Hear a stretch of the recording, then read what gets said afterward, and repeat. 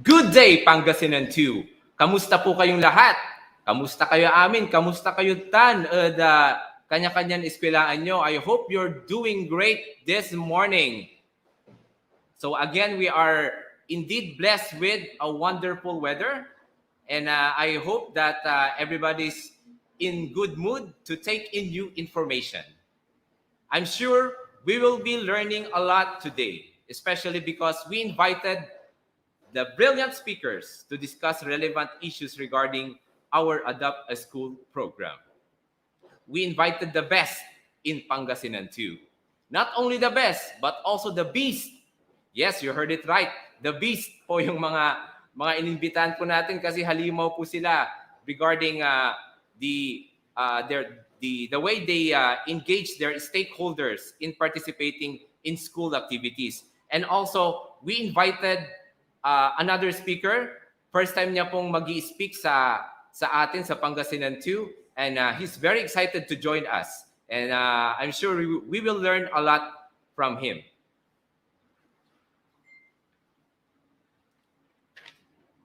Okay, so I hope everybody's now on their post sa kanya-kanyang school po. You are all already gathered in your schools, ating mga Adapt a School program coordinators. Thank you po for joining us this morning. And we are live, broadcasting live here at the function room in Pangasinan 2 Division Office. Okay, so lahat po sana tayo ay nakagather na sa ating kanya-kanyang stations.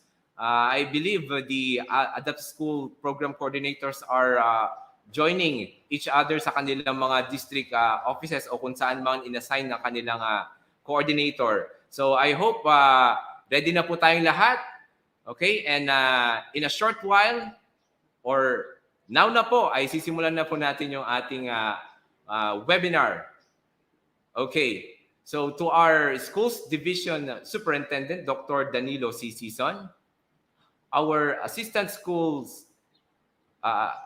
Division Superintendents, Sir Wilfredo E. Sindayan and Dr. Arlene B. Casipit, the Chief of the School Governance and Operations Division, Dr. Rosalino T. Agpalo Jr., the Chief in our Curriculum Implementation Division, Sir Cornelio R. Aquino, the Senior Education Program Specialist in charge of Adapt a School, Sir Virgilio B. Selga, our Public Schools District Supervisors, school heads from the elementary and secondary schools, Adapt a School Program Coordinators, fellow teachers, friends, ladies and gentlemen, again, good morning po sa ating lahat. And welcome to this Division Conference and Strategic Planning for Adapt a School Program Coordinators come DEPED Partnership Database System Orientation. Alone we can do so little. Together we can do so much. It is a very popular quote from a well-known American author, Helen Keller, which is greatly relevant to the partnership of our educational institution has built with its stakeholders through the years. Schools are venues that deliver a place for parents and other stakeholders to get involved in the teaching learning process and other educational reforms of the Department of Education. However, the development of quality education is not a monopoly of the school. Hand in hand with the school are people who complement and supplement each other in achieving the desired educational goals for the learners. This division conference and strategic planning aims for us to be better equipped with the ways on how we can maximize the involvement of our stakeholders in the continuous improvement and constant development of the overall school welfare. We will be given strategies on how to gather sustained assistance, engagement, and support from our stakeholders. And so, without further ado, we ask everyone to stand for the singing of our national anthem, to be followed by a prayer, singing of the Region 1 hymn, Pangasinan hymn, and Pangasinan 2 hymn. Again, we request everyone to stand.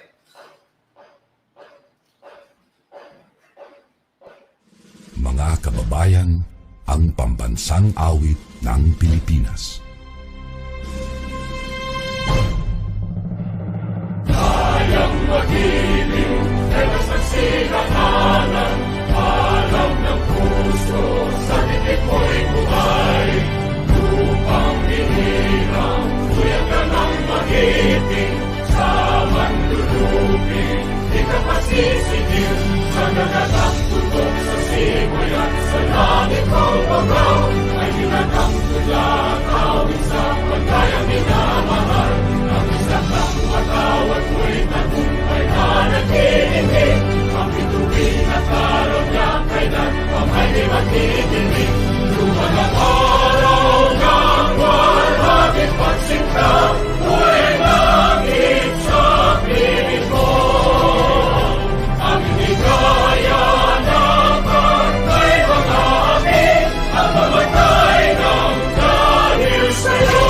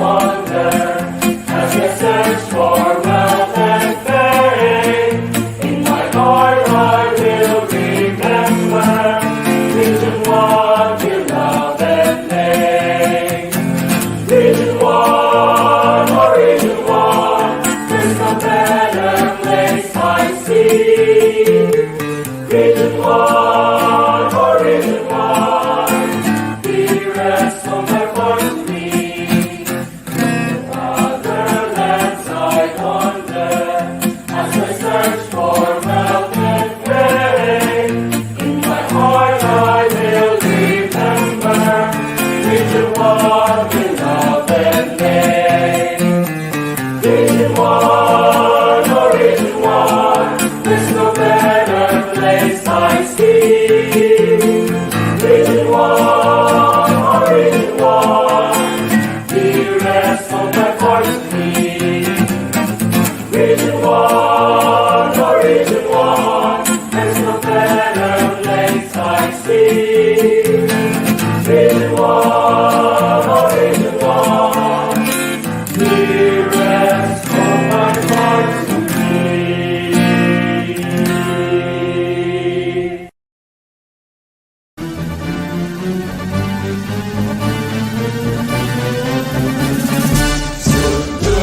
Sugatan dayumi, Pangasinan yabi-nabi. Daan mo tani aligwas, iuragod ko lawas. Nagpusong Pangasinan, pagkanalingwanan. Luyak ko yan iyanagan, Bedegdakan yaman. Ang panaligwas mo na kaya nang kasih panuring mapunan. Say pagkakas sa pinakay nalilig na, labot ka na magsika. Say dayang mundak mo'y natukan sa yaman, sagdan na kapalan mo yan. Karoon ng tansaming mo Pangasinan, oriental lawas Bangayan.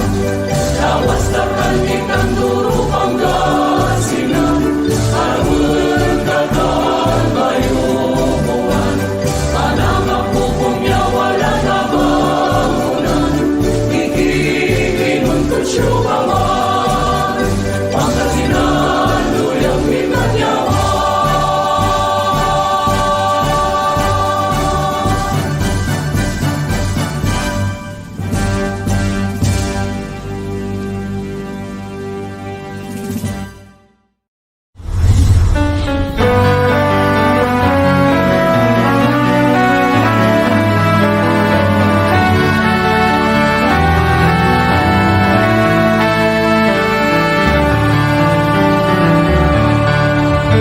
Vast in and rolling plains give life to the sturdy ends. Men, women, young and old find hope and glory in this fold. This home of great joy and gladness, of fertile lands and green valleys, nature that captures the eye and soul, oh bled the heart of doubt and peace. East to west, from north to south, faithful ones pack and gather at the pilgrim of the North, whispering a common prayer resounding. Mabuhay, mabuhay, Pangasinan to I sing mabuhay to you. Oh, men, women, young and old, find hope and glory in this fold. Oh, I sing mabuhay, Pangasinan too.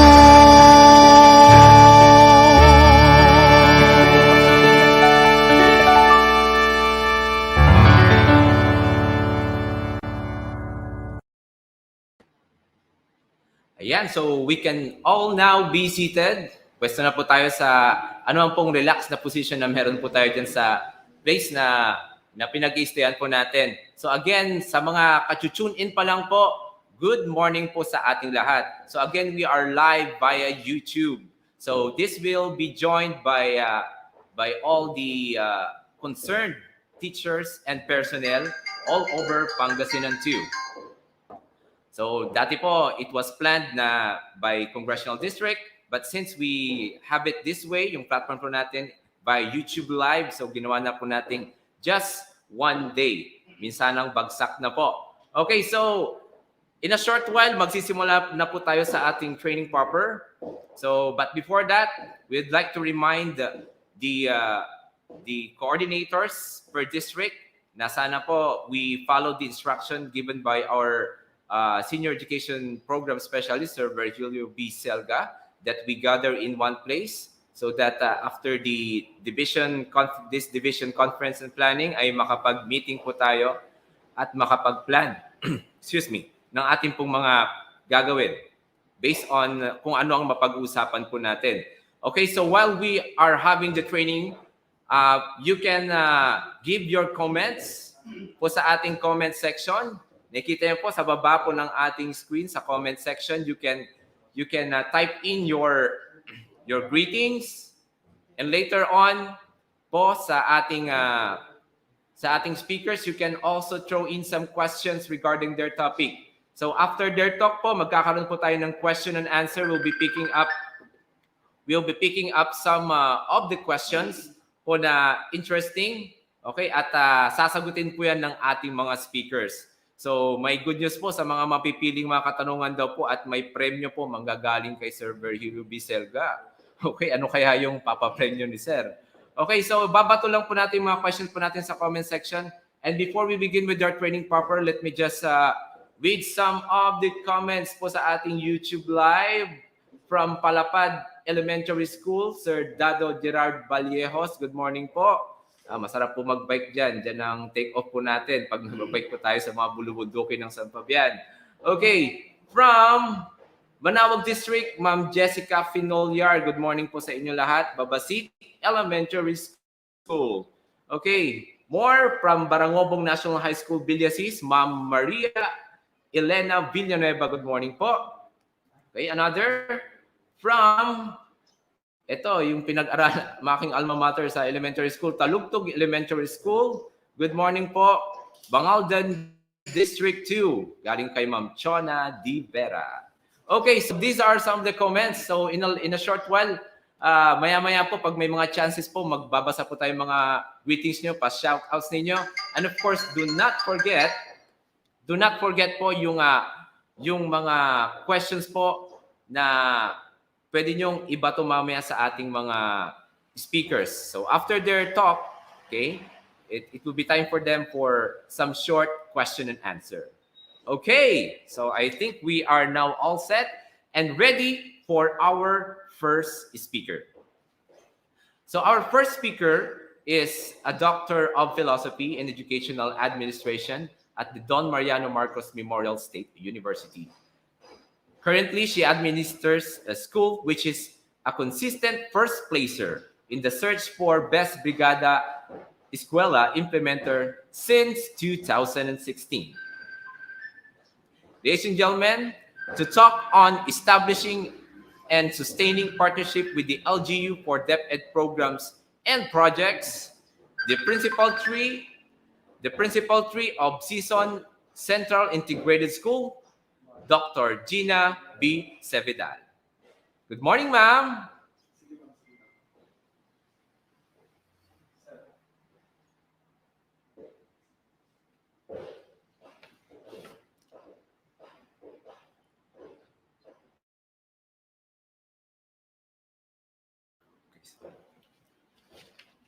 Okay. Mahirap po talaga pag live, ano? Nagkakaroon ng mga technical problems. Okay, so ganito po talaga pag live. May mga miscues po tayo. Okay. So, bago po pala natin papasukin yung ating mga speakers this morning, first we will be having some messages from our leaders. Okay, dito po sa ating division. First off, po manggagaling sa ating chief.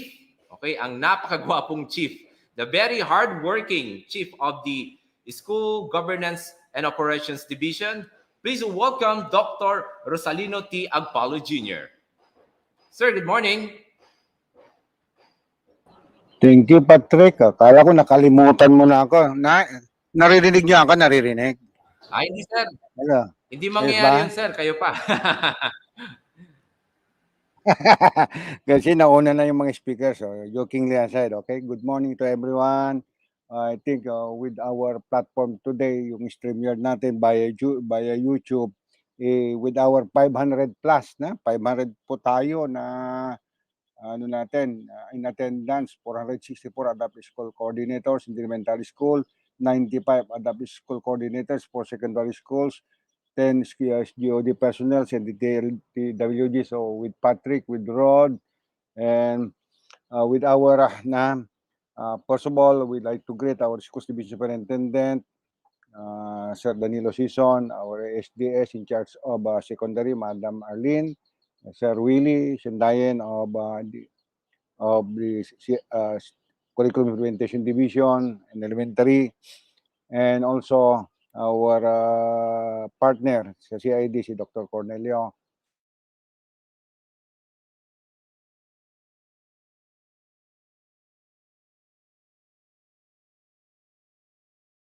I hope with the short notice given by our senior education program specialist, this is training short notice training kasi dati originally 4th Congressional District, but because I would like to have also the power of technology. So sabi niya, sir, kailangan po natin iminsana na lang kasi we are so busy in evaluating our Brigada Escuela qualifiers. So, unannounced, yung nga sabi ko no last time with our meeting with our school heads na sa the visit of our team.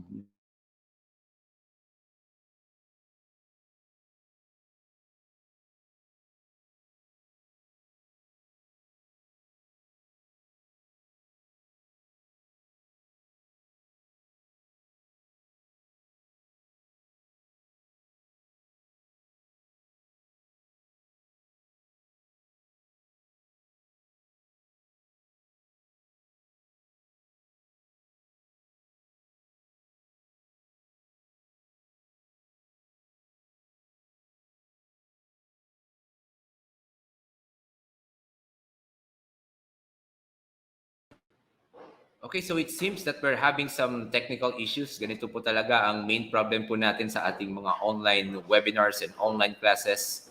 Okay, the technical problems po due to poor internet connection most of the time. Okay, so we'll get back with Dr. Rosanino T. Agpalo in a short while.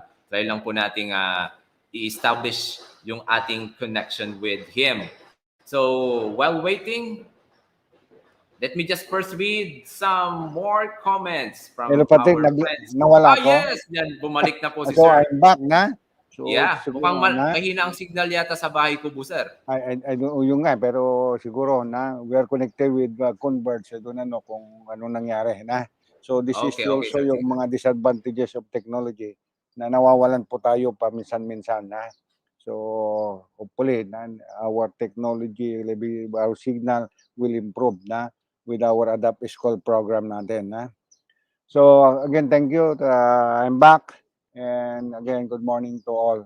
So we are here for this conference. So conference, planning, and also yung reorientation. So the with the objectives of our senior education program specialist for today we deal with so many things in this Adapt School program. So dati-dati, we have coordinators of Brigada Escuela. We have also coordinators of the Adapt School program, but we should say yung Adapt School program is yung Brigada Escuela is under the umbrella of Adapt School program. Kaya pinag-isa na yata ni Dr. Dr. Selga. So we advise siguro our mga school principals that one Adapt a School program and Brigada School Coordinator na lang po siguro ang mas maganda na gawin natin. So, nakita po dito with the objectives of our conference or webinar for today, enhance capability in planning, implementing different programs and projects for Adapt a School program. Dito po natin nakikita na kailangan po natin, sabi natin, every school, kasi we have here our mga winning guest speaker, si Madam Sebidal, mga ano natin, consistent na yan, ano natin sa brigada, with Sir Martinez, ng Tayug National High School, nakikita po natin na kailangan po yung mga projects natin is with your help, that you please help our school administrators or school heads in the crafting of their school improvement plan and then the annual implementation plan. Kasi pag nagbibisita sila, Sir Selgar, nagbibisita kami, hindi po yung nakalagay sa sa school improvement plan at sa annual implementation plan, yung nakikita natin. And part of it ay po, yun po, yung ano natin, nakikita po natin. Kung hindi, sinusupplemental na lang natin.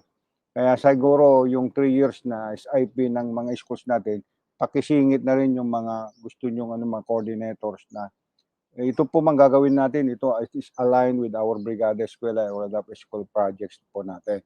So yun po yung ano natin na mag-planning, implementing different programs and projects. Then strategic plan, sabi nga nila, strategic plan, something like it's a long term. So if you are in new school, I think that will be a long-term plan that will be adapted na.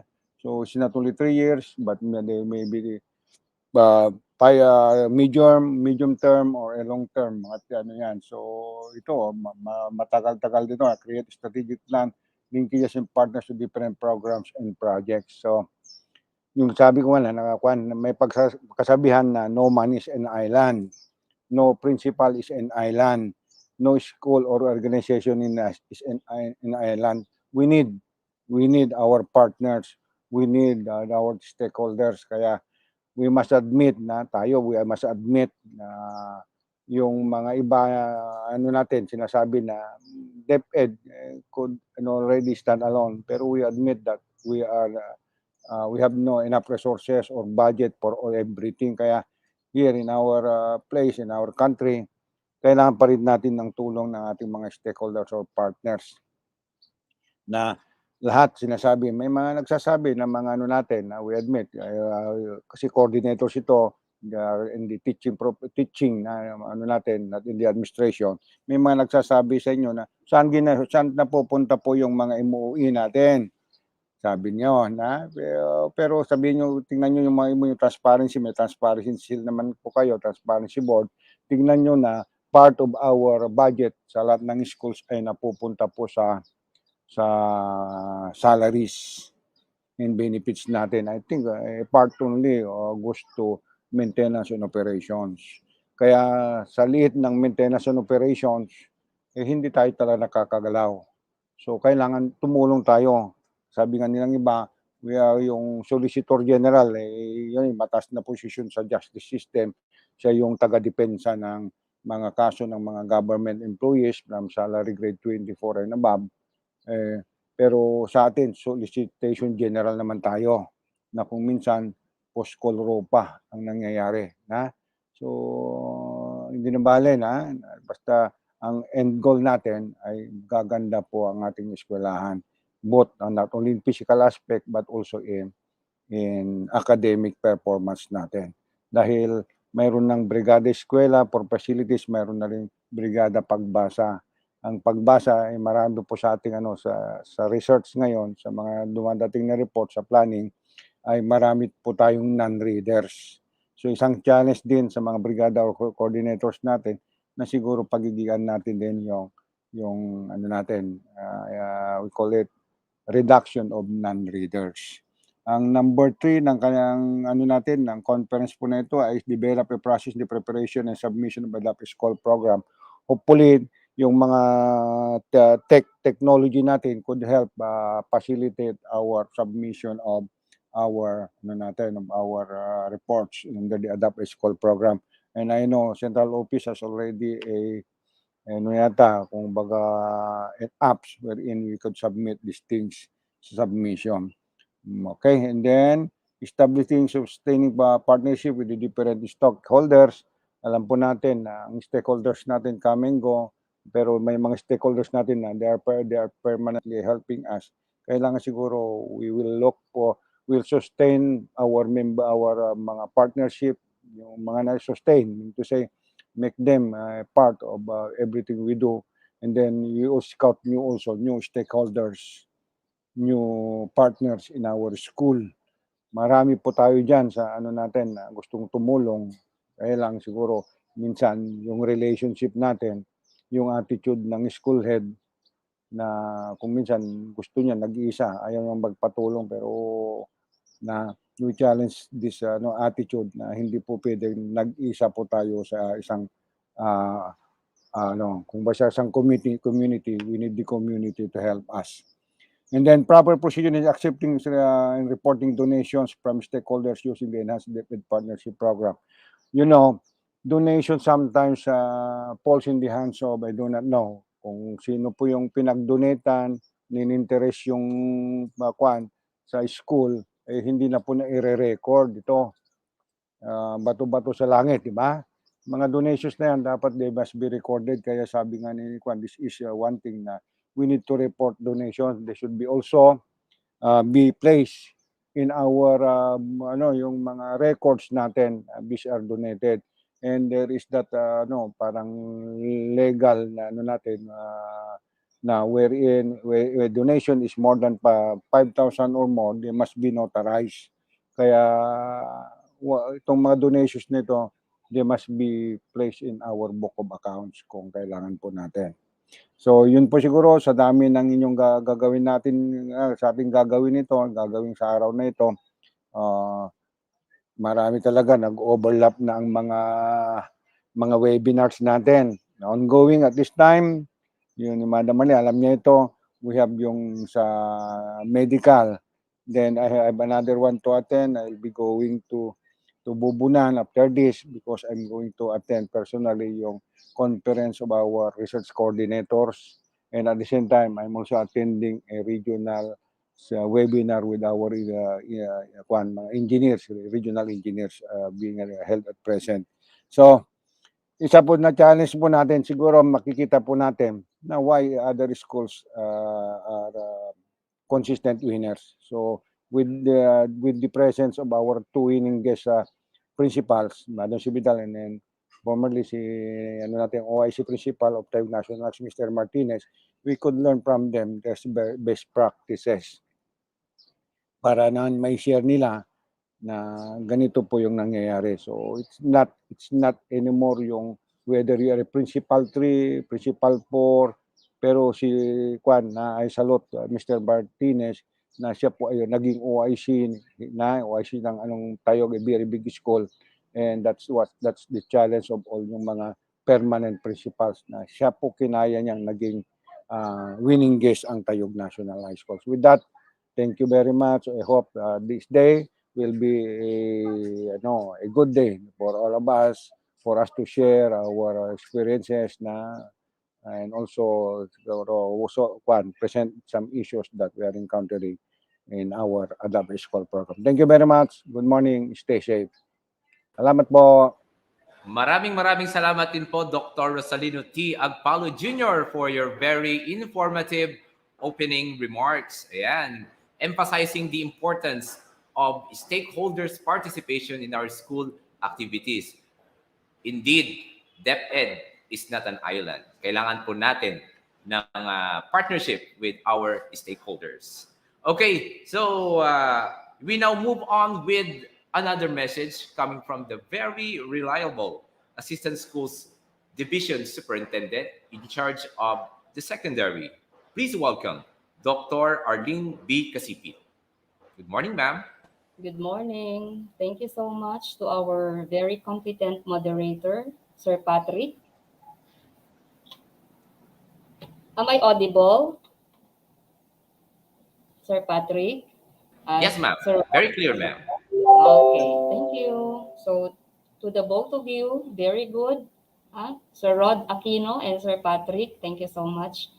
So I would like to give my respect to our Competent Schools Division Superintendent, Dr. Danilo C. Sison, our OIC-ASDS in charge of elementary, Sir Wilfredo Sindayen, Chief Education Supervisors, Sir Rosalino Agpalo for SGOD and Sir Cornelio Aquino for CID, SDO Pangasinan 2 family from the division level down to the school level, the training proponent, the Senior Education Program Specialist, Mr. Virgilio Selga, resource speakers, facilitators, TWG, adapted school program coordinators, both in elementary and secondary levels. A pleasant morning po sa ating lahat. Naimbag nga bigat kada kayo amin, masantos ya kabuasan at sikatayon amin. This division conference and strategic planning for ASP coordinators, cum DEPED partnership database system reorientation is indeed very relevant in today's educational context. Our almost 2 years of battling with pandemic prompted DEPED to think of innovations to deliver quality education despite the limitations brought about by this health crisis. Definitely, aside from the significant roles of school heads, teachers, and parents, forging strong linkage with our partners and stakeholders is indispensable in support to achieving effective and quality education. This is where the role of ASP coordinators come into play. Hence, this division planning and orientation. This activity will serve as an avenue to capacitate you, the ASP coordinators, to conduct partnership, engagement activities with the stakeholders to generate projects that would allow participation of public and private sector in addressing the resource needs of your respective schools and learning centers, and of course in building and sustaining a mutual connection between DepEd and stakeholders. May I therefore commend the SOCMOB unit led by Sir Virgilio Selga, of course with the guidance of our SGOD Chief, Sir June Agpalo, the rest of the SGOD team for this worthwhile activity. May I likewise encourage you, the participants, to give your undivided attention for this significant activity. Unlearn the old ways, learn new things, new insights, new strategies, new ways to cope with the constantly changing educational landscape. Learn to empty your cup so that it may be filled, as quoted by Bruce Lee. Okay? And to end, I wish that everyone will maintain their smile, SMILE, while attending this virtual activity. S stands for stay focused, okay, or connected with your head, your heart, and your hands. Okay? So S for stay focused and connected. M stands for make the most out of this training. So make the most out of this training. That's for M. I stands for internalize and actualize the learnings gained. Okay? Internalize and actualize the learnings gained. L stands for learn to step up and raise the bar. Okay? Step up and raise the bar. E for envision yourself as the most effective ASP coordinators with a heart. Okay? Envision yourself as the most effective ASP coordinators with a heart. So SMILE, smile. Smile, and may you be the reason why our learners smile too. as you fulfill your noble roles as part of DepEd family. So with that, thank you so much. Stay safe and mabuhay po tayong lahat. Back to you, Sir Patrick. Yan, maraming salamat po, Dr. Arlene B. Kisipit, our Assistant Schools Division Superintendent, for your very inspiring message. I'm sure our stakeholders as well as our DepEd School Program Coordinators are indeed inspired for your kind words. So again, yung mga participants po natin, our viewers who are now, nasa na po tayo? Nasa 280 plus na po yung ating viewers sa ating YouTube Live.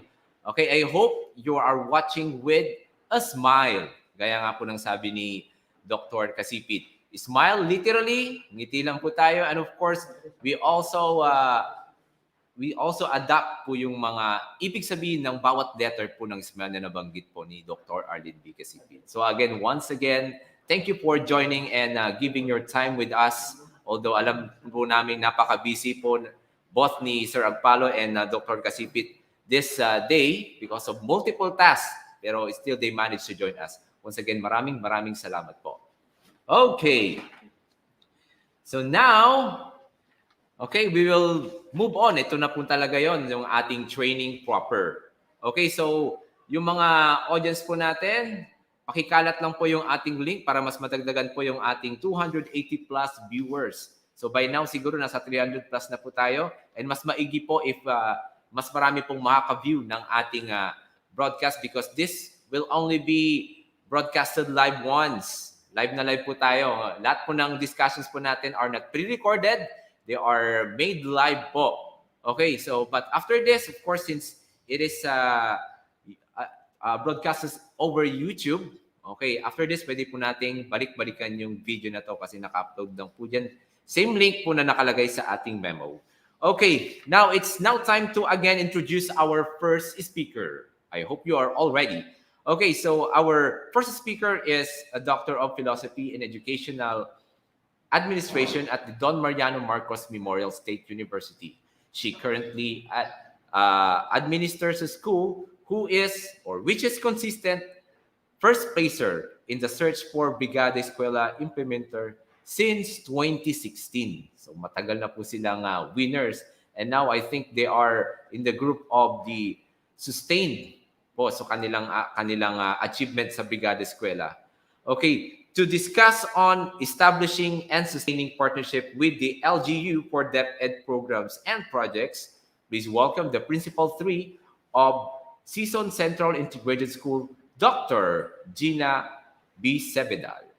Good morning, ma'am. Kamusta po kayo ngayong umaga? Hello, Sir Patrick. Ginulat mo ako kanina. Nagtataka ako, bakit ako na? Tinetesting lang namin kayo, ma'am, kung ninervous pa rin kayo Excited ka? ngayon. Okay. So, thank you so much, Sir Patrick, for that very kind introduction. It is my honor to be a part of this division conference and strategic planning for DepEd School Program Coordinators, DepEd Partnership Database System Reorientation. Thank you so much, Sir Selga, for having me here. But before anything else, let me first greet our very kind and workaholic Schools Division Superintendent, Dr. Danilo C. Sison, to our two equally kind and task-oriented Assistant Schools Division Superintendent, Dr. Arlene Kasipit, likewise, and Sir Willie Sindayen, Dr. Willie Sindayen. Likewise, with our two very dynamic chiefs, Dr. Cornelio Aquino for CID and Dr. Rosalino T. Agpalo Jr. for the SGOD. The technical team, my fellow speakers for this morning, and to all of you, Brigada School coordinators, and to all viewers, a very blessed morning to all of us. Now, let me first start my topic with a little story. Dito po magkukwentuhan tayo na tungkol sa experience ng school namin. So, when I first arrived as a new school head in my present school, at first I was so hesitant to be transferred because I was already at home. Yes, naka-home base na ako noon. To the point na yung mga PTA namin ay nag-submit pa sila ng resolution at in-endorse pa ng aming former mayor sa division office para lang hindi po ako matransfer. But to no avail. So ano pa nga ang nagawa ko? But to accept the challenge to manage a big school and to give my 100% commitment to work with my teachers. At first, I was overwhelmed by the ongoing projects that I have to continue and push through, in which one of it is the construction of the multipurpose hall. So as you can see, yan po yung ginagawa noon. No? According to the former principal, they all have spent $1 million on this. At yan sa nakikita ninyong picture. At yung mini states naman sa ibaba ay hindi pa po nagawa yan noon. Kaya lang, they already have a blueprint. So again, the problem was where and how to get fund for this project. At least for the third picture, yan, yung mga gumagawa ng riprapping.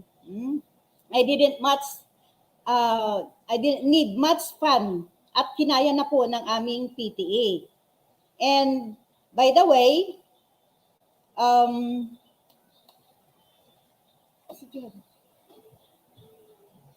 okay.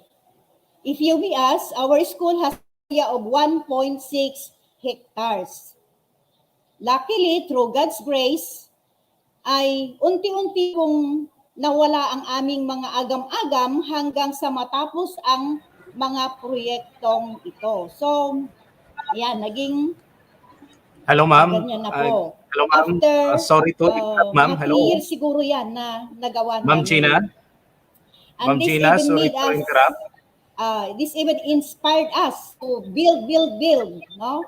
Katulad ng proyekto ni Pangulong Duterte ngayon, na build. Kaya kami rin dito sa Central School ay ganun din ang ginawa namin. Ma'am Gina. Ma'am Gina, kindly present your presentation. Ay. Medyo nagkakaproblema po tayo sa ating presentation. Yes, Ma'am? sir. Okay, pakiayos po muna kasi po ay Ayan po. yung mga pictures po ay hindi po yata naipa-flash ng mabuti.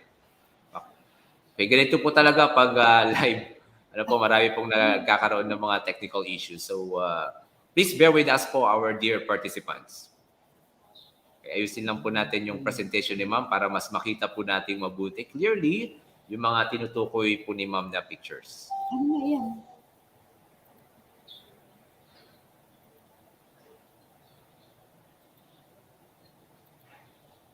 Yan po, sir,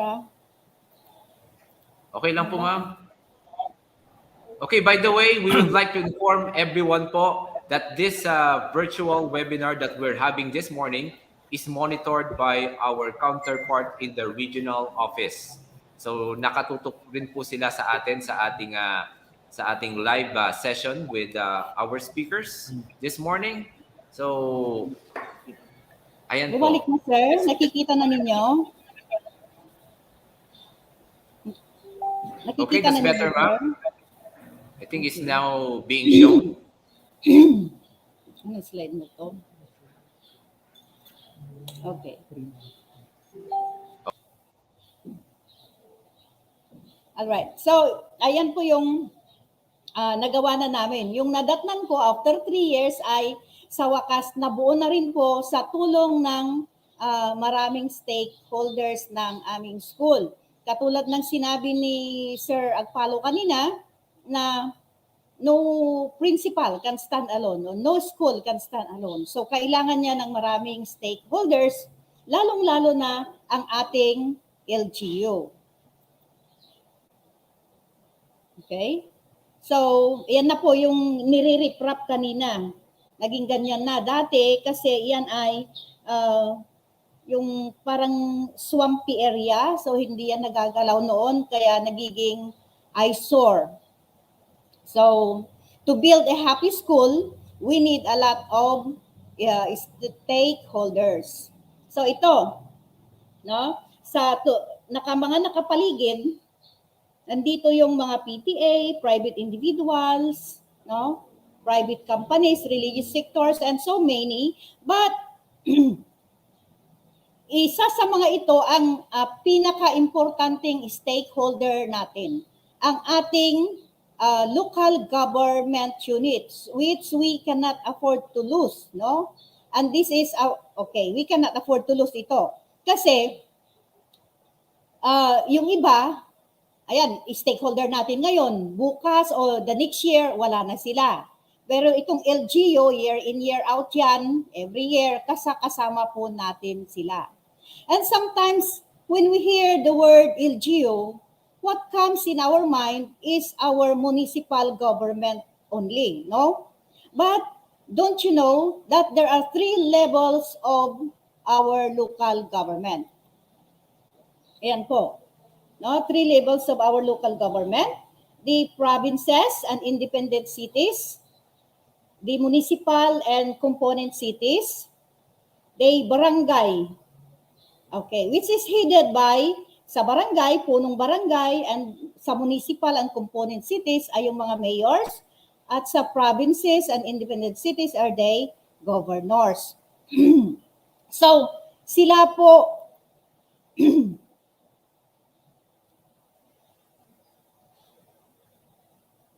okay.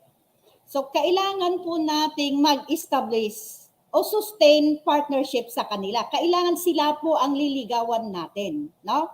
Take note of the word sustain. Kailangan i-sustain natin yung magandang pakikipagrelasyon natin sa kanila. Kasi, sabi ko nga kanina, ang ibang mga stakeholders ay pwedeng nandyan sila ngayon, sa susunod ay wala na sila. Pero ang ating LGUs ay hindi lang during brigada time natin sila kailangan. Kaya dapat wala tayong color coding na hindi natin dapat pinapakita na tayo ay ano ba yung mga kulay natin? Hindi natin dapat ipakita na tayo ay dilaw, tayo ay berde, tayo ay pula or pink, no? So dapat wala yan sa ating mga guro, sa ating mga teachers. Now, remember Republic Act 6713, which is an act establishing a code of conduct and ethical standards for public officials and employees. At isa na dito ang political neutrality. No?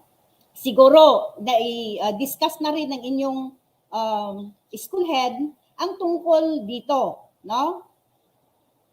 According to our SDS, kasi sa recent meeting namin, diniscuss niya or he reminded us about the 2 functions of school officials, no? 2 lang daw po ang functions natin during election. That is to vote and to serve as BEI, no? Board of Election Inspector. Okay, so ito.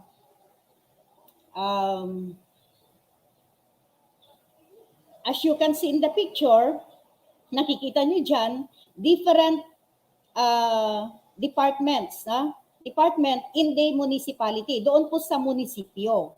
Okay. Pero bago po tayo makalapit sa mga ito, syempre kailangan nating magpaalam sa ating mayor. So, it is a must that we have to maintain good relationship with our LGUs, particularly our municipalities, because besides having the capacity to help us financially, we also need to seek their permission. Katulad nga ng sinabi ko, we need their permission as executive officers if we want to ask help from the different offices. You must also know, my dear coordinators, that government employees during brigada time are allowed to render services in the school for at least 1 day. No? If not, few hours during the Brigada Escuela week. So again, make no mistake to show your color opposite to others. Kasi kapag nagkamali ka, mahihiya ka nang lumapit sa kanila. Diba? Okay. So, yan.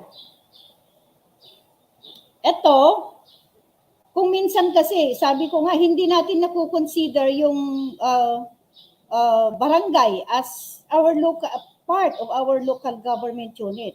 Pero tignan nyo sa picture, no, ito yung mga BHW natin.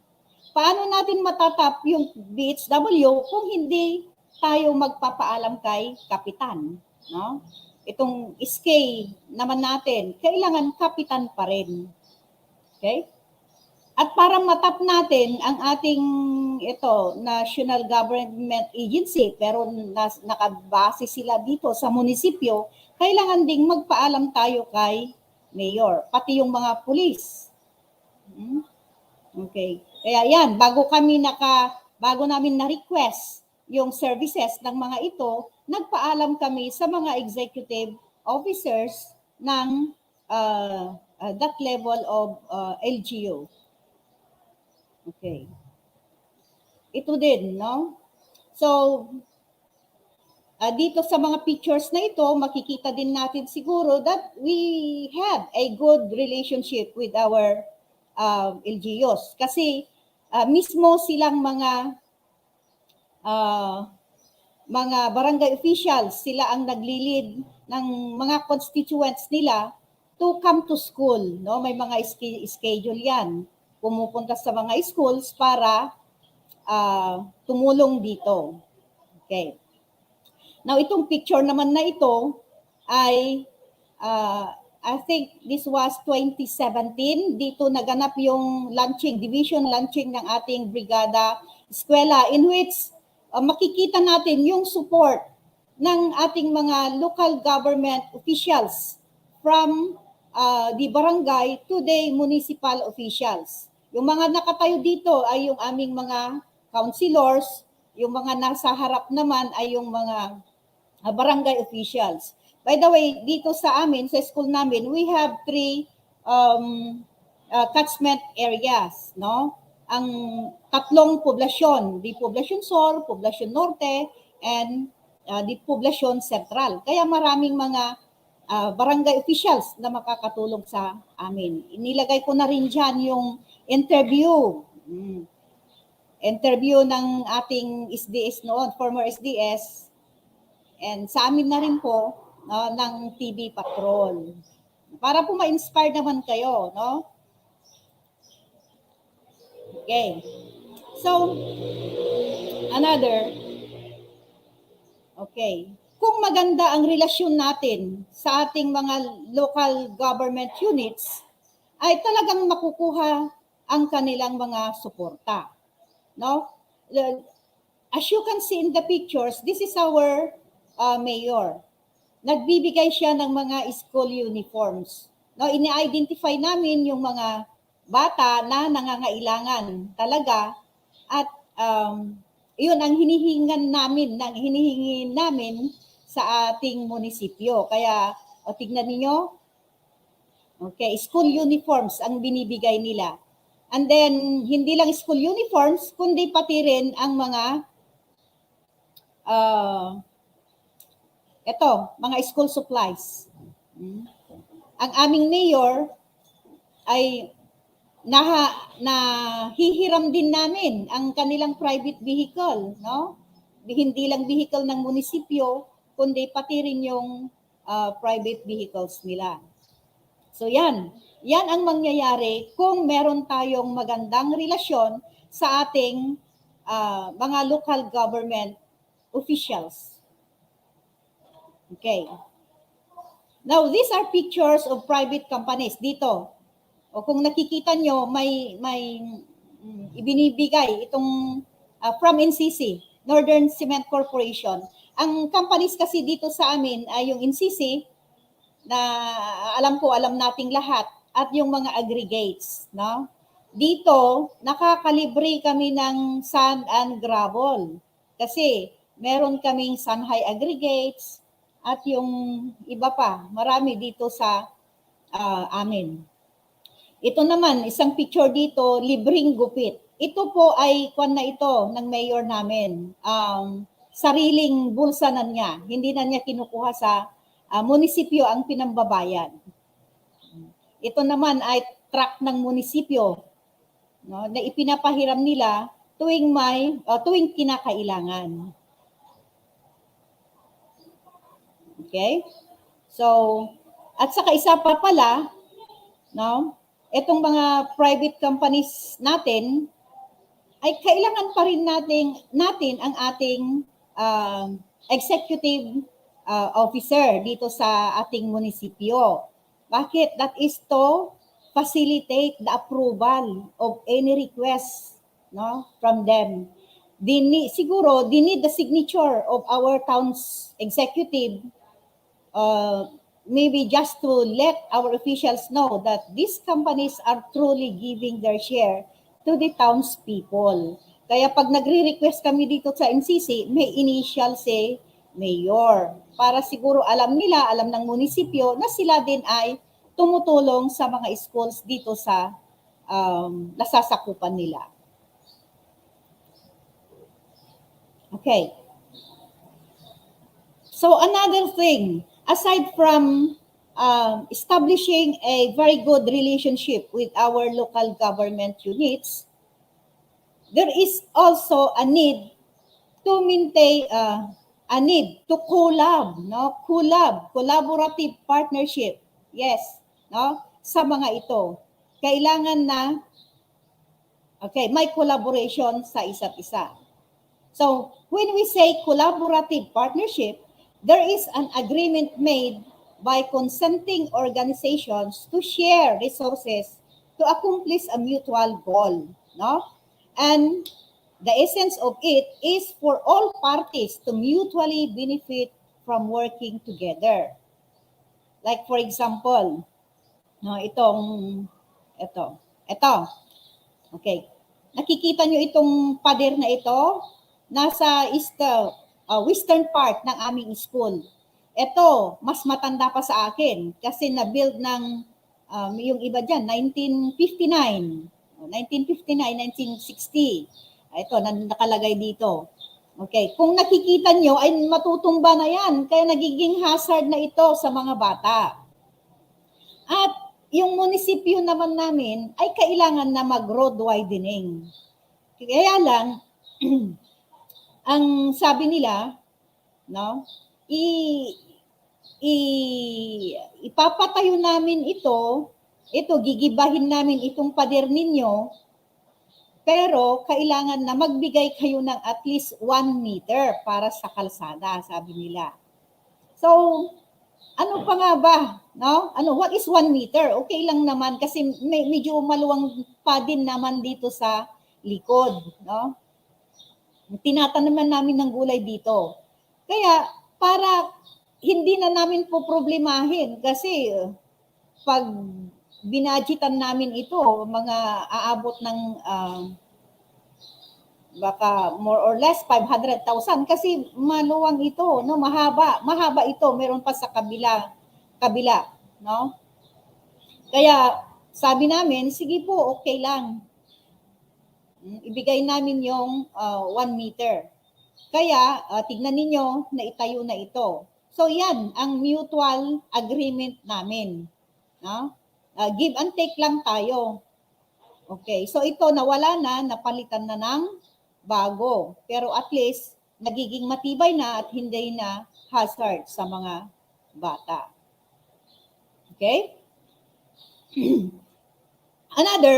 There are times also na ang ating LGU ay, doon pa rin sa isang slide, ang ating LGU, hindi lang naman yun yung sinabi kong example, kundi kung minsan, they need our support to their programs also. For example, our participation during town fiestas, no? Kung minsan tinatap nila tayo, oh, kayong mga schools, mag-present kayo ng ganito. Oh, meron tayong mga celebrations and we need your students to present. Oh, ganon, no? So something like that. So pag ganon, we must not hesitate to give our commitment so that in return, pag may hiniling tayo, ay hindi rin sila mag-aatubiling magbigay sa atin. No? Sabi ko nga, give and take lamang tayo. No? And to further establish and maintain partnership with our LGUs, local government units, the school, of course, you and your school head must know what are the programs and projects that that could be funded by the LGUs, no? Para hindi lang tayo hingi ng hingi na hindi naman pala pwede. Because we have to abide by the law also. Okay. Have you heard about the Special Education Fund? Okay, all right. So, this Special Education Fund arises from the additional 1% tax on real property, and it is allotted by the local government code to the local school board. This fund is allocated by the code for, okay, you have it there, operation and maintenance of public schools. Number 2, construction and repair of school buildings, facilities and equipment, educational research, purchase of books and periodicals, and sports equipment. Of course, hindi lang na-identify, marami pa, no? Sa amin, dito sa Central, kasi kapitbahay namin itong LGU namin dito na parating tinatap, almost lahat ng ito ay nabigay ng ating local government unit dito sa amin, no? Like operation and maintenance, no? Of public schools. Mamaya makikita natin kung ano yung mga ito. Okay. Ito, isa dito. Isa na ito, no? Sa mga malalaking projects na pinunduhan ng ating local government unit. And by the way, okay, let me go back to slide 17. Okay, doon pa rin sa kwan. Doon pa rin sa maaring ibigay ng LGU. Nakalimutan ko kasi ngayon merong bagong issuance na yung circular number 1 series 2017 issued by the DEPED, BBM and DILG that LGUs are now authorized to use their special education fund to support distance learning in their localities by spending on communications and producing learning modules, among others. So, parang na-anticipate itong COVID-19.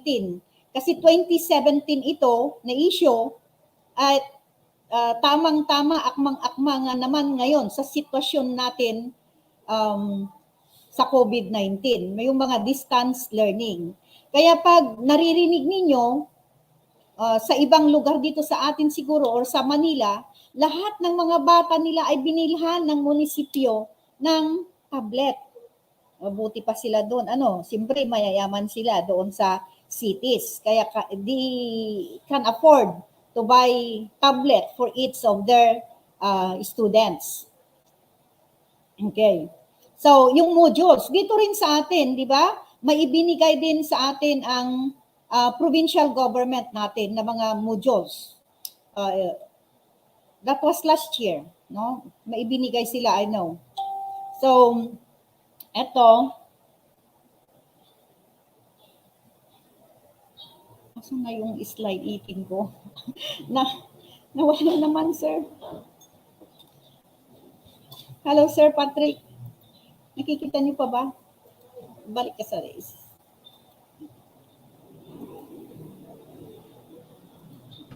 Okay. Yes, ma'am. Nakikita pa rin po yung inyong slides. Okay. Nakikita pa rin, sir. Thank you.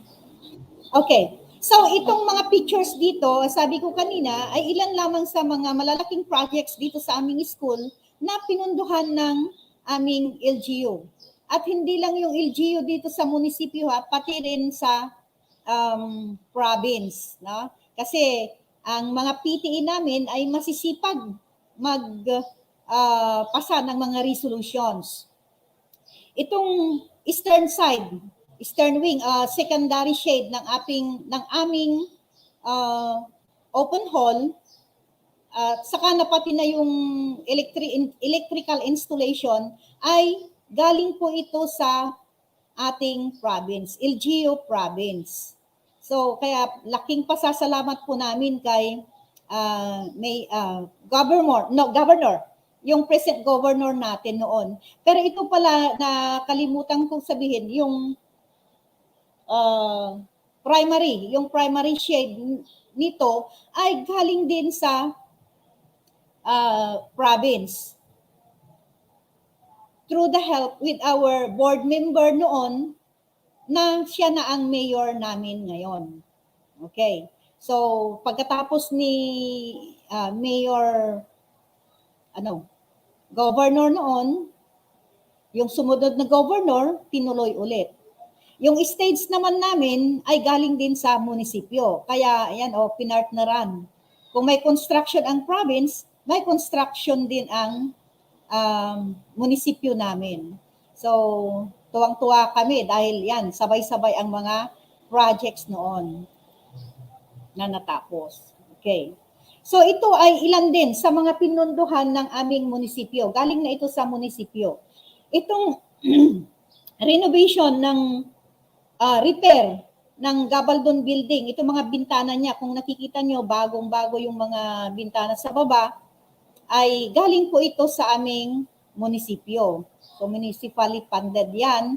At itong DEPED naman, ay again, galing pa rin sa munisipyo. So, kita nyo, napakalaking bagay po ang pag-sustain at pagkakaroon ng magandang relasyon sa ating LGU. Kasi, nakikita nila yung ating pangangailangan pag, siyempre, nilalapit natin sa kanila. Okay? Diyan.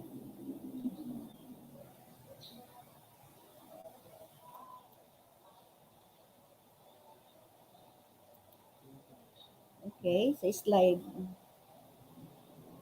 19 na tayo. Okay. So, yan. Slide 20. Okay, so aside from establishing a good relationship with our LGU, and then knowing kung ano yung maibibigay nila sa atin, isa ding paraan para masustain yung magandang relasyon natin sa kanila, yung partnership natin sa kanila, of course, is to give credit to whom it is due. Paano ito? Nagpapasalamat din tayo sa kanila. So, salamat sa ating Schools Division Office kasi nga, nare-recognize nila yung mga partners natin sa pag-i-improve ng ating paaralan. Nagbibigay sila ng award. Katulad nito, Salamat Award. Ayan po, masayang-masaya po ang mayor namin kasi nabigyan din siya ng award, Salamat Award. And then, of course, may ginagawa tayong program na hindi lang mga mayors ang binibigyan, kundi pati rin yung mga inirekomenda natin na partners natin sa pag-improve ng school. Okay. At hindi lang ang SDO ang nagbibigay ng Salamat Award. Pati rin ang school. Kami din po ay nagbibigay ng mga Certificate of Appreciation. Hindi lang sa aming mayor, kundi lahat ng aming stakeholders during Brigada Escuela time. Okay. Gusto ko lang isingit ito, no? Okay. Ayan. Kung nakikita nyo, this was 2016. ito ang naging lucky charm namin kasi dito na nag-umpisa yung aming pagiging national awardee. Binisita kami noon ng ating Yusik Muyot at lahat ng mga si RD noon na Yusik na rin ngayon, si Madam Alma. No? Okay. So yan po para kayo ma-inspire nanonood. Kaya siningit ko yan para baka mamaya kayo rin ang susunod na bibisitahin ng ating mga officials ng DEPED. Okay? That's it. So because of our good partnership with our local government units, we were able to achieve these awards. No? In 2016, kami po ay nag-receive ng award sa Dumaguete City. O yung mga, ito na rin yung reward. Siyempre, pag nagtrabaho ka talaga, no, mabibigyan ka din ng reward. Kaya kami po ay napunta ng Dumaguete City. At siyempre, namasyal kami, nakita namin yung, yung sabi nila na lugar na maraming aswang, pero wala naman pala. No? Okay. So, that was in 2016. And mind you, nung nagpunta kami dito, ang aming mayor, binagyan pa kami ng pocket money. Kaya hindi namin naging problema ang pocket money noon kasi nga very generous ang aming mayor. Kinukuha na po niya. Kasi kung instant, kinukuha na niya doon sa sariling bulsa niya. Alam namin kasi pag hindi sila nagpapirma ng mga voucher, galing na yon sa sariling bulsa ng aming mayor. Kaya napaka-generous po niya. Okay, this was another national award which we have received sa Puerto Princesa. No? Of course, kasama namin dito ang ating mga SDO officials. So, kasama ko din ang aking Brigada Escuela coordinators noon. So, yan po. No? Masaya din kami kasi siyempre nakapamasyal kami sa Puerto Princesa. Okay? That was 2017. And in 2018, exciting ito. Kasi doon naganap sa Dipulog. No? Yan. Nag-receive kami ng award sa Dipulog City, Zamboanga del Norte. At mga nakailang araw din kami doon. No? Kaya may mga pamamasyal.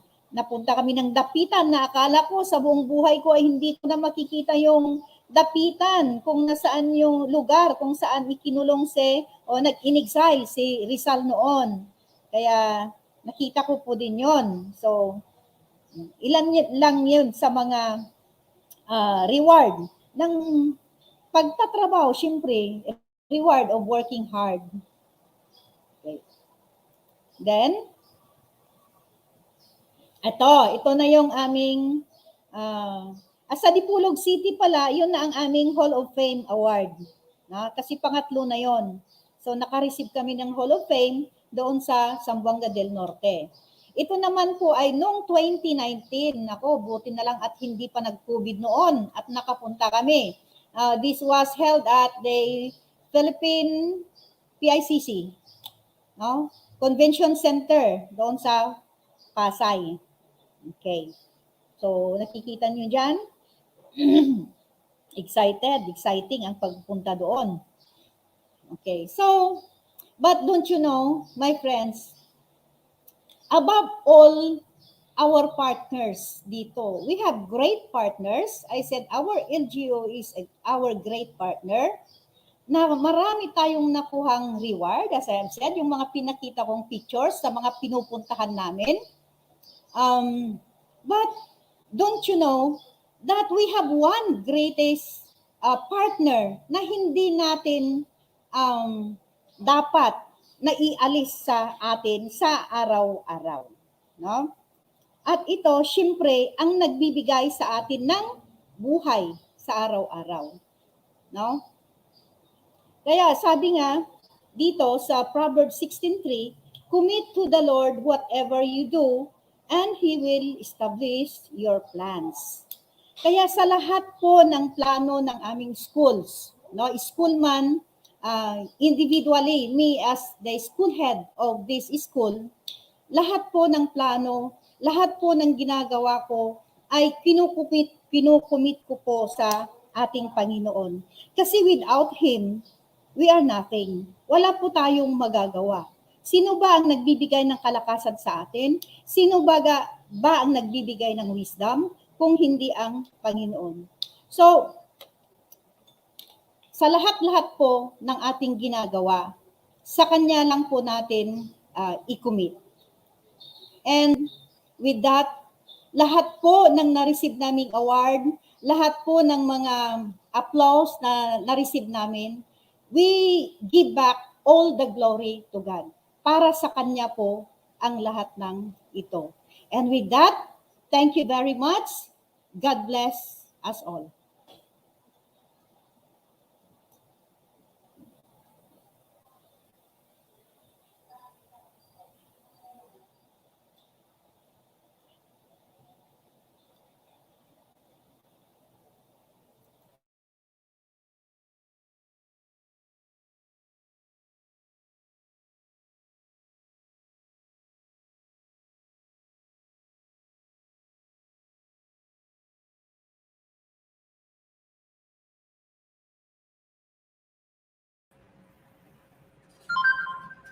Sir Patrick, nakamute ka, sir.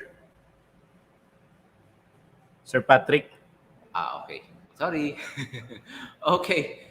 So, indeed po, napaka-inspiring po ng story ng Season Central Integrated School. Okay, na ang Brigada Escuela po serve as an avenue to showcase the ability, the skills of the teachers and the school head of Season Central Integrated School sa paggawa po ng mga activities that involves their stakeholders, especially the LGU ng kanilang bayan. Okay? And also ang Brigada Escuela po, not only yung mga achievements po ang naibibigay niyan sa school, but also nakapasyal po si ma'am sa mga magandang lugar sa ibang bansa as they receive their award sa kanilang Brigada Escuela. Nakakatuwa po ma'am yung mga story po ninyo at very inspiring po sa atin. Po, also for me, kasi naging Brigada Escuela coordinator din ako before. Okay? Yan. So, now it's time for, hindi pa natin i-let it go si Ma'am Gina because we'll be having the question and answer portion. Okay, meron na kaya tayong mga questions na naibato sa ating comment section. So, sa mga viewers po natin, you can ask any question to Ma'am Gina Sebedal. Meron ba tayong mga maibabatong tanong kay Ma'am? Or comments kung makikita natin?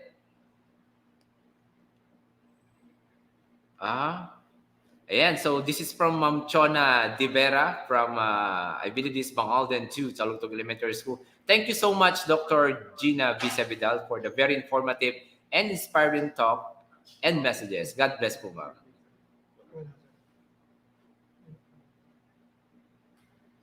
Indeed po, nakaka-inspire po yung journey po niyo sa Brigada Escuela, Ma'am. Okay, thank you po, Ma'am, and congratulations from Freda Madriaga. Okay, all appreciation po yata yung nababasa po natin. Mukhang sinasayang po natin yung pagkakataon na makapagtanong sa isang well-decorated school head with regard to stakeholders' participation sa ating Brigada Escuela. Ayan. Thank you po, Ma'am Gina. Na-inspire po ako, Ma'am, from Jessica Finoliar. Good morning po. Watching from San Felipe Integrated School, San Nicolas 1, Pangasinan 2. Thank you, Ma'am Gina, for very informative and inspiring messages. Okay, so this live broadcast po ay dito lang po sa atin, actually, sa Pangasinan 2 ito. Okay, but this one is monitored by our regional counterpart sa ating regional office sa San Fernando. So they are with us this morning. So sa mga kasama po natin sa regional office, good morning po sa inyong lahat. So ayan, from Ma'am Gladys Bagood, good morning po. Thank you ma'am, for very inspiring talk from Eastern Pangasinan Agricultural College. Okay, so all praises po ma'am, yung mga nababasa po natin, ano po masasabi ninyo sa ating mga viewers? Nako, salamat po sa inyong lahat ng viewers. Very happy po ako dahil na-inspire po namin kayo sa aming ginawa dito sa aming school. I hope na kayo na rin po ang susunod dahil patapos na rin po kami. Tapos na rin po kami, kaya kayo rin naman po. But we believe ma'am, kahit na napaka well decorated nyo na po in terms of Brigada Escuela, still you will continue to improve. Kasi ang improvement po ay tuloy-tuloy po. Hindi po Yes. nauubos yung mga pwede po natin Yes, gawin tama sa ka. schools. Yes Tama po, ka dyan, ito Sir po Patrick. Yes po, ito po ay kay Ma'am Luella Flores. Congratulations to one of the heroes of Season District, Dr. Gina B. Sebedal. The small but terrible. Wow. Mukhang taga sa inyo po ito. Kilalang-kilala po kayo, ma'am. The small but terrible. Hero po si ma'am sa season. Okay, kasi po, naipakilala po niya ang season Central Integrated School sa buong Pangasinan too. Okay, and just to share a story, when we were just developing yung aming own integrated school din po sa Mangaldan, ang Mangaldan Integrated School, ang school po ninyo is one of the school that we benchmark. Nakapasyal na po kami dyan sa school. Oh, isa ka din Of course, noon, sir. through the Punta leadership of dito. our principal, Dr. Jupiter L. Pitilla. Sinama po kami sa inyo at pinakita yung school po ninyo. Salamat. Yes. Okay, so do we have more? Wala po talagang magtatanong sa inyo? Wala na po. Mukhang walang gusto magtanong. So another comment po from Ma'am Deborah Umiles. Good morning po sa lahat. Still watching din from Ambalangan Dalin National High School, San Fabian, Pangasinan. Pangasinan too. Thanks po, Ma'am Gina. Na-inspired po lalo ako sa work ko. Yan. Salamat. Okay, napakaganda po yan sa Ambalangan Dalin, San Fabian. Diyan po tayo umaakyat kung may time tayo. Okay? So I guess kung wala po tayong mga katanungan, hindi po muna natin paaalisin si Mama Gina without showing our appreciation po dito sa ating technical team. Of course, i-present na po natin ang certificate po ni Ma'am Gina Sebedal. Sir Rod?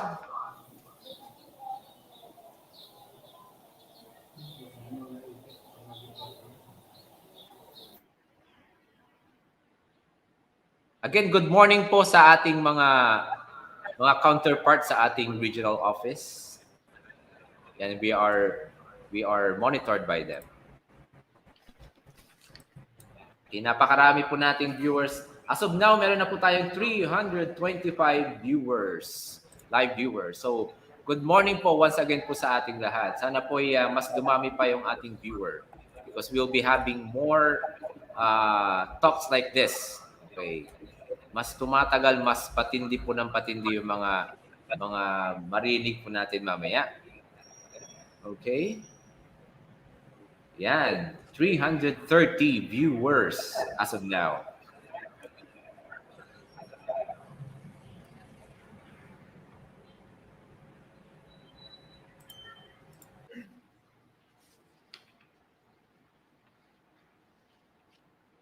Okay, so again, reminders po, one of the points na nabanggit po na ni Ma'am kanina is avoid color coding. Ano ho? Okay, sikat na sikat po yung mga kulay-kulay ngayon, ng iba-ibang kulay. So we do not show, although deep inside we support a candidate, pero hindi natin po pwedeng lantarang ipakita kung anong kulay ang sinusuportahan po natin because we are public servants. Okay, and that's one way to establish our relationship sa mga leaders po natin sa politics. Kasi po we do not know kung sino po ang uupo, kung kulay green yan, kulay yellow or red or pink, we do not know. So doon po tayo sa safe part, sa gaya po ng sinabi ni Ma'am, we avoid the sticking ourselves to one color. dapat multicolor tayo. Ganun ho ba, ma'am? Oo, Sir Parang rainbow, Patrick. colors of the rainbow ang ating kapitan, hindi lang po iisang kulay. Okay, so while waiting for the certificates to be flashed sa ating screen, let me uh, read some more comments. Okay, puro mga pa-shoutout po yun nakikita po natin. So from Kalmay Integrated School, Lawak District, Ma'am Lorna Liel, good morning. From Nama Elementary School, Kusurubyo 2, Ma'am Marites Jackson, good morning po sa inyo. Yan, from Balungaw District, San Leon Integrated School, good morning po sa inyo lahat. Ma'am Aurora Hernandez. And of course, sa Mangaldan Integrated School SPED Center, good morning po sa inyo. Of course, led by our principal, Ma'am Gemma Naraha. Good morning po. Ayan, I hope lahat po ng mga viewers po natin, just like what was said by Ma'am Kasipit, smile lang po tayo. Smile. Okay. Sana po'y naalala po natin yung ibig sabihin po ng smile na binanggit po ni Ma'am Arlene. Okay. Good morning po from Lawak National High School with my principal, Ma'am Esme T. Agpalo. Okay. Galing po yan kay Juana S. Lopez. Yan.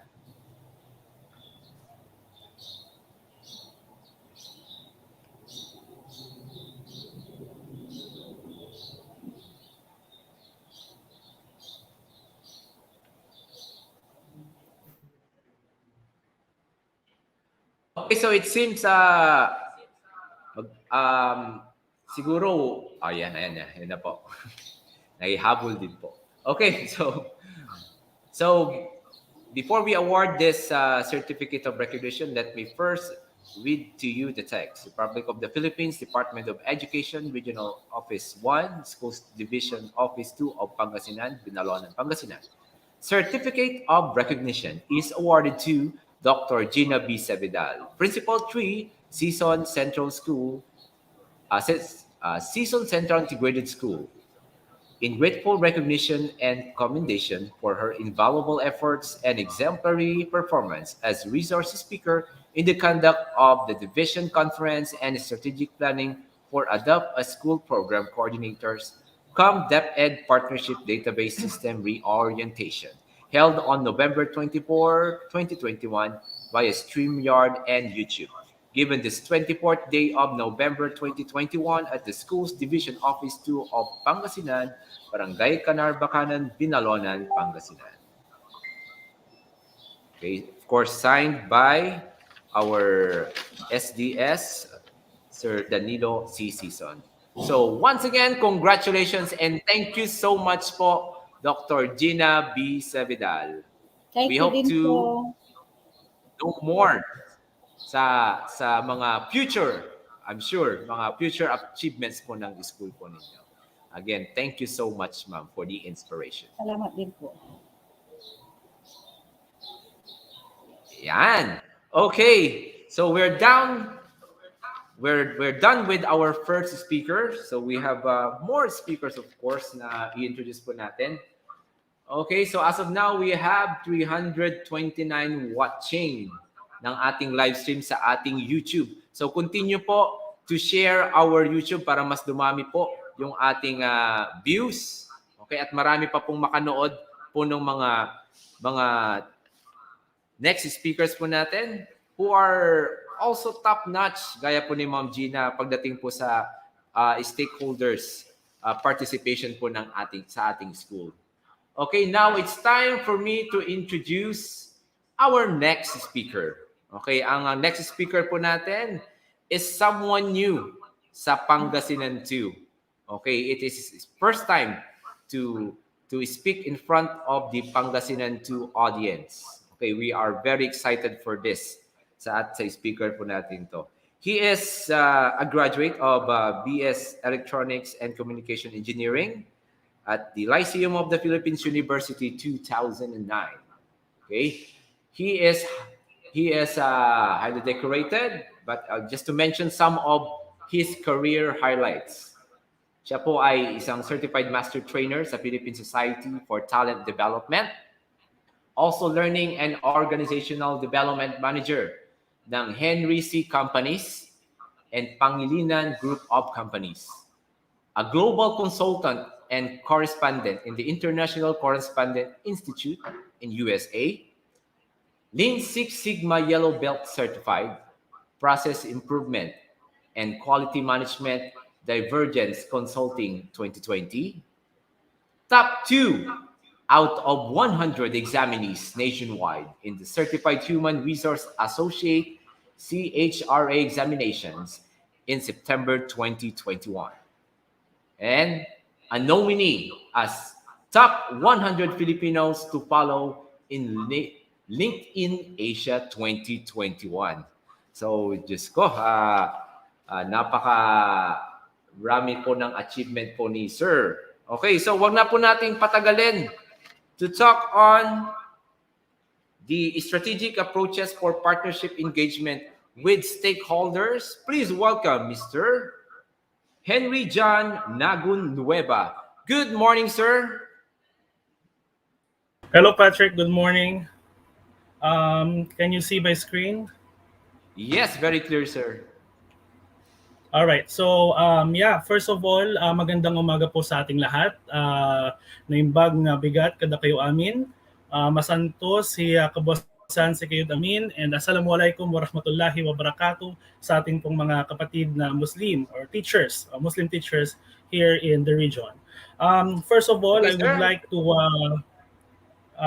appreciate or give thanks first to the Department of Education, particularly the Department of Education in Region 1, as well as the leaders and the members of this program, particularly the DEPED Pangasinan Division 2, headed by, I think that's Sir Virgilio Selga, who actually contacted me a few weeks ago to deal with this event. So, relax lang po tayo lahat, and I'm sure, I hope na marami po tayo matututunan for this session. Well, they just gave me 1 hour to discuss everything about the strategic approaches, and just to set your expectation, in case lamang po na mabitin kayo for this session, then eventually Sir Virgilio will go ahead and arrange another session probably by next year, hopefully. Okay, so I also want to encourage everyone to please find a good paper and pen for you to write all the points that we're going to discuss for today, as well as key notes that you might want to consider while you're going to create your plans in achieving the partnership with the stakeholders. All right, so hindi ko na po patatagalin pa. Let's start with the session. So first of all, let's talk about the session. Let's talk about the overview about what I'm going to discuss, ano yung kailangan nating malaman for today, and how it goes moving forward. So basically, as we all know, the Philippine Adapt a School program is an initiative of the Department of Education to give the private sector initiatives to become dynamic and strong partners towards the noble goal in achieving excellent education for Filipinos. So basically, the establishment of proactive and capable program coordinators will enable the success of the program today and in the future. So basically, we need to also to identify what are the problems, or what's really the problem, why we are conducting this kind of session.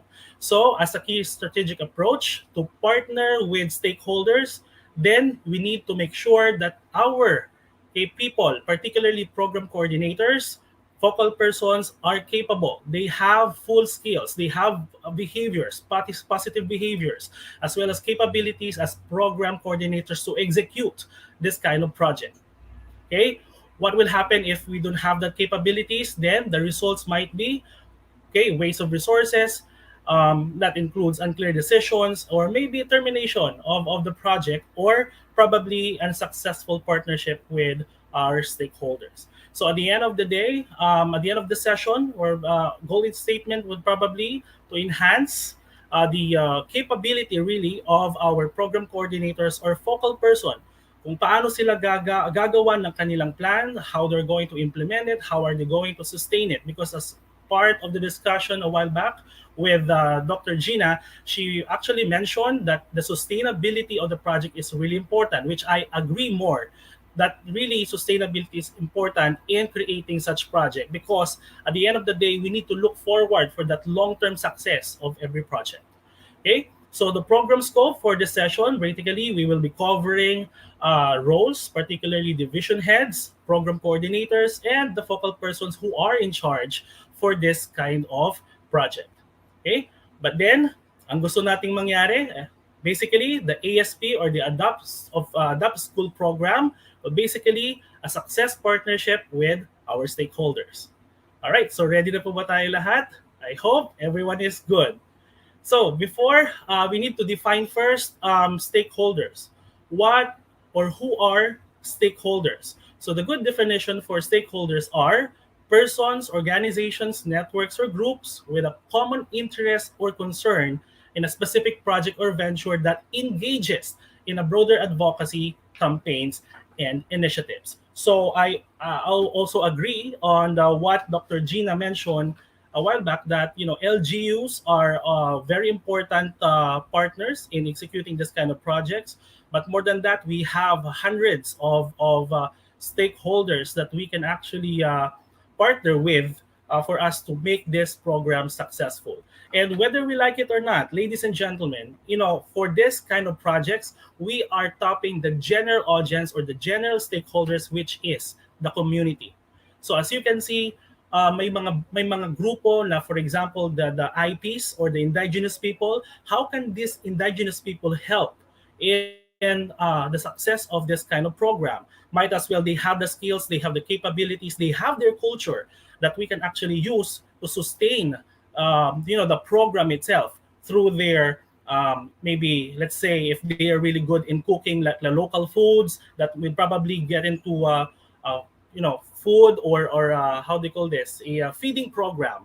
So may mga ganong klaseng mga organizations or mga groups na kailangan nating wag i-neglect, because at the end of the day, we are talking about stakeholders here, and the stakeholders that we are talking about here are our communities. All right? So in order for us to be successful for this project, we need to make sure that we are guided by the principle of malasakit, because ASP or Adopt School program is founded really by this principle of malasakit. Okay, we need to have a compassion for our community, for our children, for our teachers, for our students. Might as well we also consider the entire community.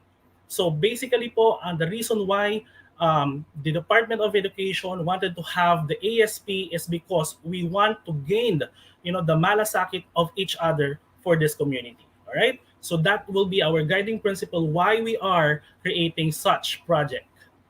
Okay, so let's move on to the ways or the strategies on how program coordinators or focal persons ready themselves, okay, na magsabak doon sa field ng project na to. Because basically, we need, at the end of the day, we need to make sure na nandun tayo sa correct or tamang direction why we are doing our works. So basically, we have here, as I present to you, the strategic roadmap for everybody that can be utilized for us to determine the excellence and the capability of every persons involved in the project. Okay? So apat po ang ating gagawin ngayon. So basically, I hope everyone has this papers already so that you can take notes of the very important details about it. All right? So first thing is that we now? This is the first question. Okay, because when you are forming a particular group of people who will manage the program, you need to make sure, okay, you need to identify where are you located, where are your status. Basically, we need to establish where are we now? Nasaan na tayo ngayon? Because at the end of the day, yun ang gustong hanapin ng ating stakeholders, particularly our partners. Okay, and we will go to discuss that more as we present the slides moving forward. Second, where are we going? Ano yung direction natin? Saan tayo papunta? Are we going to make it just a short term or are we going to make it a long term?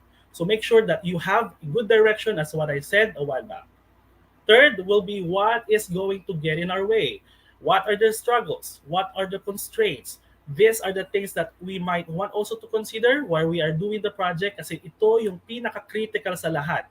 Because if you cannot address this, then probably your project or your programs might actually put it on the dead end. All right? And of course, what to do to get where we want to go. And this, basically, yung sinasabi nating hands-on. So kung nakikita ninyo, yung first two questions is just more about planning. It's just more of communication. But really, the last part, which is what to do to get where we want to go, is more of a hands-on. It's really the execution part. And this where activities are involved.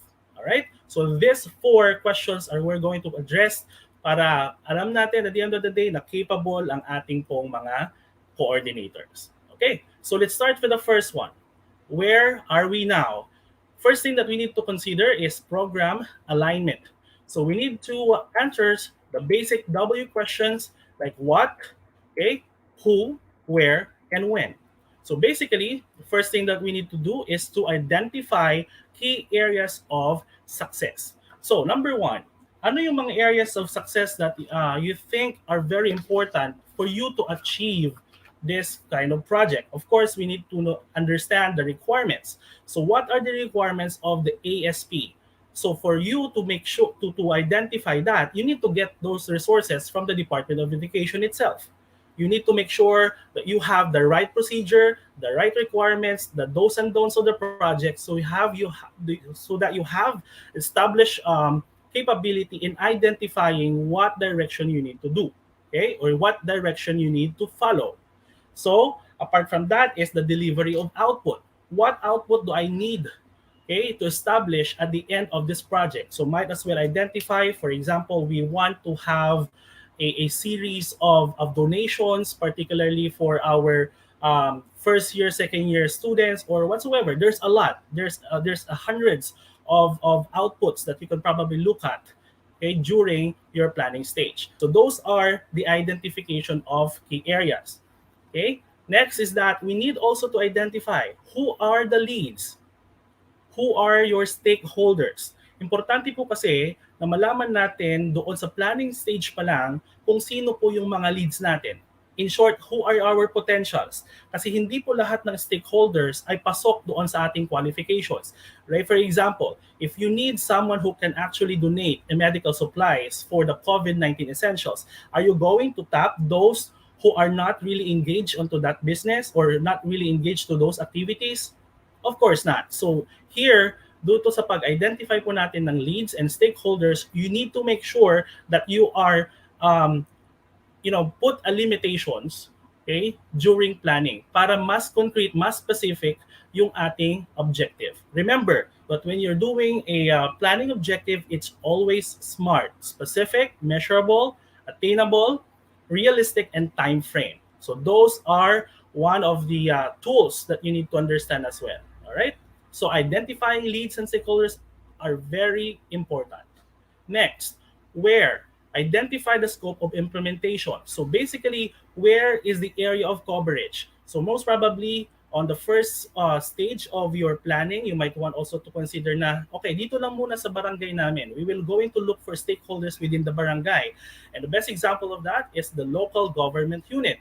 Barangay captains, barangay kagawad, or even yung mga barangay tanod, because these people, this group can also help you to become successful. So there. And then eventually, after a few months or after the review of the output, then probably you can just go and expand your area. Pwede nyo pong gawin the city, and you're gonna talk with the mayors, with the councilor, the Sangguniang Bayan, and then probably you can go ahead and contact your friends outside Pangasinan or outside the region. And then eventually you can go abroad. You can contact your friends and neighbors out there. So there's a lot of ways that we can actually go and implement it. So you need to make sure to identify first the scope or limitations of your project during the planning stage para hindi po complex yung magiging output po natin. All right? And again, very important is the when. Okay, we need to make sure that you put program timelines. Ito ay nawawala. Pag nakikita ko yung mga ibang organizations na consult sa akin, nawawala yung project timeline nila, yung program timeline, because they are compliant with the stages of their achievement. Like for example, okay na, nakakuha niya ng support from our partners. But then they anticipated na nagkaroon ng aberya doon. So hindi nila na overcome yung risk na nangyari doon sa program na yon. So it's very important for us really to identify also the project timeline for us to make milestones, right? Because remember, you are doing projects, we are doing programs. So make sure you have timeline for this as well. All right? Okay, so I hope this is very clear for you guys, because still we are on the planning stage. We are still identifying where is the status or where are we right now. First, again, is the project alignment. Second, let's talk about getting inputs from internal and external resources. Why is it important for us to identify the inputs coming from our external and internal sources? Okay, because this will actually affect the operational aspect of our project. Because kung hindi natin alam yung mga factors that might affect the project itself, then probably sabog tayo pagdating doon sa implementation, right? So the best actually way to do this, or the best tool that we can use, basically alam niyo lahat to, is the SWOT analysis. So hindi lang po sa isang organization or a corporate organization ginagamit si SWOT analysis. To inform you very well, ang SWOT analysis po as a general tool for you to start up really your business or particularly a project. You cannot start a project without doing analysis of your external and internal factors. And so when we say SWOT analysis, then you know how to do this. I presume that you know how to do this. Now, if you don't know how to do this, then probably we can do another workshop. So pag sa SWOT analysis, you need to put here every details that might affect the project, the ASP. Okay, for example, for the strength, what are the strengths that we can actually portray to our stakeholders? For example, particularly or specifically, manpower. Okay, dahil kami po ay magaling, may experience na sa pagtap ng mga local government units and the officials, then probably you can put that on your strength. So the capability of the program coordinators to tap and communicate with LGUs are part of your strength. Okay, so what about the weaknesses? So weaknesses, probably you could say that we don't have that much resources. Wala po kami masyadong internet connection. Well, mayroon po kami pero mabagal po yung internet connection. So probably you could put that one as part of your weaknesses. And guys, to make sure that you have a balanced analysis for this particular tool, you also need to make sure you identify the correct and concise external factors, particularly laws, policies, and other government mandated or regulatory bodies procedures, because it really affects the implementation of your program. Okay? So yan, number one po, pwede kayong gumamit ng SWOT analysis. Okay? Then, you could also use pestle analysis or the pestle analysis. So I'm very sure alam nyo rin po to. Ginawa nyo na to nung kayo ay college or during your masteral session if you have the master's degree. So hindi ko na i-discuss more kasi it was almost the same with the SWOT analysis. But then what I wanted you to understand is itong pestle analysis and the SWOT analysis are the fundamentals before you execute. Okay, or even before you create your strategic plan for the ASP. Okay, so yan po yun. Now, so okay na tayo sa analysis. We already have the results for the analysis. Then, this is the very important part of your where are we now stage. We need to make sure that we review the needs and requirements of both parties involved. So what am I talking about? We are talking about what? You, okay, as a program coordinators or focal persons, and your partners, which are the stakeholders. So let's get a rundown of it. So first are the 4 program coordinators. Ano yung mga kailangan na isang program coordinator bago po kayo magplano? Okay, number 1, toolkit and resources. So this is a very general term, but then at the end of the day, ang hinahanap lang po natin dito ay yung mga documents related to ASP. Okay? So I actually browsed websites of the Department of Education, and all the materials, all the resources are there, readily available and accessible. All you need to do is just to download it and read and make sure that everyone are aware of that particular specifics. Okay? Yan po ay isa sa pinaka-importante niyong malaman at hawakan during your planning stage. Second, you need to make sure that you have program plans and proposals, because, for example, if I am the stakeholder, if I am the partner, first thing that I'm going to ask you is, okay, can I see your proposal? Okay, at the end of the day, wala po kayong hawak na proposal, then you will just be ignored.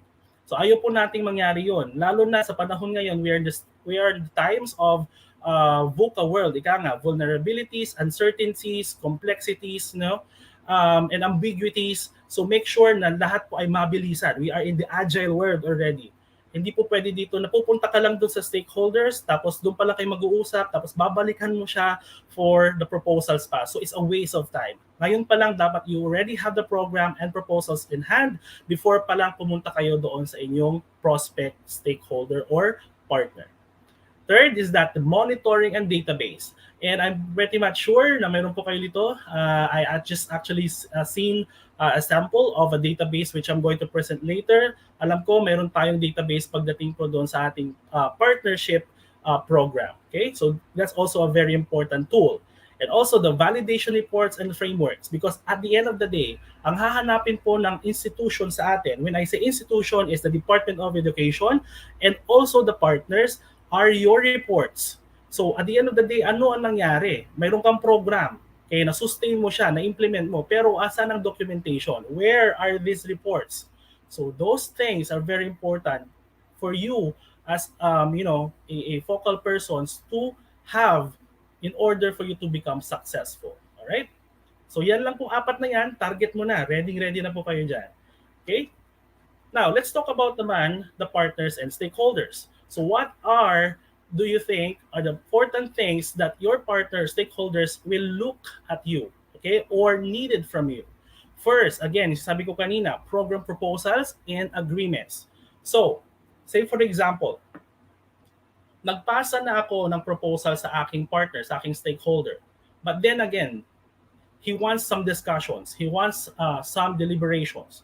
So do you think you are prepared to that? Of course you are. Kasi kung hindi ka magpe-prepare for your proposals and presentations, again, babalik lang po tayo doon sa tinatawag na red flag. Ibig sabihin, okay, pagpunta mo ba lang doon, dapat sumasabak ka na ng tama at kompleto, at kung hindi tama yung ginawa mo, red flag ka na sa kanila. Ibig sabihin, you just ignore you.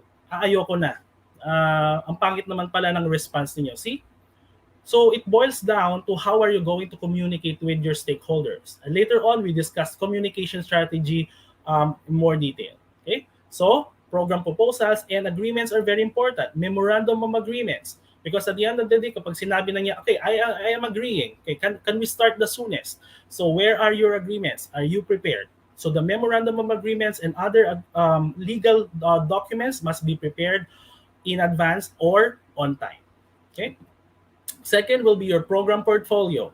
So basically, ang hinahanap minsan yan, based on my experience, lalo po sa private sectors, is that when you conduct or when you propose a program or project, they are looking at your program portfolio. Ano ibig sabihin ng program portfolio?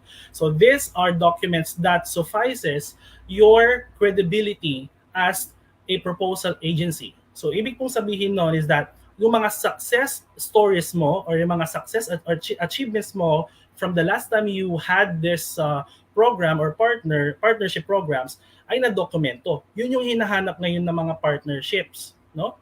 Yun yung hinahanap ng mga stakeholders because they have the evidence na, uy, ang galing naman makipag-partnership sa'yo, and can we also join your advocacy? Okay? Kasi kung ipapakita mong program portfolio mo sa kanila ay hindi naman pala naging successful. Yung target mo, hindi nyo naman pala nahanap or hindi nyo naman pala na-reach, then eventually, that will fall again to red flag. Okay? So yan po ang hinahanap ng stakeholder. And of course, the executive summary reports. Alam ko na may mga reports po kayo na sinasubmit in a monthly basis or in annual basis or quarterly basis. That can also, an evidence for stakeholders to see how relevant you are and how credible you are as a partner institution or academic institution. Okay? So itong review of these requirements are again still part of your where are we now framework. Okay? So, once we're done with where are we now, let's move forward. Tignan naman natin, where are we going? So tignan natin, first is the identification or the establishment of your strategic partnership components. Okay. Seldom that I could see, based sa aking experience, yung mga programs or mga organizations or let's say groups of people, not just really the academe, but also organizations na wala silang mission at wala silang vision. To be honest, ladies and gentlemen, mission and vision is not just for a big corporate or a school or institution, but mission and vision is something to do with any group of people or even an individual that has an objective. Remember, if you attended such management training before, if you attended leadership training before, laging sinasabi ng mga speakers, we want to have a management by objective approach. Kasi pinag-uusapan po natin ngayon is a strategic approach. So MBO is actually the most how should I say, the most effective approach in strategic planning, because management by objective, meaning itong programa or itong paggawa natin ng partnership or business ay nakaangkla doon sa objective ng isang tao, ng grupo, or ng institusyon. Okay? So that's very important for you to identify the correct and right direction, where are we going. So for that, okay, as you can see, we have the map strategic partnership components here on the right. So this is a very general, as you know, as part of the strategic planning. We have vision, mission, goals and objectives, strategies, and your tactics or activities. So pag-usapan po muna natin yung dalawa, because vision and mission are anchored in where are we going phase or framework of this planning. Okay? So vision and mission, kailangan po natin sagutin. What do we, as program coordinators or focal persons, want to be in the future partnerships and engagement? Yan. Yan po yung nawawala lagi. Okay? Ibig sabihin, gumagawa tayo ng program pero teka, ano bang gusto natin gawin? Okay? What do we want to do? To be honest. Okay? Yan. So this is a very challenging question to all our program coordinators, no? Ano ba talagang gusto natin? Okay? Yung gusto lang ba natin ay maka-establish tayo ng makalikom tayo ng financial assistance, or makakuha tayo ng products or services? Ano ba talagang gusto natin? Okay? So see, if you answer this very well, then you have the right direction. Okay? So mamaya titingnan natin yung example nito. Next, mission. Okay? Mayroon kang vision. Okay? Pero hindi mo naman gagawin mo because you don't know the why of behind it. Okay? So why are you doing this partnership in the first place? Is it because it's mandated by the Department of Education that, schools, regions, you need to do this because this is mandated by us based on our memo? So that's part of it. But at the end of the day, what's the wisdom behind it? Why are you doing this kinds of partnership? Okay? So, ang sagot nyo dapat dito ay nakaangkla doon sa first presentation, the first slide I presented, which is the malasakit. Because if you don't have the malasakit, again, this will just break down into pieces. Okay? So, yun po ang importante nating malaman. Now, those three components will be discussed in the next slides. So, magbigay po tayo ng mission and vision examples. Okay, may mga guiding questions pa po dito. For example, why do you exist? Okay? You're doing it for whom? Kanino po niyo ginagawa yan? Who are your focus groups? And what do you do for them? Okay? So that's a very good example, or very good guiding questions that you can actually use during your strategic planning. Now, I have an example here for mission.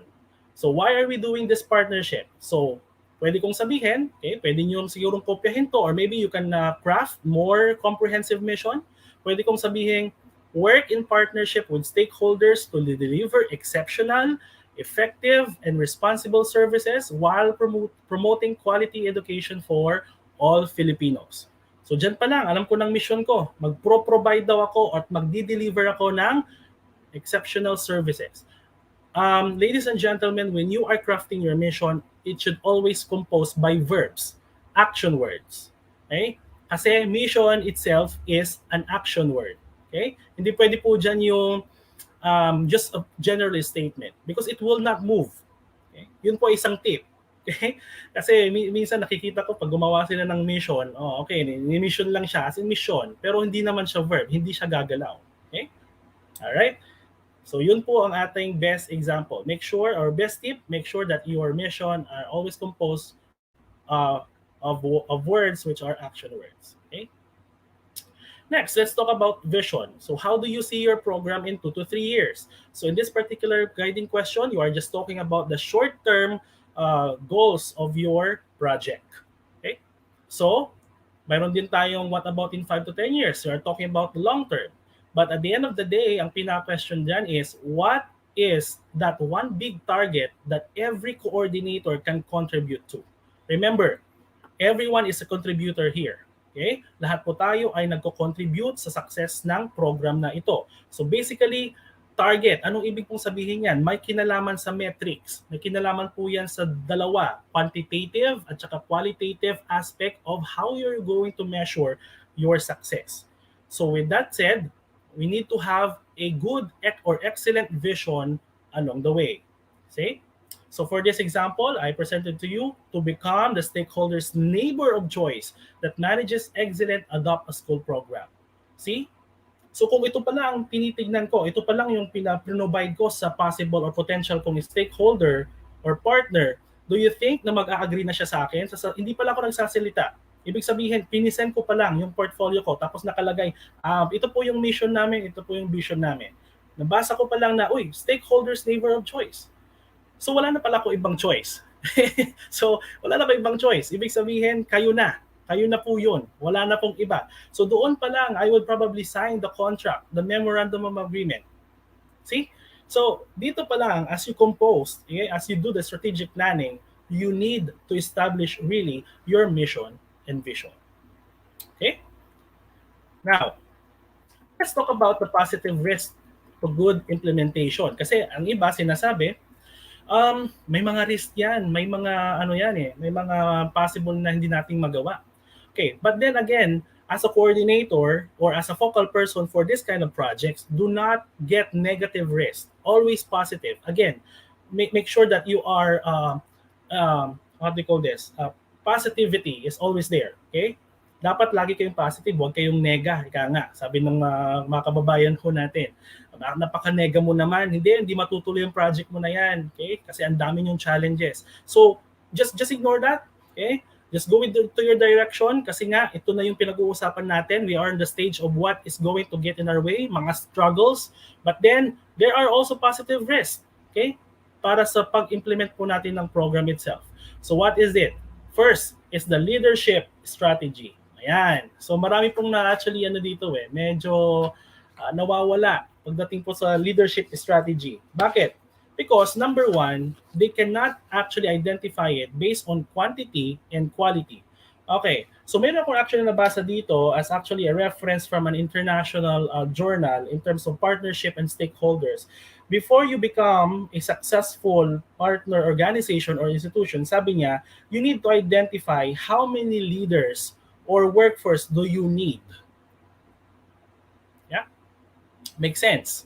Okay? Because at the end of the day, kung yung capacity ng workload po na ibibigay ninyo sa isang part, the coordinator, okay? Sabi mo, sige, mag-target ka ng 5 LGUs or 5 barangay sa isang araw. Okay? Kailangan mapa-agree mo sila na makipag-partner sa iyo. Do you think that's actually fair or that's transparent? Because you have no identified numbers of leaders who will really work with your organization or with your project. Okay? So nawawala yung quantity. Now, what about the quality? O sige, meron nga tayong 5, meron tayong 4, meron tayong 10. But the question is, are they capable enough? Okay? Though they attended trainings for this kind of programs. So nakikita nyo, yung leadership strategy nawawala. Okay? Yung collective capabilities nawawala. So I think in order for us to make sure that we can actually go ahead and remove those kinds of risks, then we need to establish a good leadership strategy. Okay? And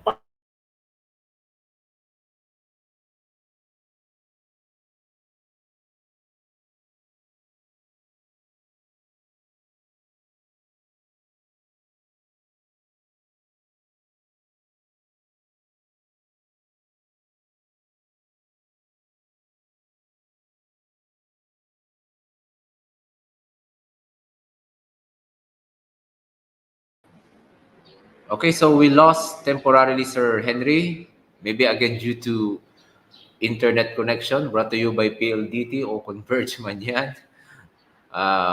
But we'll be having him back in a short while. Meanwhile, nasa ano na po tayo, 334 viewers as of now. Sana po huwag kayong bumitiw because in a short while, babalik din po agad si Sir Henry. We're just establishing a better internet connection. Ganito po talaga ang issues natin during webinars and online classes. Internet connection po ang naghihinder po talaga. A while ago, may mga glitches din po tayo sa audio. Again, it's all because yung ating poor connection. So sana po bumalik din po agad yung connection ni Sir para maituloy po natin yung very interesting topic ni Sir. Okay, so far, sa mga gusto pong magtanong kay Sir Henry, please prepare your question. And for those who are very fortunate to be chosen, yung mga question po, ay meron pong pa-surprise si Sir Henry po sa inyo. Meron po siyang freebie na ibibigay sa mga gusto pong magtanong sa kanya later on. So, wag po tayo mahihiyang magtanong kasi meron po tayong reward na makukuha mamaya pag tayo ay nagtanong. I think ang nabanggit niya po yata kagabi is a copy of a book that was published internationally, na siya po yung nag-author ng book na po iyon. So yung mga chosen question will be given a copy ng book pong iyon. It's still all about related pa rin po sa ating topic this morning, kaya magamit po natin iyon, especially sa ating mga leaders, mga coordinators. Okay, so again, that's the authorship from Sir Henry Jan Nagundueva. By the way, si Sir Henry po pala is kaprobinsya po natin. He is a native of Asingan, yata sir? Sa Asingan. Opo, siya po. Okay, yan na po, nakabalik na po, sir. We're just talking about you na kayo po ay born here sa Pangasinan. Dito po ang inyong place of origin. Yeah, thank you, Sir Patrick. I guess there's like a challenge in terms of the internet connection. So I hope our government would probably see this as one of the projects for the upcoming years. Kasi medyo challenging ho talaga pagdating sa internet connection natin dito sa Pilipinas, whether we like it or not. Unlike other countries that already exceeded the expectations, they are very good in digital and technologies. All right. Anyway, we can actually go and move forward. So what I'm talking about at this moment is the positive risk to good implementation. So basically, we are now identifying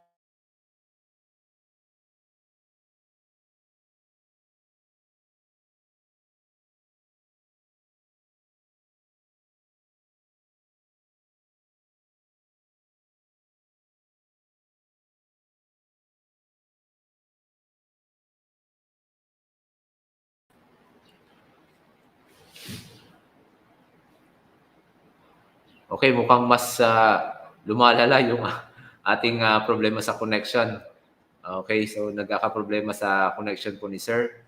So, magbasa po muna tayo ng mga comments ng ating mga viewers habang hinihintay po natin si Sir na makabalik ulit. Okay, ito from Mabilao Elementary School, San Fabian 1. Ma'am Marieta Santiago, good morning po. Okay, mga coordinators po natin dyan sa Embarcadero Elementary School, Mangalden 2, led by ang ating district coordinator, Sir Joel Servas. Good morning po dyan sa inyo lahat. Okay, from Carmen Elementary School, Rosales 1. Good morning po, Sir Marlito Bali.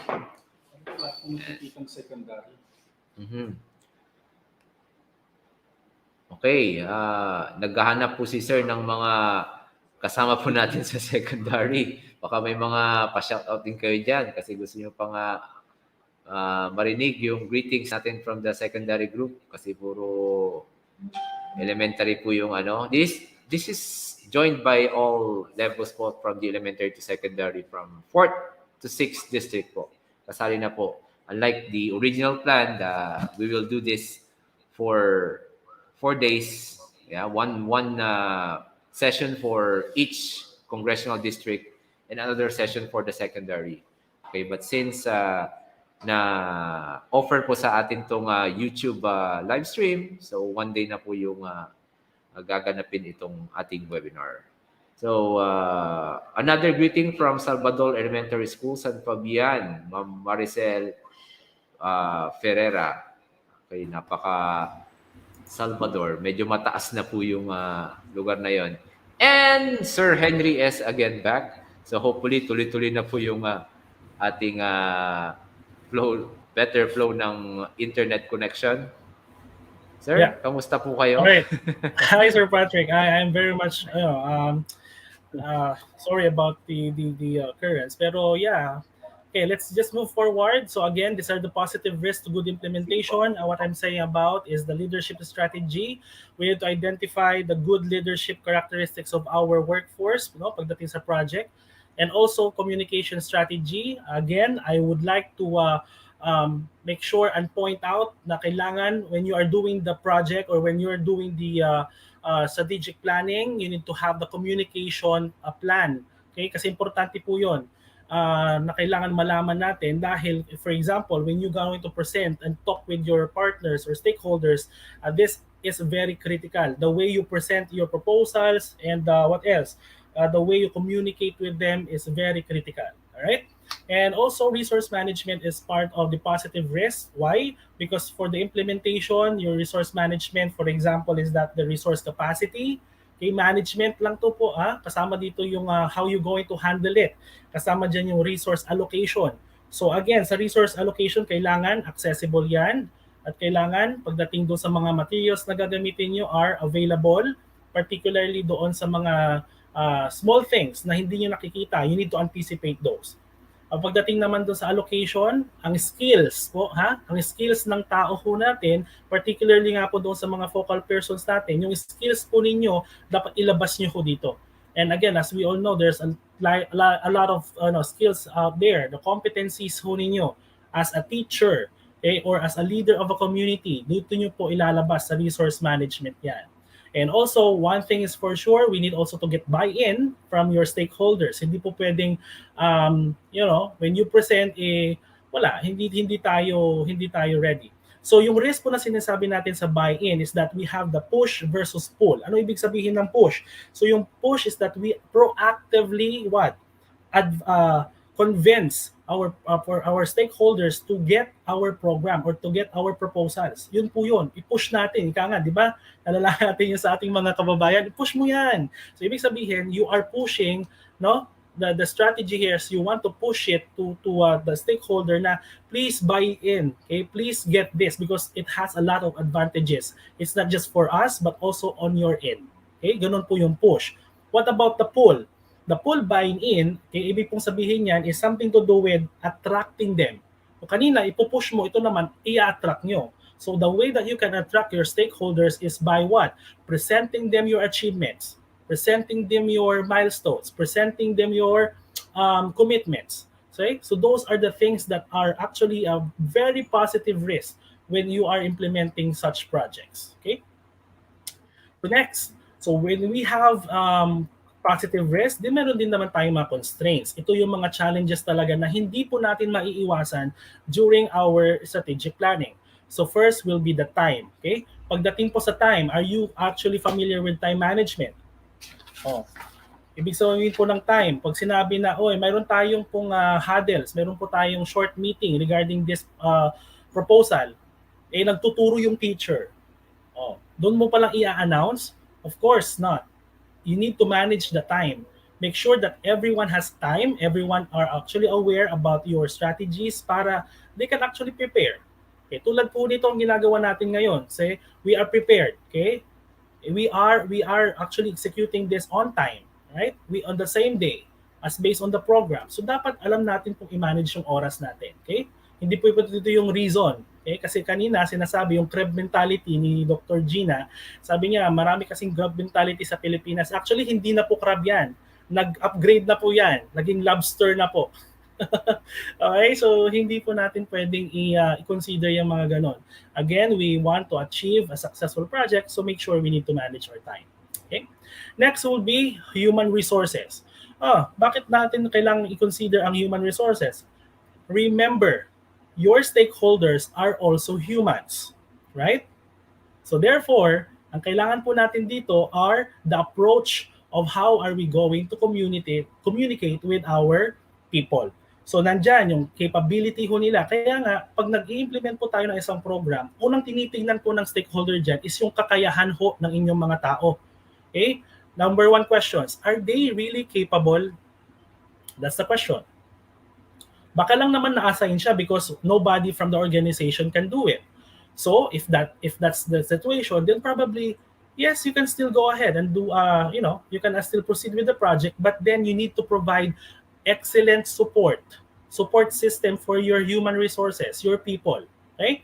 So alam ko po na mahirap talagang gumawa ng proposals, ng project plan, work plan, etc. 360-degree support from these as well, then probably you can just go ahead and make this successful. Okay? So yan po, pangalawa, human resources. Next will be technology. Gaya ho nang nangyari sa atin kanina, nawalan tayo ng internet for a couple of minutes. So ibig sabihin, are we prepared to actually address those? So paano kapag na ganun ang nangyari, hindi na po ba matutuloy ang program? Of course not. We have interventions. We need to manage na kailangan yung technology natin ay still manageable. Okay? But when it comes to the implementation of ASP, technology means yung how are you going to respond doon sa availability ng mga tools and equipments that you will be using for the implementations. Okay? So importante po yun. Baka naman mamaya si teacher wala man ng computer. Paano nga po siya gagawa ng database kung wala naman po ng computer na gagamitin? Tama? Paano siya mag-i-input ng monitoring niya? How can she present to the stakeholders well? By computer, wala namang projector. So those things are very small, but it still provide a huge impact on your implementation. Okay? Ito po, pang-apat. Alam ko medyo marami pong makukurot dito dahil pinag-uusapan po dito ay pera. Okay? Budget. Okay, but then at the end of the day, it's just a matter of how are you going to manage your right resources. Alright? So kung mapapansin ho ninyo, dahil nandito tayo sa naka-anchor po dito yung malasakit, no, na principle of malasakit, yung budget I think hindi naman hindi naman challenge. Kasi for example, kung mayroon namang tawag dito sa mga funds na to, yung revolving funds that you can actually use, then probably yes, you can utilize it. Or probably you can someone give you a donation, or probably chip in lang sa mga co-teachers for the initial phase of the project. So there are ways actually to get budget wise. Okay? So hindi po yan actually magiging hadlang dapat sa inyong project. Okay? Although it's a part of the constraint, pero dapat yan ay ma-address. Of course, and other concerns. So marami pa po yan. Okay? So tinignan lang natin yung first 4 or top 4 constraints for the implementations of this project. Okay? Now, implementation constraint and mitigation strategy. Ito po yung example ng gagawin po ninyo kung magkakaroon po kayo ng workshop or magkakaroon po kayo ng actual planning. These are actually good tools that you can use. So maybe you can use Excel for this one. So yeah, You can answer the what uncertainty exists during planning and implementation. Second is what are the impact of the uncertainties? Titignan natin kung ano po yung impact ng uncertainty.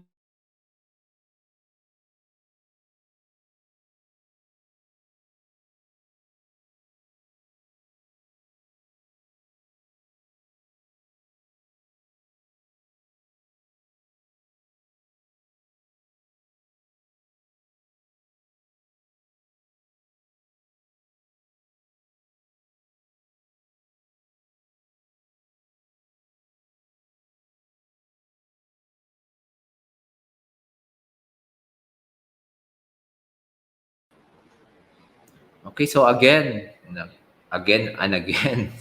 Okay, sino kaya ang sisihin natin dito? Si PLDT ba? Si Converge? Or Globe? Okay, so talagang challenge itong technology sa activities like this. Okay, because just a little flick, okay, that's what happens. Mawawala sa ere, it's either kakaroon ng problem sa audio, something like that. Okay, so we'll just wait for a short while again. I'm sure makakabalik naman agad si Sir Henry.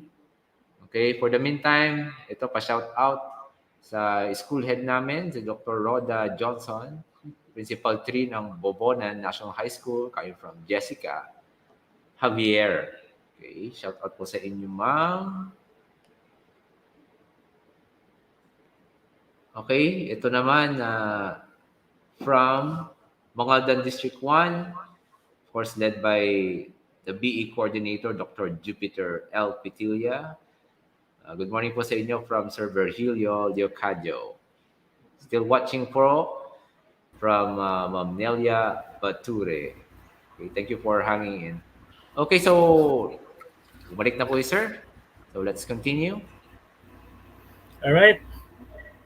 So just bear with me, ladies and gentlemen, meron talagang challenge ng internet natin. So what I left was actually giving you example of the mitigation strategy here. So yeah, the impact for the project itself is nagkakaroon ng negative insight doon sa ating partner institution. So what will be your solution as a program coordinator or focal person for these kinds of constraints? So basically, dyan napapasok po yung mga action plans ninyo. Una, identify insufficient attachments. So dahil ang problema ko ninyo ay may insufficient attachments, then you need to identify it first. Ano ba yung mga kulang? Okay? And then address it. Make sure that you expedite it if necessary kasi para hindi siya matamaan yung ating pong time frame.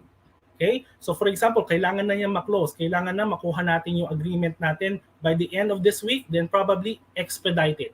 Bigyan niyo po ng prioritization. So that's the technique, no? Papasok na doon yung technique or tactics. Prioritization, communication, and collaboration. Okay? Narinig ko rin yung kanina kay Dr. Gina, yung collaboration, which I agree more. Okay? Another example is distribution of good and financial donation suspended due to scarcity of manpower support. O ito naman, mayroon na tayong partner, no?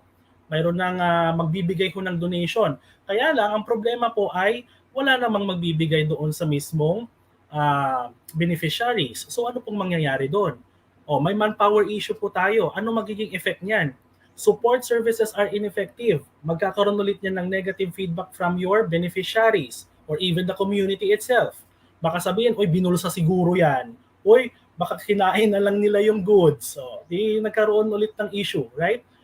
And complaints and grievances. So, wag po nating wag po nating hayaan na magkaroon ng ganyan. So in case na magkaroon po ng ganyan, we have the mitigation strategy. Anong gagawin? Revisit natin yung manpower natin. Ilan ba talaga? Ano ang requirement? Bakit wala sila? O are they aware about their schedule of providing those benefits or goods? Do they have the capability to do it? Meron ba silang sasakyan? So those are the things that we need to consider. Okay, and make sure that we have defined the rules clearly and transparent. Okay, so that's a very, very important when you do the strategic plan. All right, so now we're done with what is going to get in our way. Nakita na natin yung mga possible risks, possible constraints. Doon naman tayo sa activities na gagawin na natin. This is the last phase of your strategic approach. So una is to, of course, revisit natin yung strategic components natin. Okay? Kanina diniscuss natin yung vision and mission. Ngayon naman, let's go to the goals, objective, and strategies. So, the question, very much important question that we need to ask is that what we must complete to move forward. Yan. Kasi kada activity mo, mayroon kayong goals. Remember, yung diniscuss natin kanina, it's a management by objective. Meaning, kailangan mayroon kang tinatamaan everyday na objective. Yan po yun. Next, how do we intend to accomplish this vision? Kung mayroon ka ng objective, ano naman yung estratehiya mo? Ang dami ho nun. It's hundreds of strategies available in the internet that you can use to have a reference for you to execute it. Halimbawa, negotiation skill or negotiation strategy. So, ang dami ho nun. Hindi po tayo mauubusan yan. So, readily available. All you need to do is to identify and make sure that that strategy fits on particular activity na gagawin ho ninyo. Okay? And also, activities that will achieve our goals. Ayan. Yung daily activities ho ninyo, kailangan i-program nyo ho ninyo sa paggawa ng plan. Alright? So let's give an example for that. Ito po yung actual, no? Kinuha ko po ito sa isang international partnership program para at least makita po natin kung paano sila gumawa ng goals, objective, and strategies nila. So for example, yung isang coordinator natin, in a weekly basis, mayroon siyang priorities. Nililista ho niya yan. Ibig sabihin, for this week, for example, double my efforts to identify potential program partners. Ibig sabihin, siguro nag-i-inventory yan. Naglilista lahat ng possible na pwede niya makumatap na partner, nililista niya. Ibig sabihin, dinodoble pa nga niya ho, yung listahan niya. Second, magda-drive campaign daw siya through networks and social media. As you know, social media nowadays social media platforms nowadays are very effective in terms of communication strategy. So, pwede siguro siyang in a daily basis mag-post ng mga invitation or proposals sa Facebook or Twitter, Instagram, etc. So, yun ang gagawin niya. Yun ang priority niya this week. Now, paano niya malalaman kung yun ay na-achieve niya or hindi? So, basically, mag-establish siya ng success metrics. Ito po ang pinaka-importante sa lahat. Metrics. Kasi kung wala ho tayong metrics, baling wala po, hindi po documented ang ginawa natin. Okay? So, ang gagawin niya is that prospect pipelines growth, tinitingnan niya yung growth po ng kanyang possible efforts doon sa kanyang potentials. So, from 2% maybe last week, nag-increase siya papuntang 6%. Yun po ibig sabihin nun, may improvement na nangyari. Next is that mayroon din siyang 3 new partners sign MOA. Ibig sabihin dahil doon sa week na yon, ginalingan niya sa pag-perform ng paghanap ng potential, nakahanap siya ng partner niya. Nag-sign ng memorandum of agreement as partners.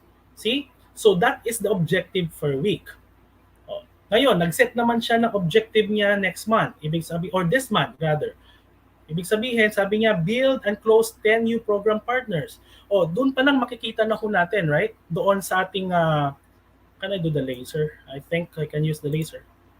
I hope you can see the laser on screen. Yan. So kung nakikita ho ninyo, itong objective this month niya ay naka-angkla pa rin doon sa kanyang weekly.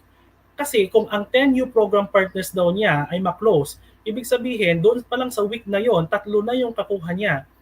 Pretty much, kayang-kaya niya yung ma-achieve by the end of the month. Alright? So may numbers, nakikita ho natin, natitrace po natin yung improvement. Okay? Tapos sabi niya, focus on 3 services. Specific. In-apply ho niya dito yung SMART objective niya.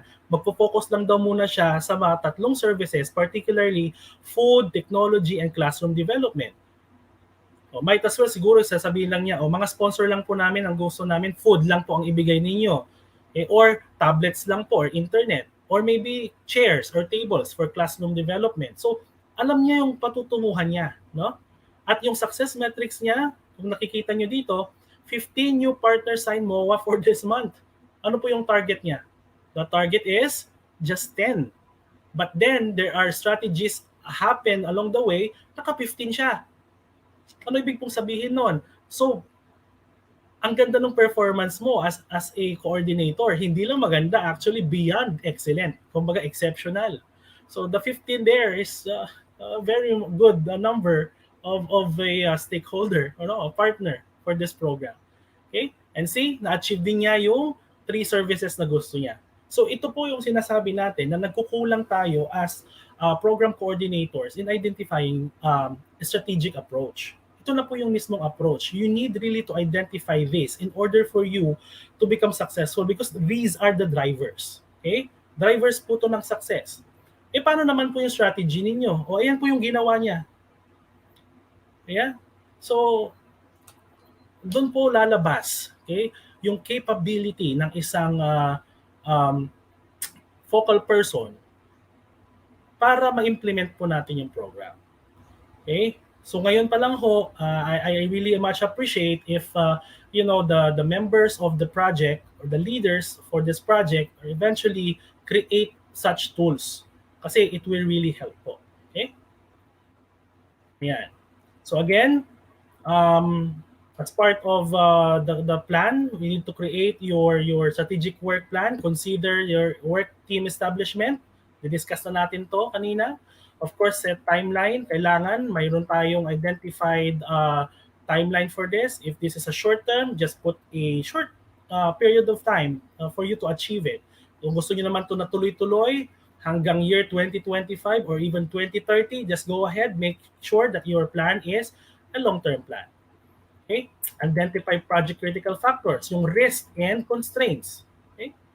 So marami pong actually forms na pwede nyo i-prepare, but that could actually put on a on a separate session or workshop para doon nyo mismo malalaman kung paano nyo gagawin, paano nyo isusulat. Okay? And of course, measure and document your output. Kasi record ho ito. And when we are talking about the measure and document of your output, yan, mayroon kang DEPED yan. Yung DPDS that I think one of our speakers will discuss this more detail mamaya po, I think after my presentation. So the DEPED Partnership Database System.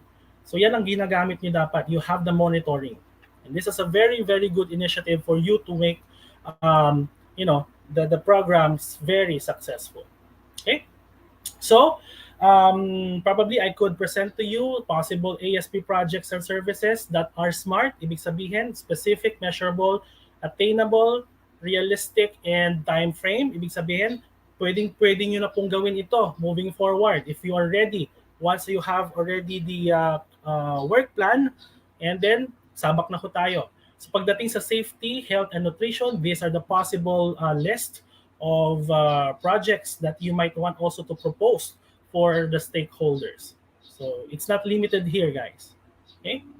Yan po yung PPEs, emergency response kits, first aid, COVID essentials, provision of vitamins and nutritional supplements, and more.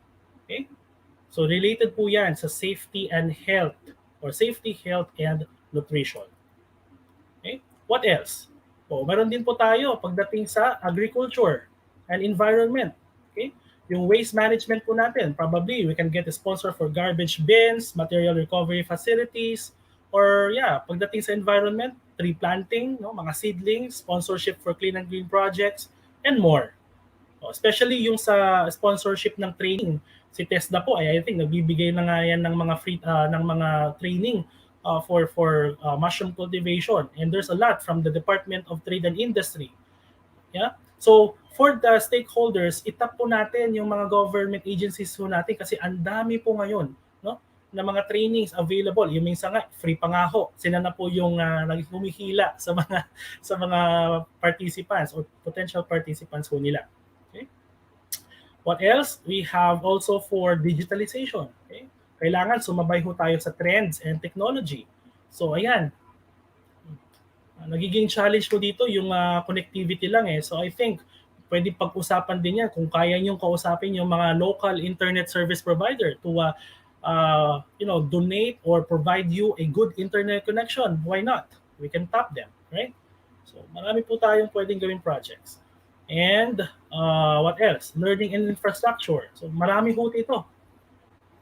Tama po dyan yung information campaign to support yung flexible learning natin, provision of learning needs, and basically yung learning management system po ng isang school.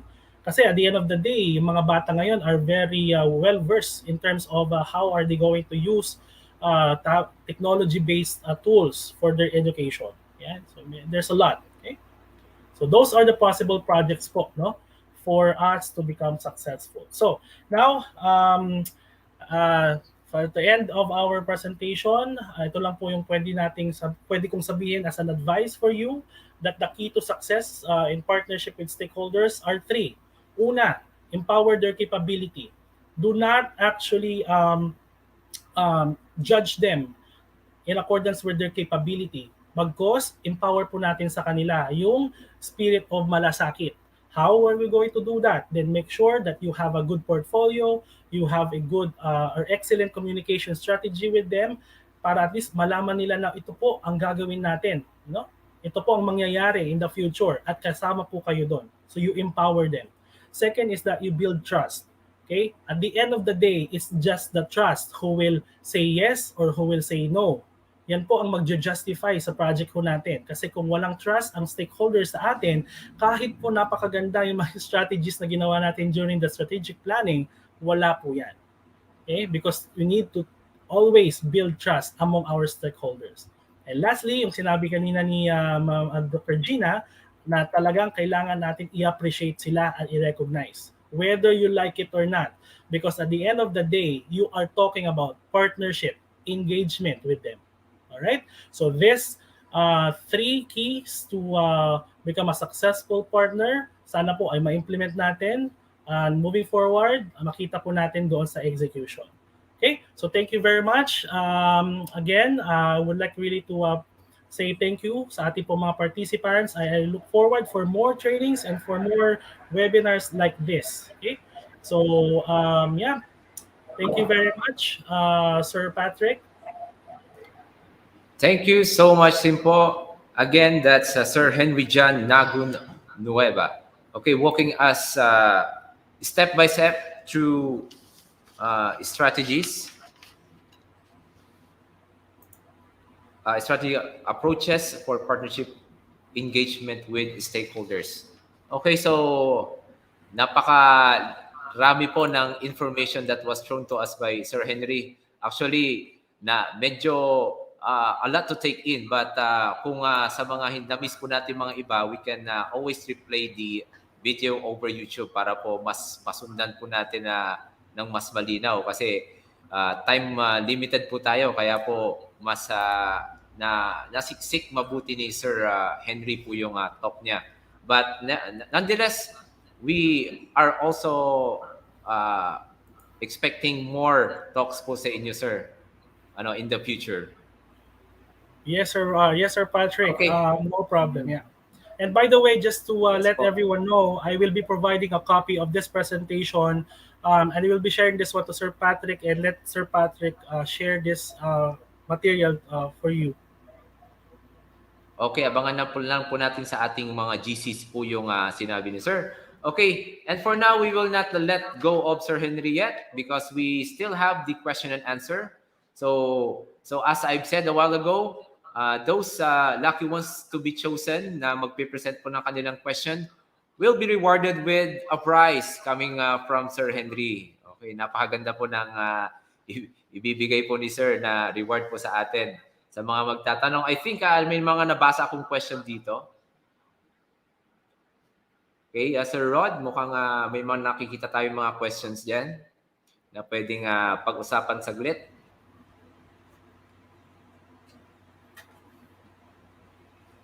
Okay, this one, ayan, from Ma'am Deborah Umiles. Good AM po ulit. Sir Henry, ang linaw po ng pagkakadiscuss ninyo. Pero para sa award na sinabi nyo, Sir, ask ko na lang po kung ano lang po ang pwedeng iwasan para hindi mapalpak ang implementation sa projects.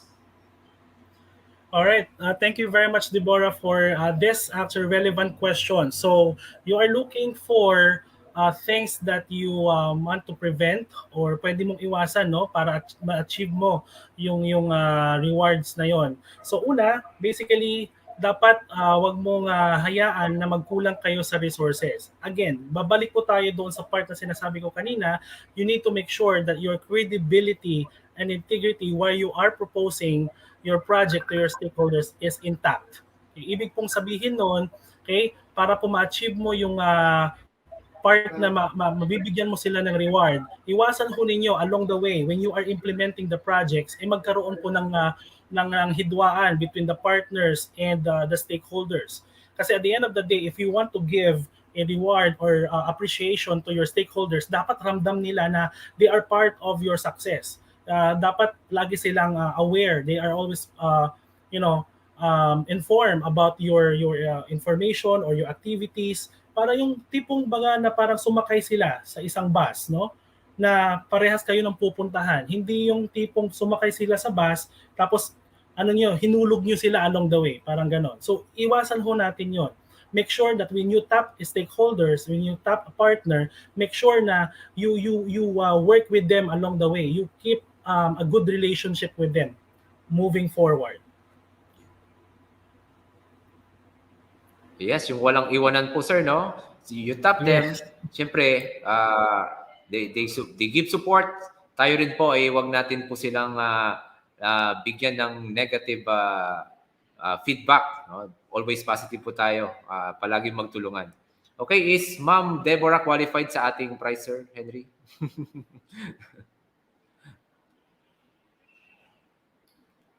Okay, so isi-send na lang po. Isi-send na lang po yung link dun sa mamaya. Pag-usapan na lang po. Sir Rod, please take note of the one who asked question, Ma'am Deborah, para ma-send po natin sa kanya yung magiging premyo. So, meron pa ba tayong mga questions? Karamihan po. Comments po yung nakita po natin. We'll just read some. Ito from Ma'am Levis Narito. Thank you so much, Sir Henry, for a very inspiring and informative talk. And one more. Ayan, from Nelia Baturi. Thank you very much, sir, for giving us the keys to be successful, to be a successful partners with stakeholders. Okay, so siguro yan muna for now because we are limited. We have a limited time, so we would like sana pa na extend natin yung time with sir, pero time constraints po tayo this morning. So before we let go of Sir Henry po, let's just present how we appreciate yung efforts done by Sir by presenting him a certificate of recognition. Sir Rod?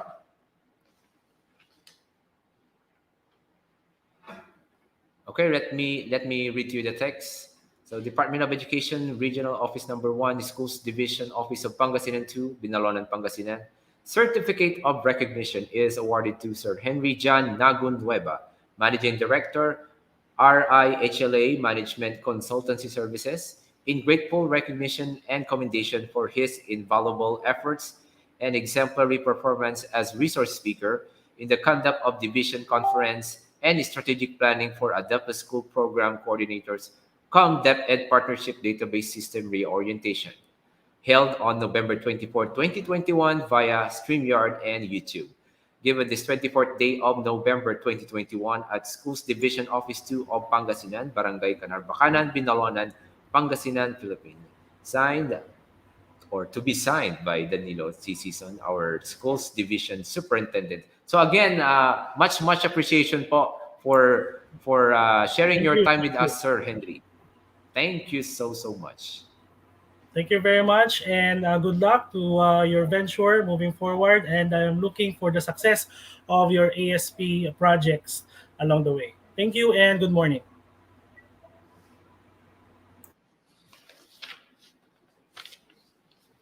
Okay, so sana po nag-enjoy si Sir Henry sa kanyang first ever talk sa Pangasinan 2.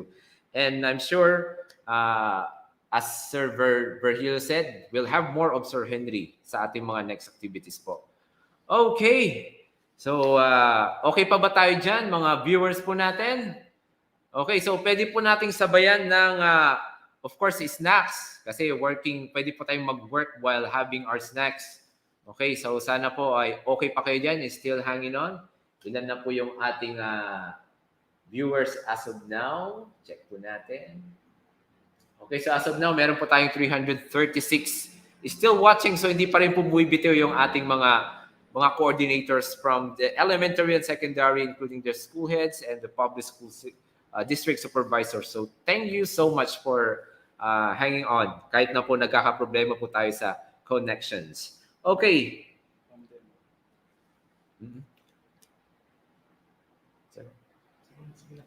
Okay. So nakita po natin sabi sa inyo, we have a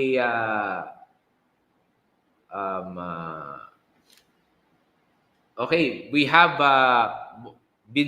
we are being monitored by the regional office, the person of Ma'am Prodima Aglugub.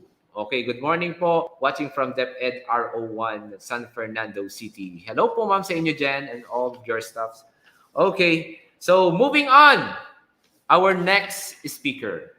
Okay, ang next speaker po natin ay matipid sa pag-provide ng kanyang details because he only provided very few information about him kasi sabi niya po, you will know him better sa kanyang presentation.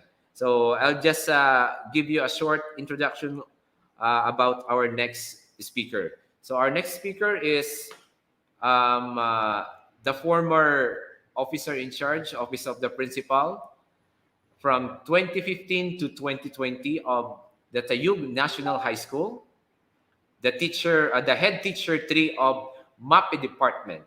Ito po yung mga alamat sa Brigada Escuela, one of the unbeatables in the entire region. Okay? And more, entire Philippines po, entire the country. Sila po yung mga tinitingala, one of the pride ng Pangasinan too. Ladies and gentlemen, to talk on Brigada Escuela best practices of a national champion, please welcome Mr. Mark R. Martinez. Good morning, sir. Isisiwalat niyo po ba lahat ng sekreto ng Tayug National High School for winning such big achievement sa Brigada Escuela?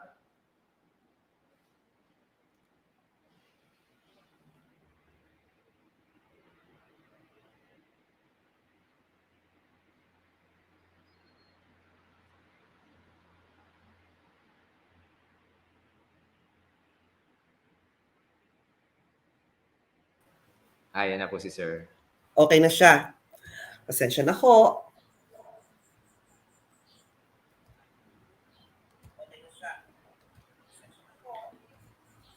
Good morning, everybody. So, I hope okay pa rin ho kayo and I know na hinihintay nyo rin po ang aking task para may ma-share po ako at may magamit po tayo sa ating programang Brigada Escuela sa susunod na taon sa inyong sariling paaralan. So our Fatherly Schools Division Superintendent, Dr. Danilo Sison, our workaholic and beautiful ESDS in secondary, Dr. Arlene Bautista Casipit, the very kind and gentleman ESDS of elementary, Dr. Wilfredo E. Sendayen, our beloved SGOD Chief, Dr. Rosalino Agpalo, and our Dr. Cornelio Aquino, the CID Chief, our Division Brigada Escuela team, headed by Mr. Virgilio Selga, school heads, Division DRRM Coordinator, Mr. Hilario Olivo, the B School Coordinators, ADAPA School Coordinators, ladies and gentlemen, a pleasant day to all. It takes a whole community to educate a child, and this transpires through Brigada Escuela, an annual event also called as the National Schools Maintenance Week, which aims to bring together all teachers and school officials, parents, and the learners, community and stakeholders to participate and contribute their time, effort, and resources to prepare public school facilities for the opening of the school year.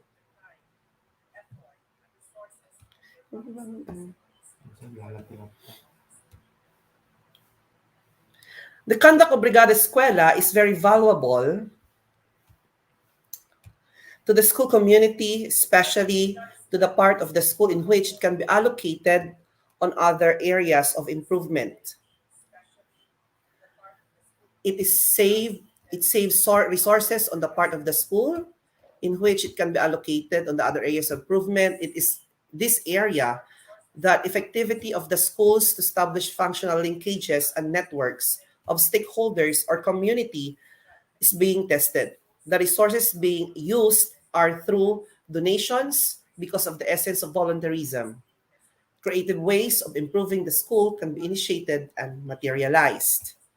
Second, it builds and maintains oneness and cooperation to all stakeholders because with the thought of contributing and cooperating for the welfare of the school where their children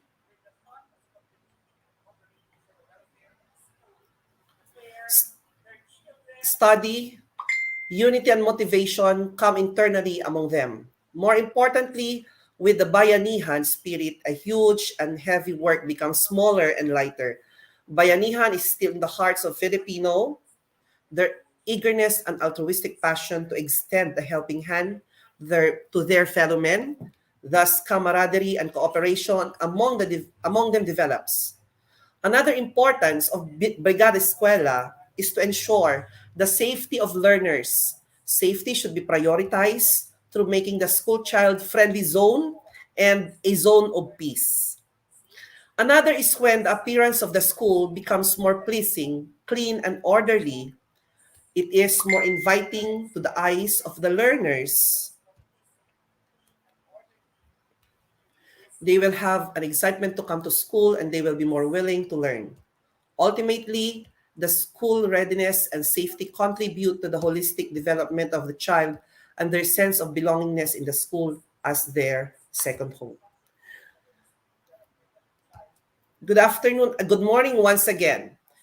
I am Mr. Mark Romero Martinez, the former OIC of Taguig National High School for 5 years, and I will be sharing to you our best practices and mantra, take note, mantra, to become a national champion of Brigada Escuela in mega school category, not once, not twice, but 5 times. So, let the ball rolling. Before anything else, to motivate you, here are our achievements that broke the records of some schools in Region 1 excelling in Brigada Escuela and placed our division in the history na dito lamang sa Pangasinan matatagpuan ang paaralan na may mga pinakamaraming awards sa Brigada Escuela secondary level. During the start of Brigada Escuela, Taguig National High School actively participated the program, but sad to say, hanggang 3rd place or 2nd place lang kami sa buong division. We did not stop. Nagpursigi po kami na maipakita na kayang-kaya namin basta may pagkakaisa. Year 2015, when the first Brigada Escuela National Trophy awarded to Taguig National High School, another national trophy, Best Implementing School Award, large secondary school category noong 2016. At tuloy-tuloy po ang ating pagkapanalo noong 2017, Best Implementing School Award, large school category, national level. At dito rin ho namin nakamit ang Hall of Fame Award. Kasi pag nanalo ka ng dire-diretso na 3 times sa Brigada Escuela and national level, mabibigyan ho kayo ng plaque of recognition or Hall of Fame Award plaque na kung saan kasali ho ito sa pangatlong panalo ninyo. And on 2018, ibang kategory na po ang aming nasalihan.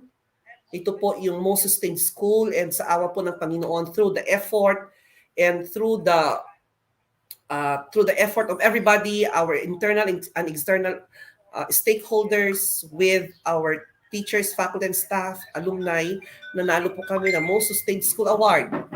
And in 2019, another Most Sustained School Award, national level. And in 2020, we received another Most Sustained School division level.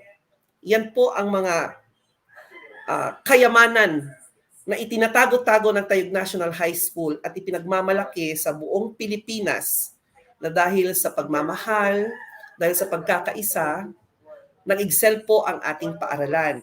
Alam naman po natin kung kailan o kung paano nagsimula ang Taig National High School.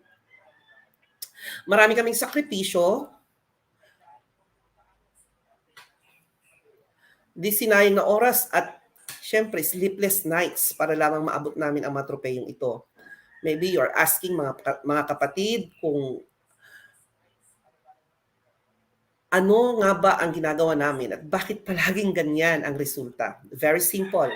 Malalaman niyo po mamaya ang mga sikreto at aking i-reveal para naman sa buong Pangasinan 2, hindi lang iisa or dadalawa ang mabibigyan ng national award, kundi dadami ho tayo. So, sa ating task, there are only 3 parts. Of course, ipakita ko na sa inyo aming achievements. And then, after which, our not so secret to success and our stratagem. So let's start with our first secret. Of course, nandito po yung mga pictures. During 2015, our former principal, Madam Marilyn Bautista, with Ma'am Elizabeth Abulencia and Dr. Selga. And 2016, we hosted the regional Brigada Escuela kickoff with our congressman. And here, another award for Taig National, another picture, another documentations for the awarding. Let me start with our first slide, our first secret. Of course, sabi nga nila, kami po ay naniniwala kay Mahatma Gandhi na sinabi niya, it's the action, not the fruit of the action that's important. You have to do the right thing. It may not be in your power, may not be in your time that there will be any fruit, but that doesn't mean you stop doing the right thing. You may never know what results come from your action, but if you do nothing, there will be no result. It's very self-explanatory, mga kaibigan, di ba? Hindi ka magkakaroon ng bunga na aanihin kung hindi ka magtatanim. Tama po ba ako? Okay.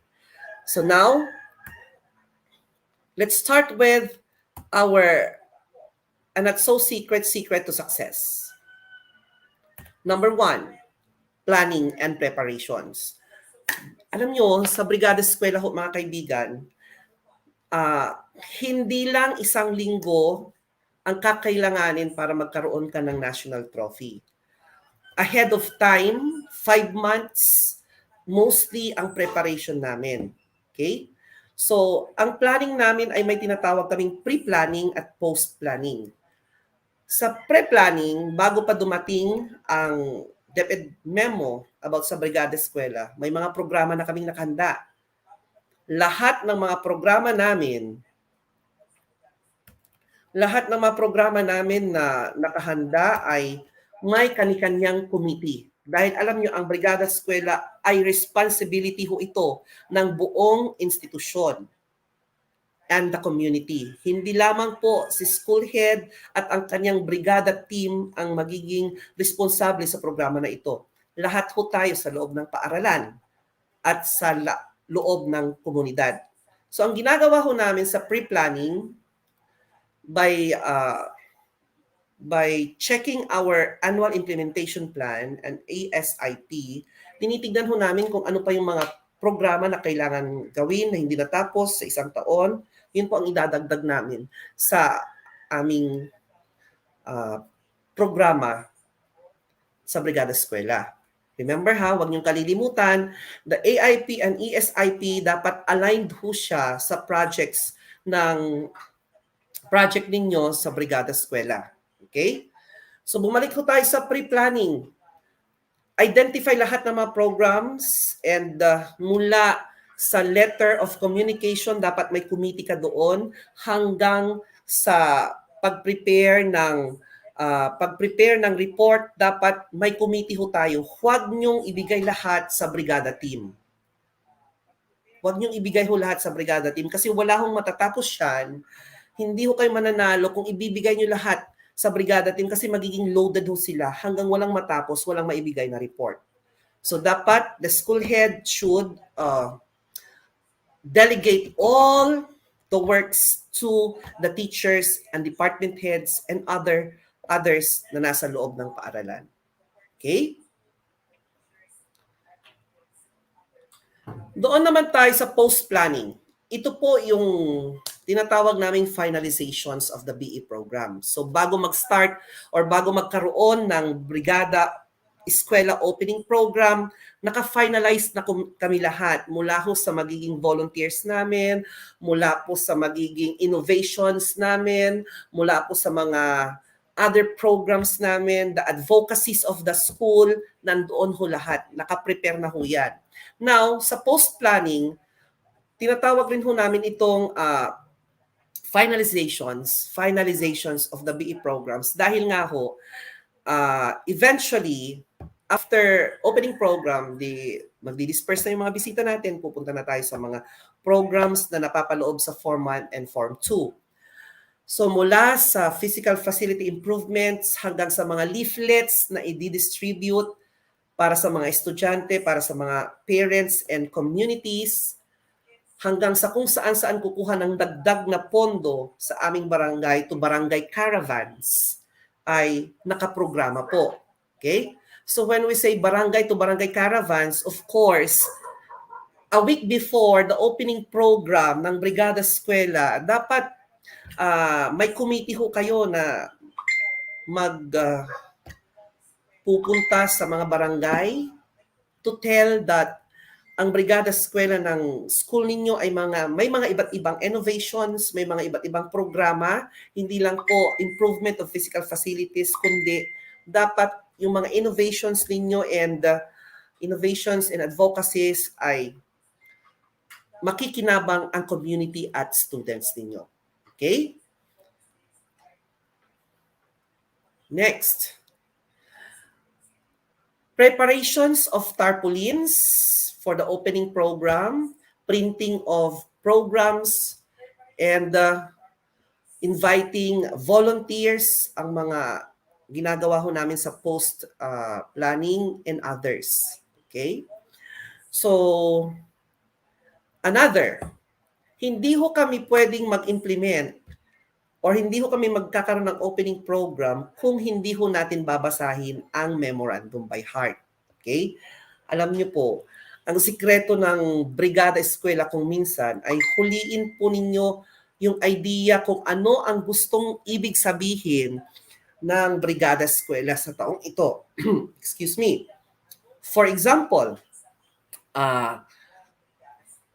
about safety. Kung ang theme ng Brigada Escuela ay about safety ng students natin at ng community, dapat mas marami kayong programa, advocacies and innovations para sa safety ng ating paaralan. Okay? Excuse me. Another, for example, ang nakapapaloob doon sa theme ng ating Brigada Escuela ay about pagbasa. So, ang gagawin ninyo, mga kaibigan, ay gumawa kayo ng programa about pagbasa. Mind you, malalaman nyo mamaya, na wala pa pong Brigada Pagbasa na theme or programa ang Brigada Escuela noon. Ang Tayog National High School ay ginagawa na namin. Nagkakaroon kami ng reading tutorials na kung saan ang committee po ay ang mga Filipino at English teachers. So sila po ang may toka doon. Okay? So it took a month na programa yon para sa mga mag-e-enroll na estudyante for incoming grade 7 na dadaan ho sila sa pagbasa para makapag-enroll sila agad. At kung hindi sila marunong magbasa, nako, talagang hindi po namin sila hahayaang makapag-enroll. Ganun po. And then, another is, take note of the guidelines. Napakasimple. So, ang guidelines po natin, basahin ho natin paulit-ulit.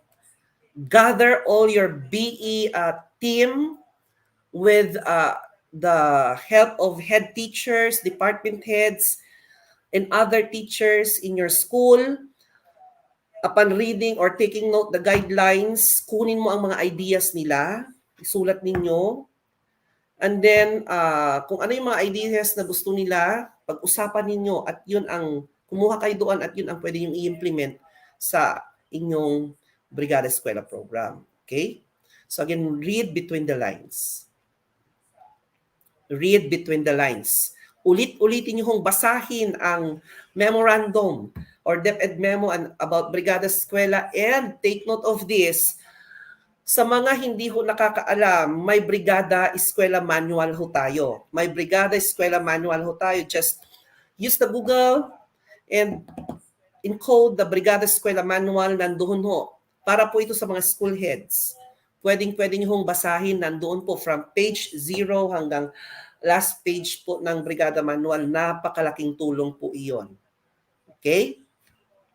Now, after po ng post-planning, of course, call for a meeting.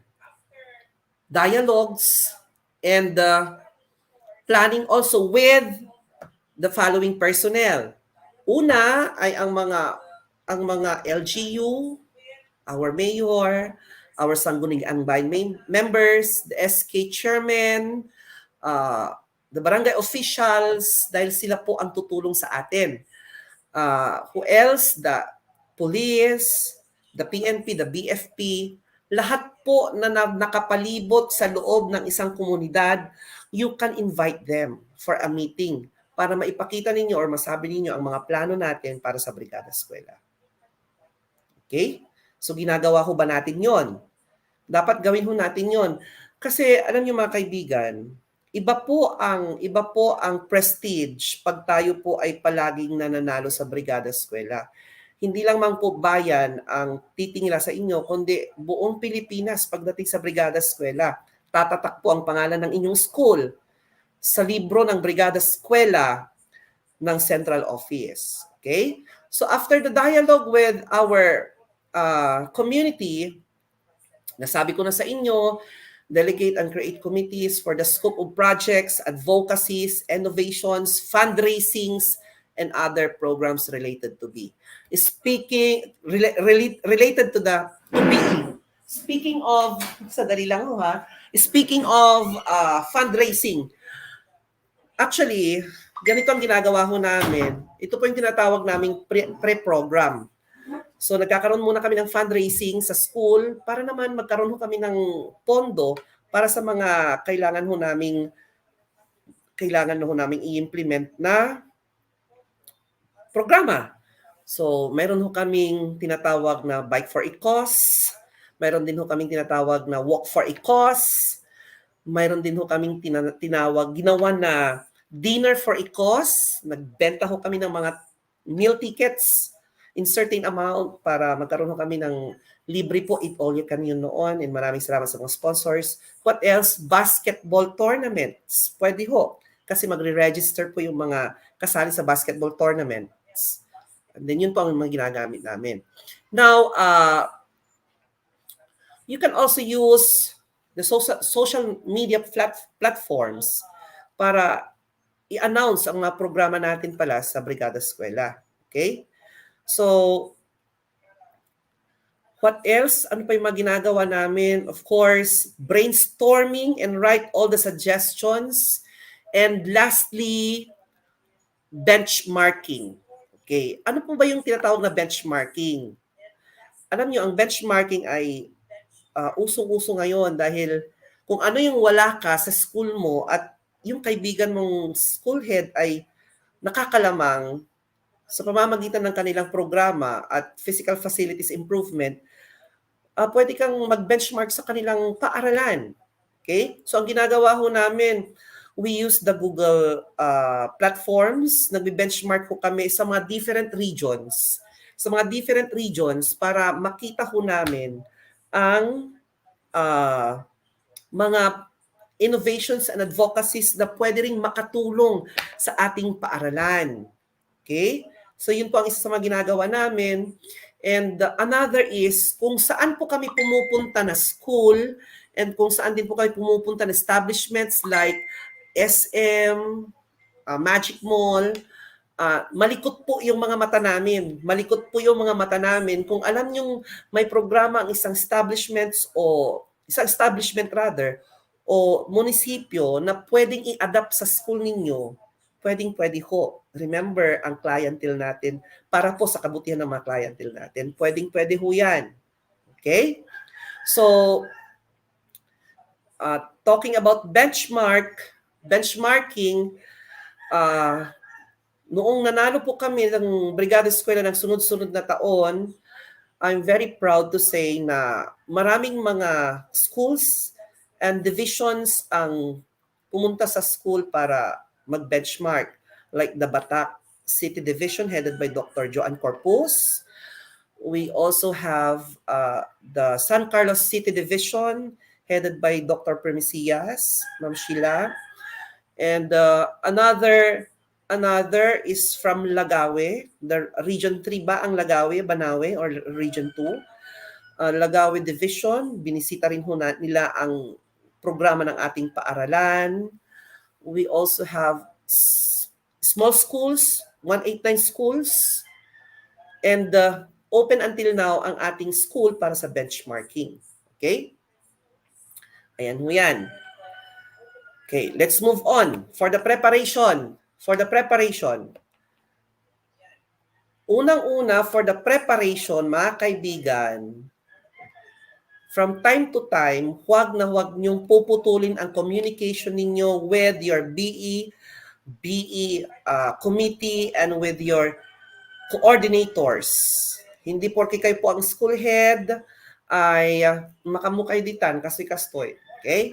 So, iba pa rin po pag nakatutok ko tayo sa trabaho. Okay? Iba pa rin po pag nakatutok ko tayo sa trabaho. So, napakadali lang, di ho ba? Now, the full blast implementation. Okay. Sa full blast implementations, mga kaibigan, number 1, complete the necessary forms. Form 1 to Form 2 and other forms. Okay. Yan ang unang titignan ng mga evaluators. Kasi, mga kaibigan, all planned programs ng Brigada Escuela dapat nakalista doon sa mga forms natin. Pero kung hindi po ito nakalista, sayang lang po ang pinagpaguran natin. Kaya ito po ay trabaho ng ating BE coordinator. Alam niyo po ba, sa school noon, even our journalists, yung mga estudyante ho namin na gumagawa ng school papers, kasali ho sila sa documentation. Kasali ho sila sa paggawa ng necessary forms. Okay? Yan ho, you can tap everyone inside your school. And sa preparation, by the way pala, in cleanliness and other physical facility improvements, April pa lang, ang ginagawa ho namin, tinatap na po namin ang aming mga CAT trainees. Okay? So CAT trainees, sila na po ang mga katulong namin. After their training, so nagkakaroon po sila ng 2 hours to 3 hours na paglinis at paggawa ng mga iba't ibang kailangan gawin para sa brigada. Pagdating ng May kasi, after ng April, May, syempre of course, May, kaunti na lang po yung trabaho at pag natapos nila yung ibang trabaho, yung mga CAT trainees pupunta naman po sa ibang trabaho. Ganun lang ho, tulong-tulong ho talaga. Yan po ang number 1, tulong-tulong po talaga. Okay? Next, do not waste any moment. Okay. Constant meetings with your BE team, with your stakeholders, internal and external, with your alumni officers, and with your PTA officers. Dapat may constant meeting kayo. Kung pwedeng once a week or twice a week para makita ninyo kung ano pa yung pwedeng idagdag, gawin ho ninyo. Kasi ganito ho yan. Kung nakikita po ng internal at external stakeholders na you are very passionate na manalo sa brigada at marami kayong matapos at mapagandang school before the opening of classes, tutulong at tutulong ang mga stakeholders natin. Okay? Tutulong at tutulong sila nang walang pag-aalinlangan. Okay? Then, another one, we have document everything. Okay, document everything. Part of the BE team, dapat mayroon kayong taga-hawak ng documentation.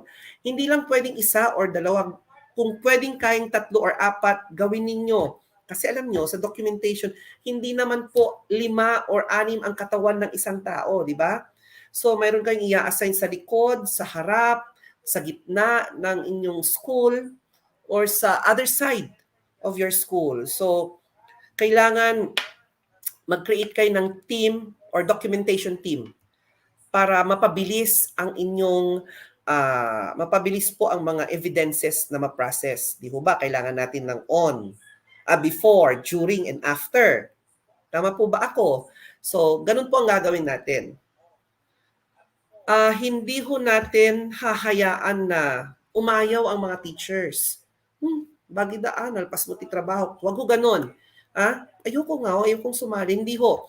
Palagi nyo hong sasabihin, BE coordinators, dapat school coordinators and school heads, palagi po nating sasabihin sa kanila na ang Brigada Escuela ay sa atin po lahat. Responsibility ho natin lahat, at kung manalo, ang appreciation ay hindi lang po para sa iisang tao or para sa iisang grupo. Para po sa lahat ng nakatira sa loob ng school at lahat po ng mga tumulong. Ganun po ang ginagawa namin. Okay? So, document everything. It is very important to have evidences. Okay?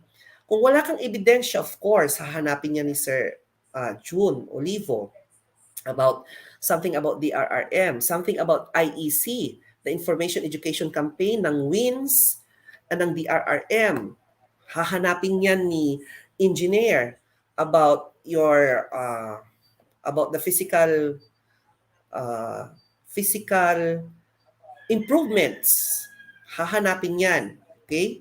During evaluations. Pag wala kang evidences, of course, it means zero. Wala kang points. So dapat mag-ingat po tayo, and kung ano lamang po yung nakaatang na trabaho sa mga committee, yun lamang po sila. Okay? Huwag niyong hahayaan na si committee na nasa documentation, pupunta siya sa WINS. And then pupunta na naman siya sa fundraising. Huwag.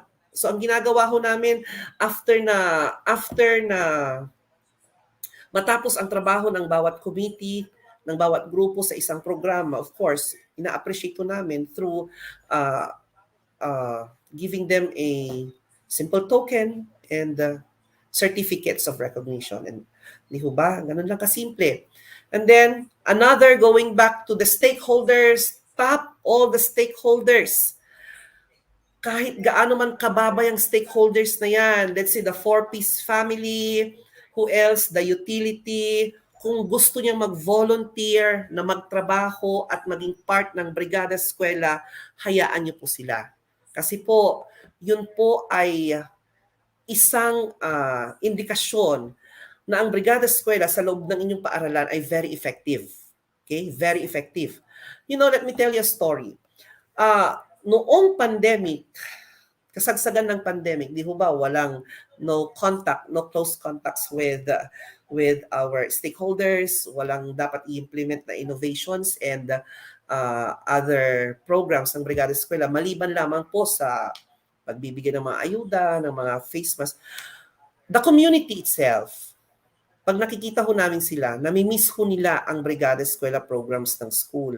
Tinatanong nila, Sir Mark, paano na yung brigada natin? Paano na? Wala na ba tayong programa?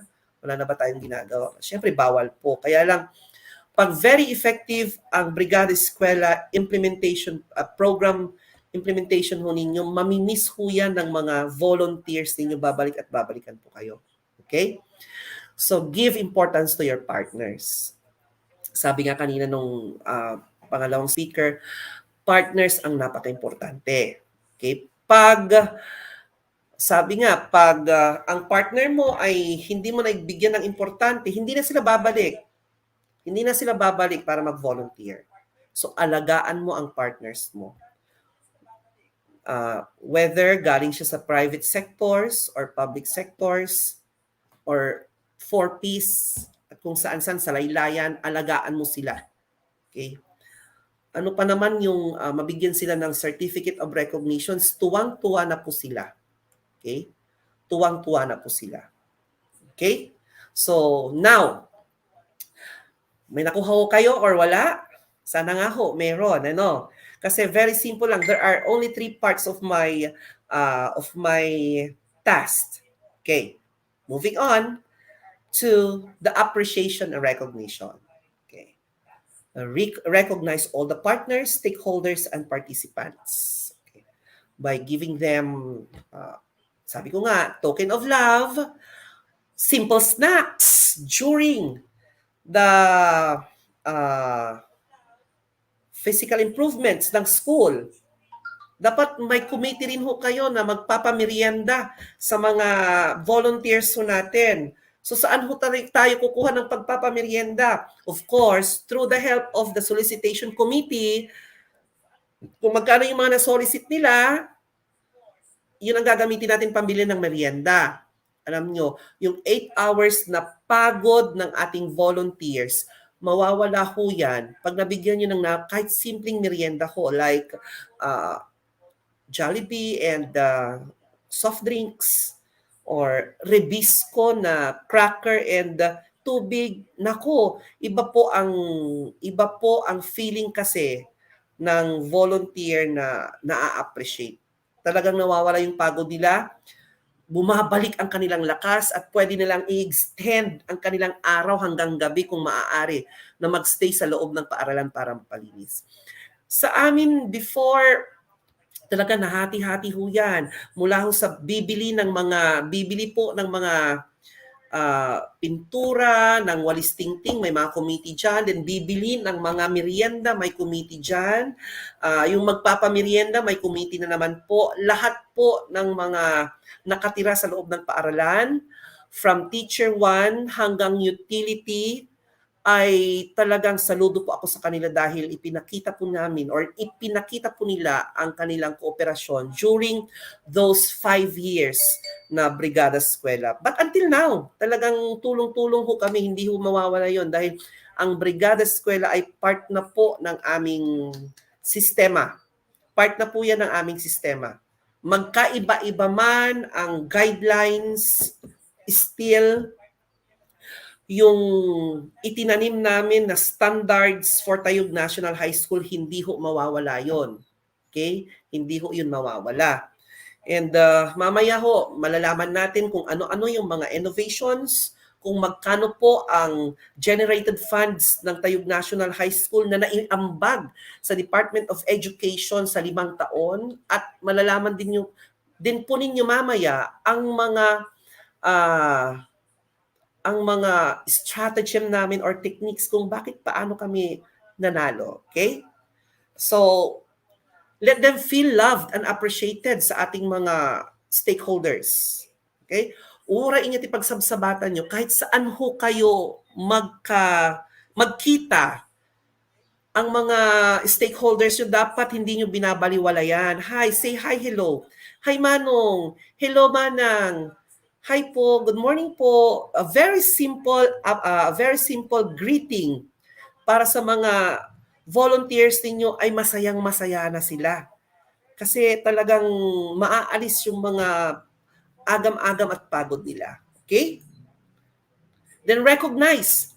So ginagawa ko ng Tayug National High School, maliban lamang po sa closing program na pagbibigay ng Certificate of Recognitions sa ating mga volunteers, pagdating po ng aming Foundation Day, every 8 ng March, nabibigyan pa rin po sila ng mga Certificate of Recognitions. Mind you guys, a very simple, huwag ninyong aksayahin or huwag kayong mangamba na magkagastos ng, magkano lang naman po yung special papers sa isang balot, it's 25 pesos, di ho ba? Total, nire-reimburse naman po natin yan. Kung maaari ho, kahit estudyante, kahit bata na nag-volunteer, bigyan nyo ho ng recognition. Para babalik po sila ng taon-taon. Ulitin po nilang babalik para tumulong. Okay? Next. Now, moving on to our stratagem. So when we say stratagem, consult the Google. So ito po yung mga techniques namin, yung mantra namin, yung itinatago-tago naming mga kailangan dapat itago para hindi ho ito magaya ng iba. But for now, I will be sharing it to you guys Dahil alam kong kayang-kaya ng ho ninyo at dapat marami ho tayong national champion sa brigada sa Pangasinan 2. Okay? So number 1, think outside the box. Think outside the box. Ang ibig sabihin nun, innovate, innovate, and innovate. Okay. Ang Brigada Escuela ay hindi lamang po ito physical facility improvement, hindi lamang po ito pupunta ka sa loob ng school, magre-register, magpapapicture, then go home ka na. Hindi ho. Pag naisapuso po ninyo ang Brigada Escuela, malaking tulong po ito sa ating community, sa ating mga estudyante. Okay. So, dito sa mga pictures na ito, nakikita ninyo, I am with our provincial veterinary doctor, Dr. Rubinyol, and her husband. Nandito rin po ang ating mga LGBTQ na nag-volunteer para sa libreng gupit. We have here also a staff of our eye clinic na from the very first year, 2015 hanggang 2020, kasama po namin ang aming municipal kagawad, Dr. Funasher, sa aming eye check-up. Libre na rin po ang eyeglasses. Okay? So nandito rin po ang ating mga clientele sa aming mga advocacies, the sports clinic and arts clinic. Pwede ho yan for the incoming grade 7 and grade 7 students. Pwede kayong magpa-clinic. Kung ano pa yung mga clinicking na gusto nyo bago magsimula ang school year. Ayan, with our teachers in MAPE, an special program in the arts. Okay. Innovate. Mag-isip po kayo. Marami. Open the Google. Open the internet. I-type niyo innovation of Region 1 or Region 2, Region 3 hanggang Region 35. Kung may Region 35 po, pwede ho yun na i-adapt sa school natin. Okay? Ito naman po ay itong picture na ito ay ito po yung hollow blocks making ho namin with our utility. Ayan, pati utility ho namin tumutulong sa aming advocacy sa maliban lamang po na nakakatulong tayo sa income generating ng ating community, natuturuan din natin sila sa paggawa ng kanilang hanap buhay. Di ba? Okay. Innovate, innovate, innovate. Later on, I will be sharing to you the innovations of our school from 2015 to 2020. Okay lamang po ba sa inyo? Hello?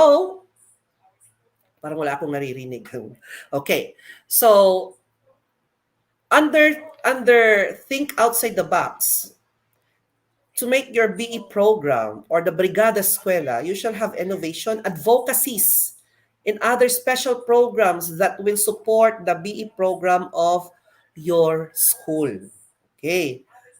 Again, I will share it to you and pwede nyong i-adapt sa school ninyo yung mga innovations later on. Next. Choose the right people for the job. Naniniwala ho ba kayo na sa amin ho kasi, as part of our program, hindi lang ho basta-basta eh. Kumbaga, parang beauty pageant din, may screening din ho kami para sa mga magiging BE team, from BE coordinator to coordinators of our wins, the RRM, documentations, and others. Okay. So, siya nga po pala, itong picture na ito ay during the last national awarding sa PICC with our SDS, our regional supervisor, Dr. Darius. Of course, my BE team, Sir Ricky Alog, Sir Joselito Quizon, and Madam Apple. Iisa-isahin ko sila. Mamaya, sasabihin kung ano po ang mga backgrounds nila para ganun din ho kayo. Hindi ho kayo basta-basta kasi si head teacher or si school head ay galit siya sa isang teacher, parigatan na. Diba? Tama, may mga ganon in instances, ikaw ang gagawin kong brigada coordinator. Tignan ko lang kung gaano ka gagaling. Diba? Hindi ho ganon.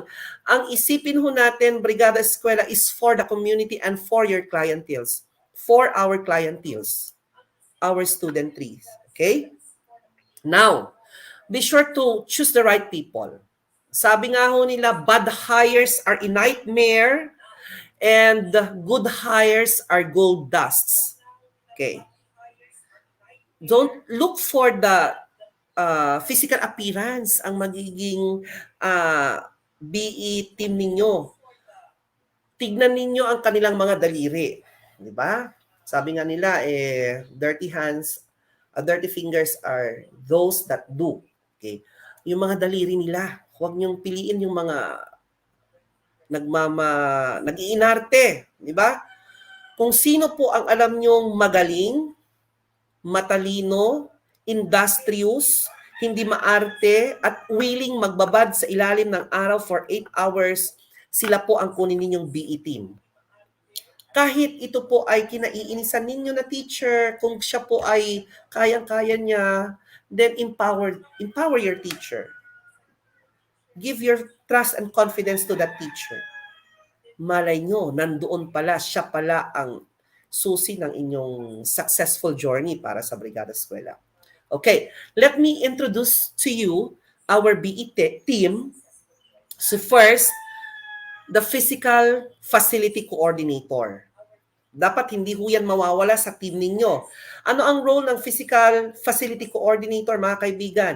Siya po ang nakakaalam sa mga kakulangan sa isang kwarto ng inyong classrooms. Siya po ang nakakakita kung ano po yung kailangan nating gawing improvements sa inyong building. At siya rin po ang right-hand supply officer para sabihin kung ano po yung mga materyales na kailangan para sa Physical Facility Coordinator. And saludo po ako for Mr. Quizon dahil, for almost 7 years po siya nakasali sa Brigada team at 7 years po siyang School Facility Coordinator. 2 saludo po ako sa kanya. Okay? Kahit Sabado at Linggo, nandun siya. Kung sasabihin mo, Sir Lito, nandito ko sa school, it's Saturday, pwede ba kitang istorbohin at kailangan nating tingnan yung tubo ng water system natin sa building na ito. Immediately, darating siya. Okay, that's our Physical Facility Coordinator. Dapat meron kayo nun, ha? Sa isang paaralan, dapat meron tayong Physical Facility Coordinator. Number 2, one of the most important personalities sa loob ng school, of course, our DRRM coordinator, si Mr. Jody Pulga. I could still remember, that was 2016 yata, nung hindi pa uso ang DRRM, inimplement na namin ito sa Brigada Escuela with his help. Kasi ang background ni Mr. Jody ay dati siyang DRRM coordinator ng ABS-CBN. If my memory serves me right. Okay. So dapat maliksi, mabilis mag-isip ang inyong DRRM coordinator para makita niya ang mga kailangan nating gawin, kailangan ilagay at kailangan na programa, hindi lamang po sa loob ng inyong paaralan, ha. It's not only inside your school, but bago dumating ang ating mga estudyante from the streets, na pagdadaanan ng ating mga estudyante papasok sa ating paaralan, dapat may programa ho kayo. Like the traffic management program, what else? The safety signages para sa mga estudyante natin. Yan po ang ginagawa namin pagdating sa DRRM. At marami pa pong iba. Okay? Marami pa pong iba. Hindi lang ho ito kasi alam nyo, pag sinabi naming brigada, talaga na lahat ho ito ay nag-iisip para sa ikagaganda ng ating programa. Now, another part of the team, our past BE coordinator, Mr. Richard Alog. Dati kasi siya, for the 3 consecutive years na awards namin, siya po ang coordinator namin. But right now, pinasa ho namin kay Ma'am Apple, dahil magkakasama nga iikot lamang po ang coordinatorship para yung pagtutulungan nandun pa rin, yung banding ng pagtutulungan nandoon pa rin.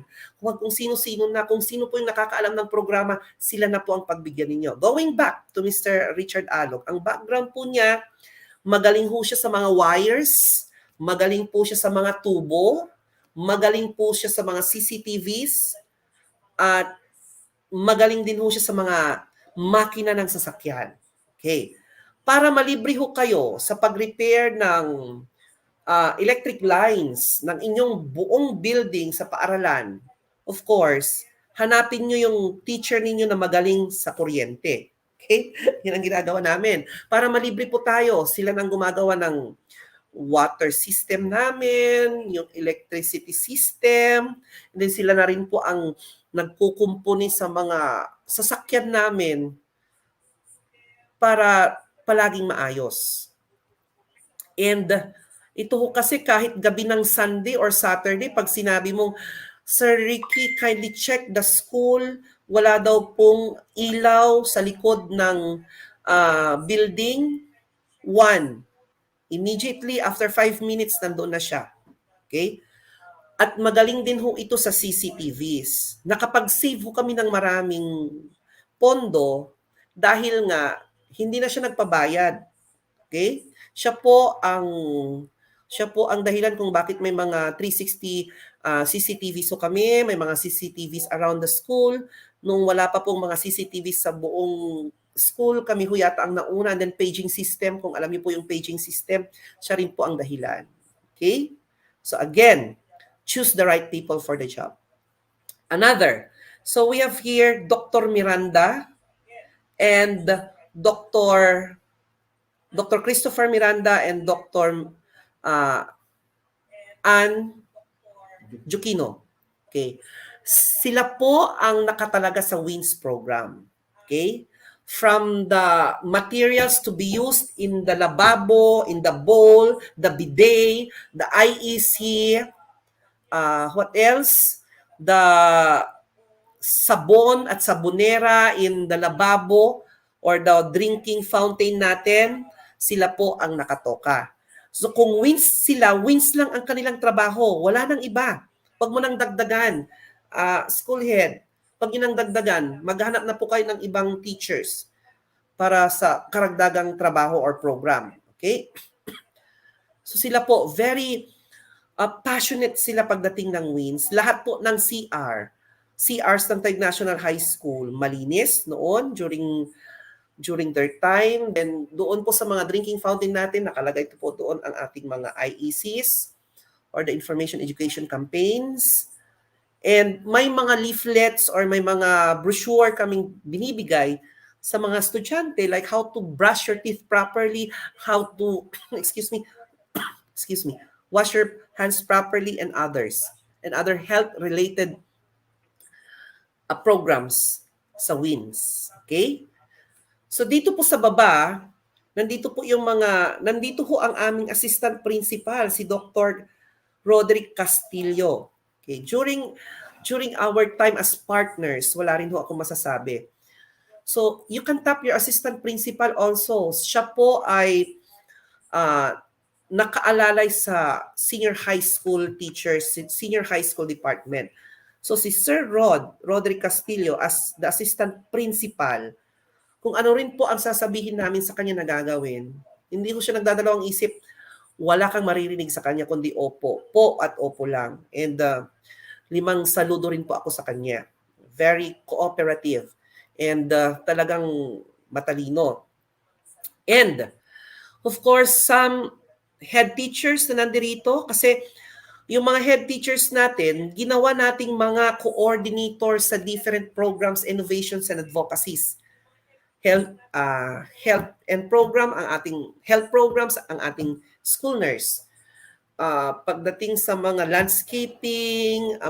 landscaping and others, head teachers ang coordinators.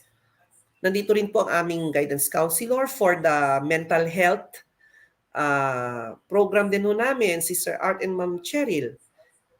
Our CAT commandant, nandyan rin ho. And of course, our solicitation committee or the solicitation generals ang tawag ho namin. Ang piliin yung solicitation generals, ito po, dapat ma-aura. Dapat palaging nag-i-smile. Huwag ninyong pipiliin yung napipilitan lang kasi hindi siya fresh. Pagpunta sa mga prospect natin na hihingan ng tulong, dapat yung maganda, matalino din, ma-aura, makarisma, at of course may sasakyan para libre na po ang gasolina, di ba?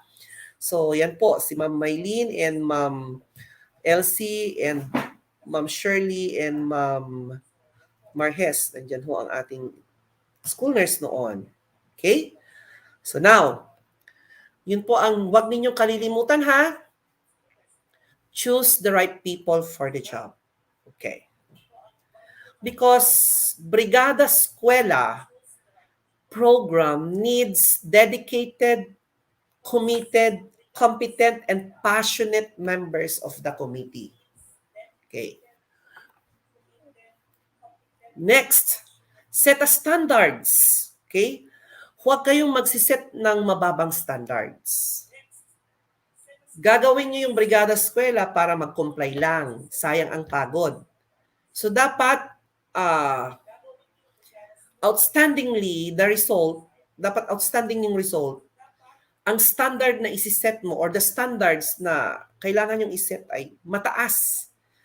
Kasi, ito po, naniniwala po ako na wala hong tamad na teachers, matatalino po ang ating mga teachers, bigyan nyo lang ho sila ng importante or importansya, i-push nyo lamang po sila, i-appreciate nyo po sila. Lalabas at lalabas po ang kanilang natatagong talento at talino. Okay? So in setting the standards, of course, dapat mataas. Attainable pero ha, hindi yung hindi na nga kaya, kinakaya pa. Okay? So, because of the standards na meron po kami from 2015 hanggang 2020, we excel in various contests and played a big role in our system. Kumbaga nga, ang sabi ho nila, winning is our habit. Okay? So in setting the standards, magiging habit na po yan. From day one, ng implementation ng standards na yan, hanggang sa maging habit na po ng ating mga teachers. Right now, kahit pandemic po, maraming nagtutulungan pa rin sa loob ng paaralan. Lahat po kami nagtutulungan. Kagaya ng may teacher na nagbibigay ng school supplies sa kanyang mga estudyante na kumpletong nagkukumpay sa kanyang mga modules. Then may mga teachers na nagbibigay ng free na face mask para sa mga kasama din ho naming teachers. What else? Marami po. You can benchmark in our school. You can also invite us for a technical assistance. Pwede rin ho. Okay? And of course, lastly, mga kaibigan, i-must have, ang kailangan talaga natin ay rapport and strong connections. Okay. Rapport and strong connections. Number one, you must have a good relationship with your internal and external stakeholders. Kahit anong gawin mo, kung hindi ho kayo in good terms, excuse me, ng inyong internal and external stakeholders, wala pong mangyayari. Okay? Wala pong mangyayari. Kagaya namin, okay? Practice what you preach. Sabi nga nila, kung ano po yung unang nasabi at napag-usapan sa meeting, be consistent. Be consistent in your words. Be a role model. And transparency is the most important, mga kaibigan. When we say transparency, kailangan din malaman ng iyong stakeholders, dapat nakalagay din doon sa pintuan pa rin, sa gate ninyo or sa gate ng school, kung magkano ang generated funds ninyo sa buong programa ng Brigada Escuela. Okay? So transparency is the most important. Because of this, all your programs, projects, advocacies, and innovations will be a success. Dito ko ipapakita ngayon yung generated funds namin from 2015 to 2019. Kinasaan yung ating generated funds? Nandito ho. Excuse me. From 2015, itong generated fund namin na ito ay including the donations, the volunteers also, or the hours generated from the partnerships. Ito na po. From 2015, 2,385,760. Alam ho yan nila. 2016, 3,085,980 pesos. 2017, 8 million. Makikita niyo biglang nag-jump sa 8 million from 3 million kasi nga ho, nakita nila yung eagerness natin na kailangan ma-maintain natin ang Brigada Escuela. Okay? So, 8,075,794 and 21 centavos. 2018, 10,411,838,838 pesos 25 centavos. 2019, nag-jump off na naman to 12,082,333 and 88 centavos. Makikita niyo may mga centavos ho tayo kasi nakakatulong din ho yan. Malay nyo, di ba yung 0.25 centavos wala palang 0.25 centavos ang inyong kalaman, nagtay kayo, may 0.25 centavos kayo, di kayo ang nanalo sa generated funds. And noong 2020, sad to say, mga kaibigan, akala namin wala na ho talaga. May naka-generate pa rin po kami ng 5 million. Kasi nga, ahead of time talaga. December pa lang, before the end of the school year, talagang kumikilos na ho kami. Dapat ganun ho kayo, ahead of time. Huwag nyo na hong hintayin na mag-start yung Brigada Escuela at dumating yung DE memo and dapat nag-i-start na ho kayo. So naka 5,575,127 pesos po ang generated fund namin, including nandyan na ho yung mga ibinigay naming pagkain sa mga frontliners, mga school supplies donated by our alumni, and other donations coming from our external and internal stakeholders. Muntik kong sabihin external and internal organs, ano. Okay. So, and kagaya ng sinabi ni Ma'am first speaker kanina, napaka-importante po talaga ang relationship ninyo with the LGU political leaders. Political leaders, huwag niyong aalisin yan, but be neutral. Ang isipin ninyo para sa school, para sa mga estudyante natin. Mayroon pa nga yung dalawang transformers namin na ikinabit sa aming bagong building ay inutang ho namin ito sa aming stakeholder na si Kagawad Kalimlim for 1 million and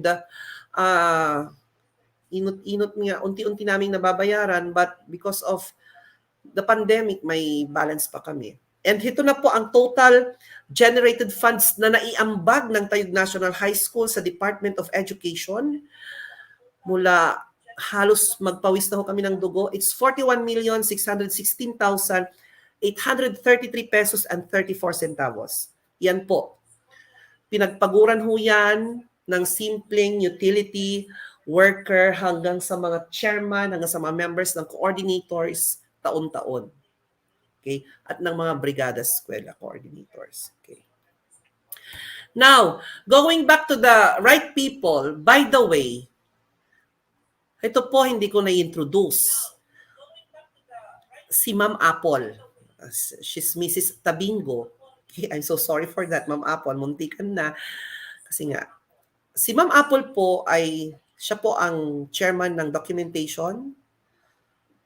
At ngayon siya na rin po ang coordinator ng Brigada Escuela. Ito po multifaceted po to, multi-talented, kaya niya pong multitasking. Okay. Parang yung kanang kamay nag-i-encode, yung kaliwang kamay nag-compute, yung kanyang brain gumagalaw, nag-iisip, yan po. Okay? So, huwag yung ilalagay na coordinator ang isang teacher na napipilitan lang. Okay. Ang aming coordinator so far ay hanggang ngayon coordinator pa naman namin siya. Nasa puso na niya kasi ang Brigada Escuela. It's part of the system. And mind you guys, once na naging part ito ng inyong sistema, ang Brigada Escuela, talagang hahanap-hanapin ito ng inyong katawan. Dahil unang-una yung pagtulong talaga. Okay? So thank you for that, Ma'am Apple. Then, the parents, learners, alumni, faculty, and staff must have a keen relationship to easily achieve your goals. Okay. So, treat each other like your brothers and sisters and siblings, parang mga kapatid, mga kapitbahay, or mga kaate at kuya. Huwag ipakita na may superiority. Okay? So, doon kayo, balance lang. Mag-balance lang kayo. huwag niyo ipakita na dahil kayo po ay boss ka ako. Ako ang boss. Dapat ganito mangyayari. No. Learn to open your ears. Kung ano po yung mga magaganda. Dahil alam niyo, there is no monopoly of learning. Lahat po tayo may alam na wala kang alam. Alam mo din yung hindi nila alam. Kaya, ganyan ho. Treat each other like your brothers and sisters or siblings. Okay? And iparamdam sa kanila na very, very important ang isa't isa sa grupo. Okay? Make sure that the community has your full support in making sure that all your projects and innovations will be a success. Okay?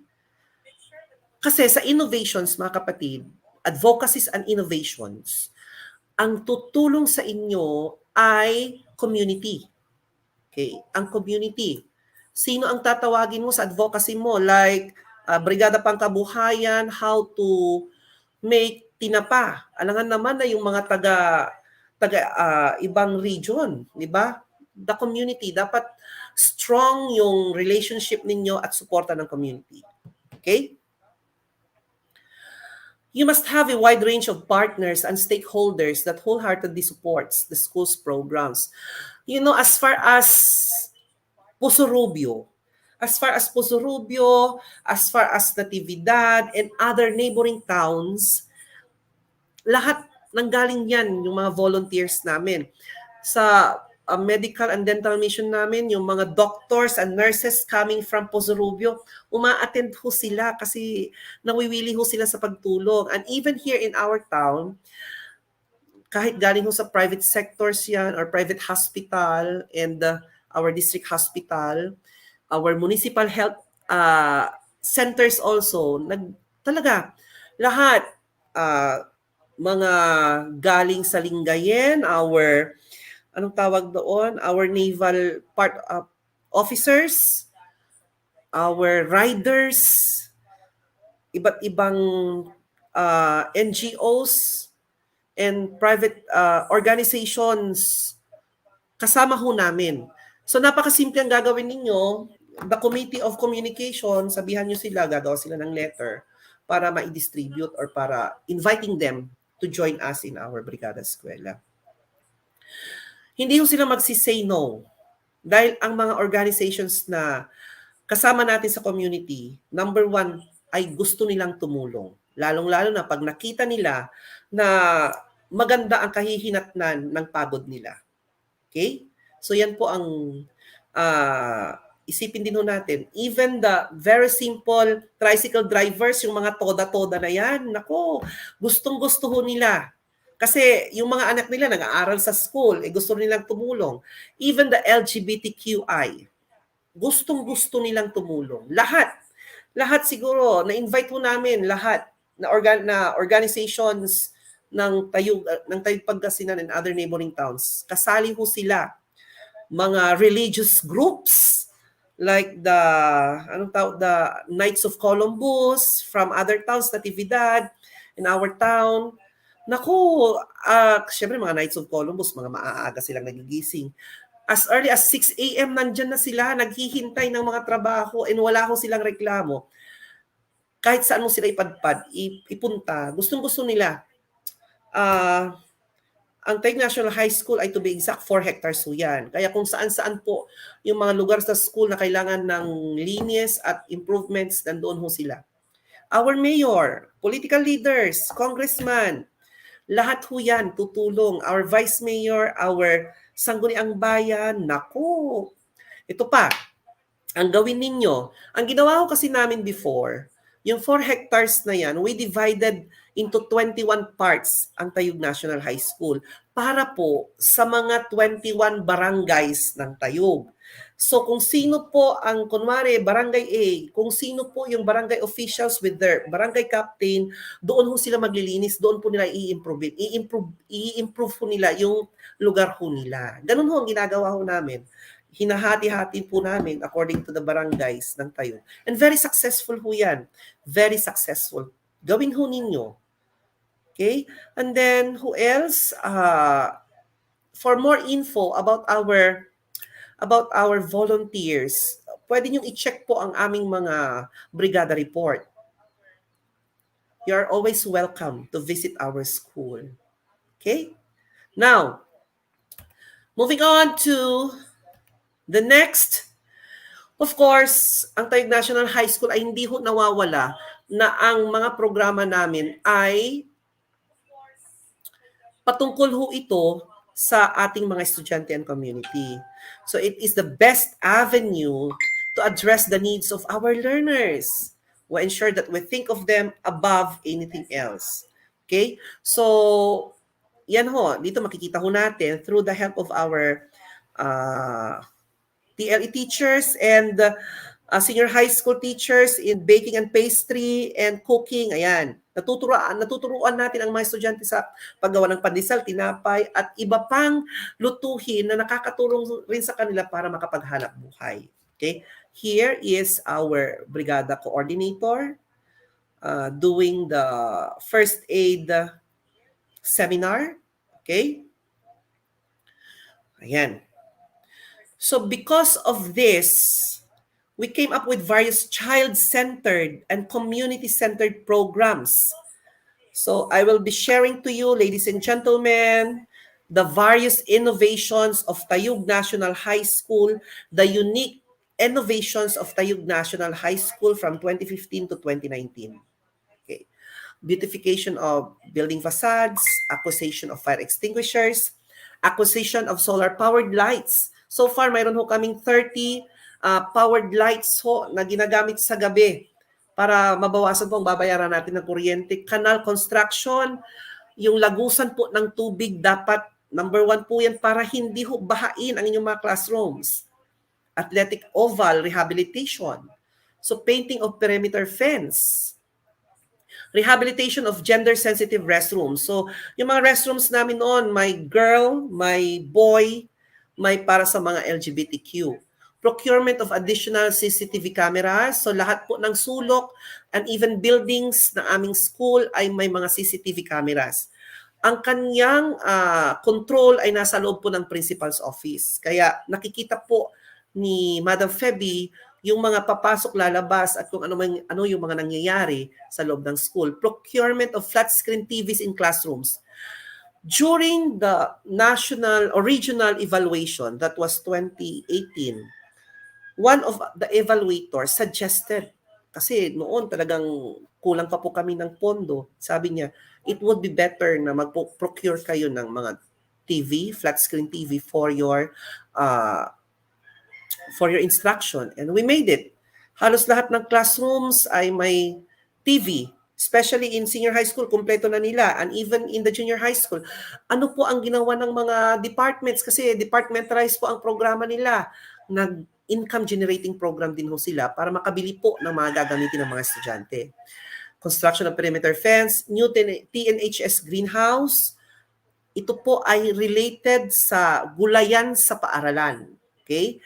Kailangan po natin ang gulayan sa paaralan, mga kaibigan na construction of the new DRRM office.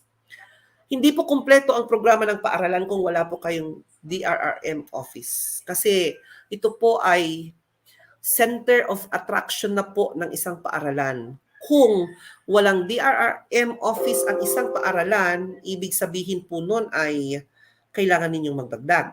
Okay? Kailangan ninyong gumawa. And may problema ho doon sa management. Okay? Construction of covered concrete pathways. May mga pathways so kami. And then, ito po yung mga iba pang pre-program or the fundraising.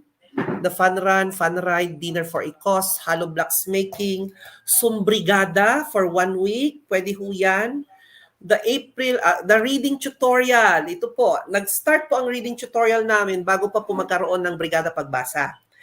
May nag-enroll po tayong estudyante na hindi niya kayang basahin yung nakapaloob sa enrollment form. Na bahala po ang aming enrollment committee. So we came up with that program, the reading tutorial. So I asked the presence of our Filipino and English department heads na gumawa ng programa, and voila! So it's very successful.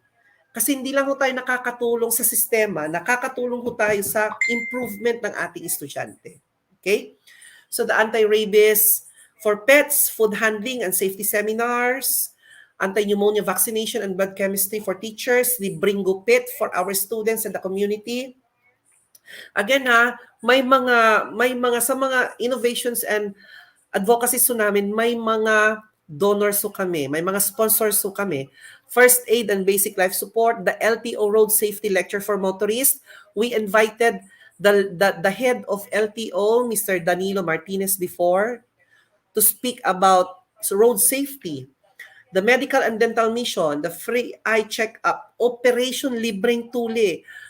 In a span of 5 years, nako, ang dami na pong natuli. Libreng tuli ho yan ng Taguig National High School. At yan po ang isa sa mga hinahanap-hanap ng mga kaibigan natin sa medical field at mga community dahil mahal po ang tuli ngayon. Umaabot po yata ng 2,500. And saan po kukuha ang isang ordinary parent ng 2,500 para ipatuli ang kanilang mga anak?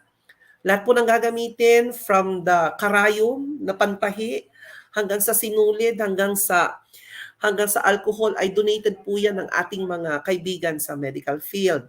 Like the EPDH, the Taguig Family Hospital, the Pozo Rubio Community Hospital, grabe. And the Municipal Health Office or the Municipal Health Center. Mobile blood donation, fire safety awareness, drug prevention seminar, the anti-bullying campaign, the early pregnancy lecture. Kailangan din ho natin, very important na ho yan kasi, especially in senior high school, hindi ho nakakapagtapos ang mga estudyante dahil lang sa pagiging batang ina or batang ama. Okay, kailangan ho natin yan. The ICT training para kay kabarangay. Lahat ng mga members ng community na gustong matuto sa ICT, we invited them. Okay? So the summer sports clinic, summer arts clinic, livelihood project. Ito yung sinasabi ko noon na Brigada Pangkabuhayan. So when we say Brigada Pangkabuhayan, ito po yung tuturuan natin ang community para maghanap buhay at hindi sila maging depende sa mga programa ng gobyerno. Okay? So we invited some of our 4-piece members and others for the tinapa making workshop, the manicure pedicure workshop, the baking and pasta making, the tapa and longganisa making. Marami ho kaming mga kwan. Ito, nandito po sa mga pictures natin. So makikita ho ninyo yan. So kung hindi lang ho nagka-pandemic, uulitin ho namin yan na programa para sa Brigada Escuela. Okay? Yan. Free livelihood and skills training, the tinapa making, manicure pedicure, the bread and pastry production, pasta dish making. So ito ho, hindi lang ho junior high school ang gumagawa, pati senior high school teachers, talagang collaborative effort po ang ginawa ho namin. Okay? So the sports clinicking and arts clinicking, ayan, nandyan din ho, through the help of our MAPE teachers and special program, the arts teachers. Okay. Pasensya na ho kayo kung medyo mahaba po ang aking part dahil ito po, alam ko nakakatulong ho ito sa inyo. Okay? So, again, your innovations and your advocacies, it should be student-centered and community-centered. Kailangan ho yan sa Brigada Escuela. Ito po yung Oplan Balik Eskwela noong 2020. So community-based module distribution natin.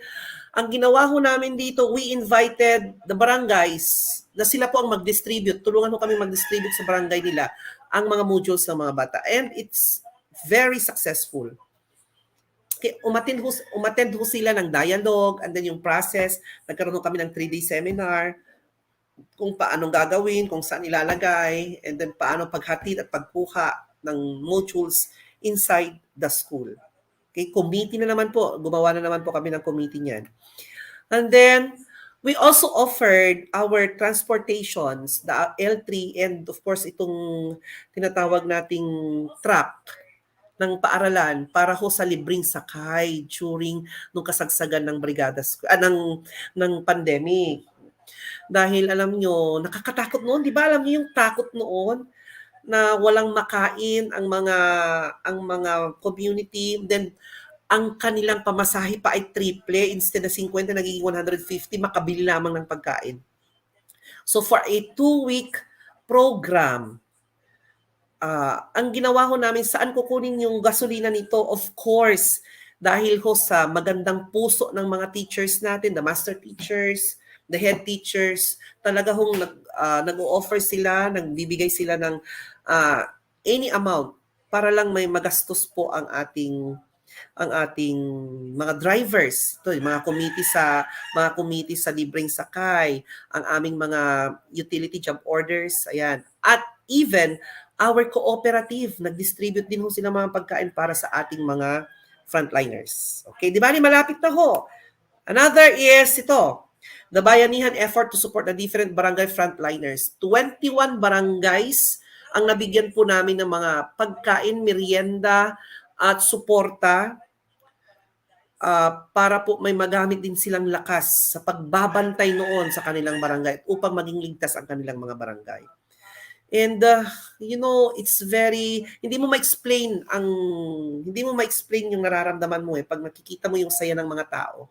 And thank you for the support sa mga nagbigay ho ng kanilang financial support sa programang ito. Maraming salamat po. Even senior high school, gumawa rin ho sila ng bayanihan effort. After ng ginawa namin, a week after, sila naman po ang gumawa.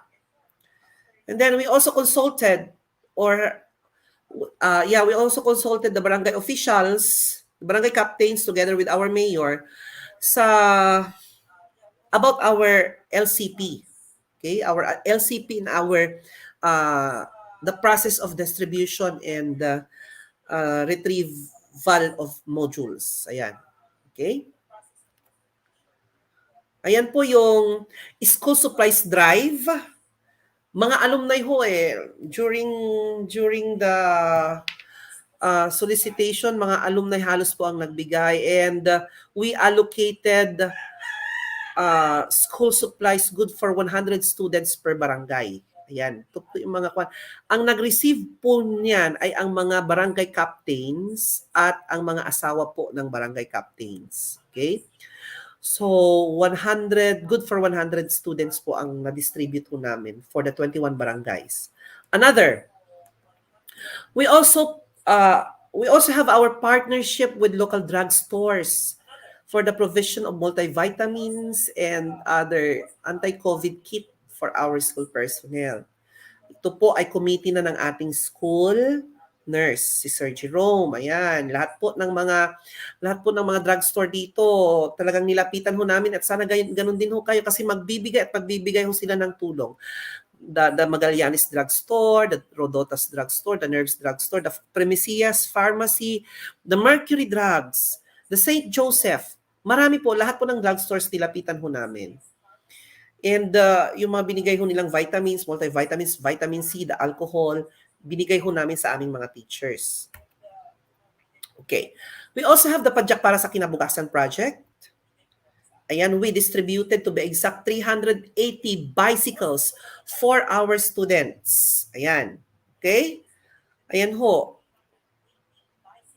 Ayan, our committee, our Brigada School coordinator before, and then our department head of values education, Madam Shirley, as the chairman, sa pagbibigay ng padyak para sa kinabukasan ng ating mga estudyante. And these are the beneficiaries of our advocacies. Ayan. So, yung mga beneficiaries po natin from grade 7 to grade 10, sila po yung mga estudyante na malayo ang kanilang pinagmulan. Talagang wala ho silang pamasahe. Part ho sila ng sardo. Kasi wala ko silang magamit ng pamasahe, absent po sila, kaya binigyan ho natin ng bicycle. What else? And then yung mga nanggaling pa po sa ibang bayan, like, meron doon kami estudyante from Bachelor, East, Natividad.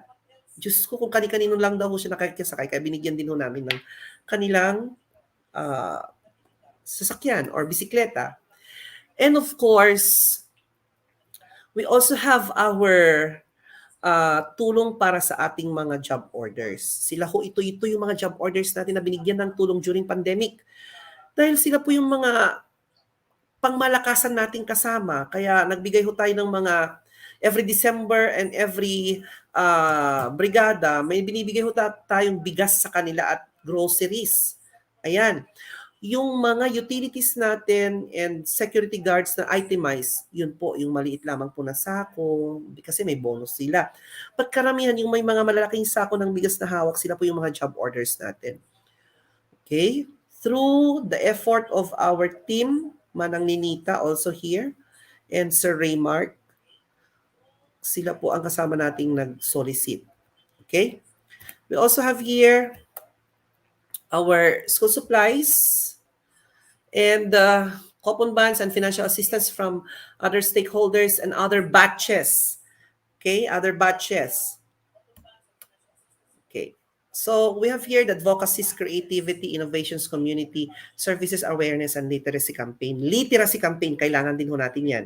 Dapat student projects, school supplies drive, medical missions, dental missions, eye check-up with free eyeglasses, HIV counseling and testing, free haircut, Operation Libreng Tule, food safety and proper handling seminar, mobile blood donation.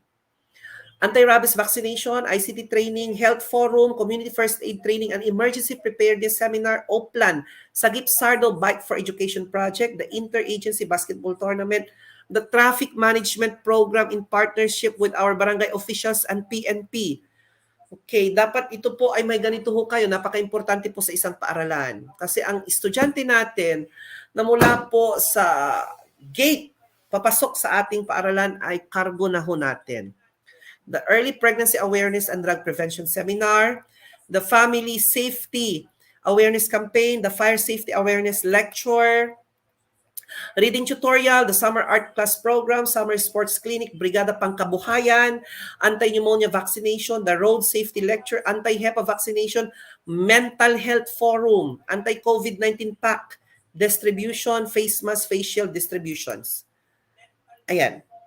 Okay. So, any more kung gusto niyo pong malaman kung paano yung mga procedures ng ating mga innovations, you can visit or you can invite our Brigada team for a technical assistance. Okay? And to add some feathers to our, to add some informations, I will be sharing to you the feathers na or our other achievements na na-receive ng ating paaralan given by international organizations. But before that, hindi po magiging successful ang programa natin kung wala ho tayong tinatawag na standards. And part of our standards are the threefold virtues of Tayog National High School. Ito po yung standard namin that made us national champion for 6 years and received various international recognitions. First, we have the commitment. Okay, so first virtue, commitment. We always have the passion and enthusiasm to seek new ideas. Sana hindi ho mawala yan. Dapat hindi ho stagnate yung mind natin na iisa lang. Dapat every year nadadagdagan po ang mga programs and innovations patungkol sa Brigada Escuela. So, ang Tayog National High School po ay gustong-gusto ho namin na mag-implement ng mga bagong innovations, especially para sa aming mga clienteles. Okay? Number 2, dedication. Putting our hearts to the Brigada Escuela. We love Brigada Escuela so much. We love to implement innovations for our clienteles. So dedication. So we need dedicated people inside the school. And then excellence. Because of the standards that we set, every program's outstandingly result is our habit, or outstanding result is our habit. Yan po ang aming threefold virtues: commitment, dedication, and excellence. So here are our international recognitions given by the World Education Leaders Summit and Awards 2021. So yours truly, recognized by the World Education Leaders, and then some of our teachers recognized also by the International Education Summit. Okay? So we started The international recognition started last May 2019. Now, ladies and gentlemen, I hope na may natutunan ho kayo dahil naniniwala po kami sa sinabi ni Martin Luther King Jr., no work is insignificant. All labor that uplifts humanity has dignity and importance and should be undertaken with painstaking excellence. And to end my talk for this morning, I just want to share a short reminder to all the school heads. You can make the Brigada Escuela program not just a tool for improving your school's facilities, but also a catalyst for achieving the higher learning outcome that you want for your school. With this, you can now look forward to a productive and successful implementation of Brigada Escuela in your school. Magandang hapon po sa inyong lahat. Pasensya na ho kayo kung ako po ay sumobra ng 20 minutes. Mabuhay po ang Pangasinan Division 2. Mabuhay po ang Brigada Escuela. Magandang hapon din po, Sir Mark Martinez, the head teacher 3 of Tayug National High School, for sharing your not-so-secret secrets. Are you sure na i-share nyo na po lahat ng secrets nyo, sir? Yes, sir. And for more details about Brigada Escuela, again, I am inviting them for a technical assistance, or they can invite that Brigada Escuela team for a technical assistance sa kanilang school. Yes, as sir said a while ago, their school is open for benchmarking. Yes, sir. Contact nyo lang po si Sir Mark or anyone from the Tayug National High School. Thank you so much, sir. Okay, so medyo inabot na po tayo ng tanghali dahil napasarap po ang kwento ni Sir Mark. But still we're scheduled for another talk. Ituloy-tuloy lang po natin sa mga kasama po natin who are in their districts. Please have your working lunch. Thank you po for hanging on. Meron pa rin tayong 300 viewers as of now. So let's continue po sa ating session. We still have one more speaker. Okay? Tuloy-tuloy na lang po natin. Okay. So let me first introduce to you our... Okay, but before we do our last session, of course, it is just but right to recognize the effort done by Sir Mark through awarding of a certificate of recognition. So let me first read through the text. Department of Education, Regional Office Number 1, Schools Division Office 2 of Pangasinan, Binalonan, Pangasinan. Certificate of recognition is awarded to Mark R. Martinez, Head Teacher 3, Tayug National High School, in grateful recognition and commendation for his invaluable efforts and exemplary performance as resource speaker in the conduct of division conference and strategic planning for DEPED School Program Coordinators DEPED Partnership Database System Reorientation, held on November 24, 2021 by StreamYard and YouTube, given this 24th day of November 2021 at Schools Division Office 2 of Pangasinan, Barangay Canarbakanan, Binalonan, Pangasinan, Philippines. Signed, Danilo C. Season, CESA 5, Schools Division Superintendent. Again, thank you and congratulations po, Sir Mark Martinez. Papadala na lang po yung framed certificate of recognition this coming days. Thank you once again. Okay, so as announced a while ago, we'll continue with our session. Anyway, last na po ito para to matapos na po itong ating session at wala na po mamayang hapon, kaya tuloy-tuloy lang po natin dito. So yung attendance po natin will be posted later. Abangan na lang po natin sa last part ng ating talk. Okay, so our last speaker is a Master Teacher 1. He is a National Open Education Resource Corps leader, a Google Certified Educator 1, Microsoft Innovative Educator, at Luciano Milan National High School. So sa credentials po ni Sir ay napaka-expert po nito sa pagdating sa ICT.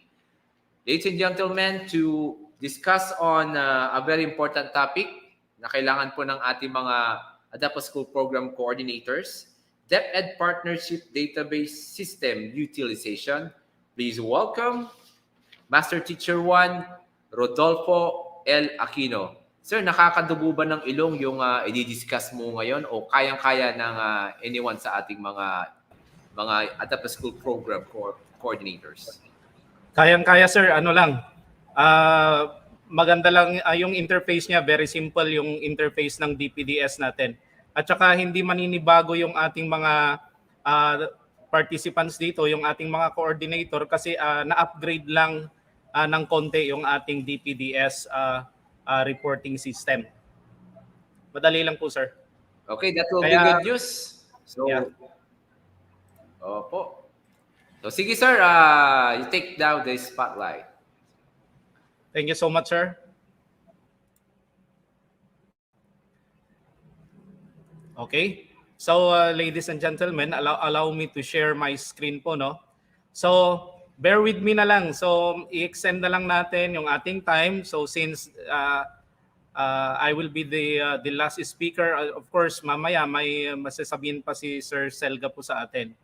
Okay? So, allow me to share my screen. Kukunin lang natin siguro ito ng ilang minuto para hindi po tayo masyadong magtagal. Okay. So, my task is to reorient you on the use of Enhanced DEPED Partnerships Database System or our DPDS. Okay, ano nga ba yung DPDS na yan? So, the DEPED Partnerships Database System or the DPDS is an online system developed by the External Partnership Service or the EPS in coordination with the Information and Communications Technology Service or the ICTS to consolidate the assistance provided by the public and private sector partners to our schools, to the public schools. Now, on May 2019, the ICTS turned over the DPDS to EPS as the process owner of the system. And of course, all regional offices, schools, SDOs, the public schools and learning centers are expected to use the DPDS as the official reporting system of the partnership engagement within the department to cover all interventions received starting January to December 2019. Kaya nung 2019 pa lang, nag-start na pong ginamit ang ating DPDS. Now may konting enhancement lang talaga. Now, with regard to Brigada Escuela implementation, all partnership engagement shall be included in the DPDS. Okay, so yung reporting natin, kaya para ma-monitor na tayo ng division office, ng regional office, and also the central office. Okay. Now, let's take a look ano ba yung ating pagdadaanan later, and then i-discuss ko na lang po and then susubukan natin mag-open ng isang account later po after the discussion. Okay? So ang gawin nyo na lang po, no, para yung hindi pa kumain, pwede kayong kumuha na ng pagkain nyo and then you eat while you are listening to the to my discussion. Okay? So first, of course, we're going to take a look on how to log in our account, the dashboard, the reports, to download and upload templates, the transmittal report, of course, the division summary, the summary of school submission, Brigada Escuela intervention, summary of contributions, manage users, and of course, change password. Okay. So now let's take a look in logging in, no? Sa paglalagin natin. Now in logging in, okay, you users must read and understand the data privacy notice. If you agree to its term, click accept and continue. Of course, automatically, okay, very short lang naman yung agreement dyan, the notice. Of course, you click accept and continue. And then afterwards, no, in logging in, it will direct you to a window wherein you are going to enter the email address of your school. And of course, the password given to you from the SUPMOVE unit. Okay? So, in logging in, no, you just go to partnerships, database.deped.gov.ph, and it will direct you to the window na pinakita ko kanina. Ganito yung ating data privacy notice. Now, afterwards, after accepting the agreement or the notice, you will be directed to this, and then it's time na for you to enter the email of the school and the password. Of course, yung pagbago mo pa lang nagagamitin ay you enter the default password given by the division office. Okay, next. After logging in, ang magdi-display sa iyo agad-agad is the general, okay, or the total amount generated doon sa pinaka-latest na in-enter nyo na data o in-upload nyo na data sa ating DPDS. And of course, in our dashboard, no, makikita mo din dyan the number of partners, okay, na meron kayo, yung amount na na-generate nyo, and of course, yan na yung total na. Okay? Not only hindi lang yan yung kaperahan na na-solicit natin o nakuha natin by means of donation, but lahat na yung time, efforts ng mga tumulong during the brigada.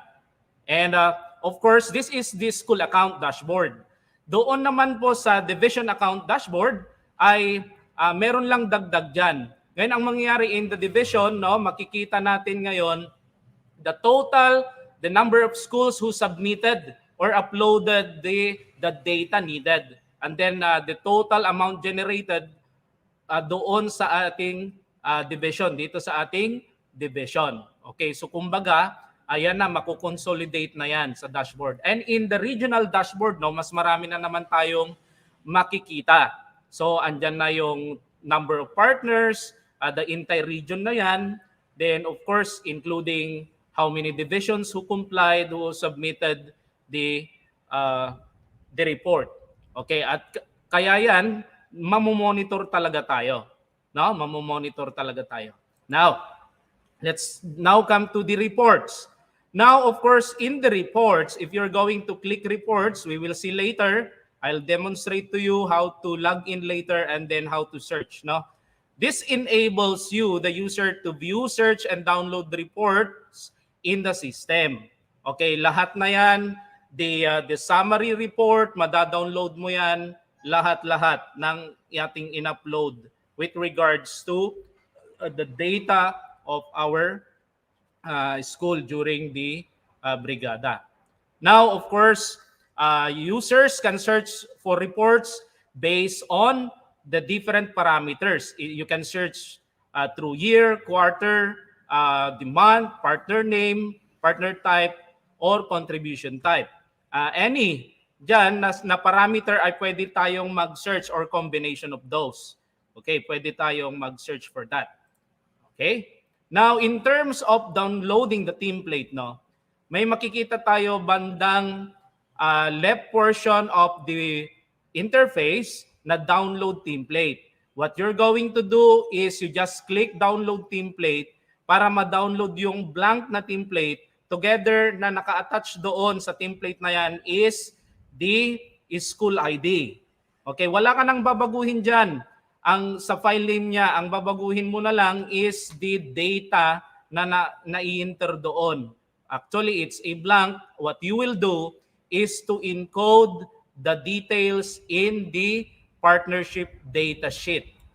Ganito yung itsura ng data sheet na yan. It is in Excel form.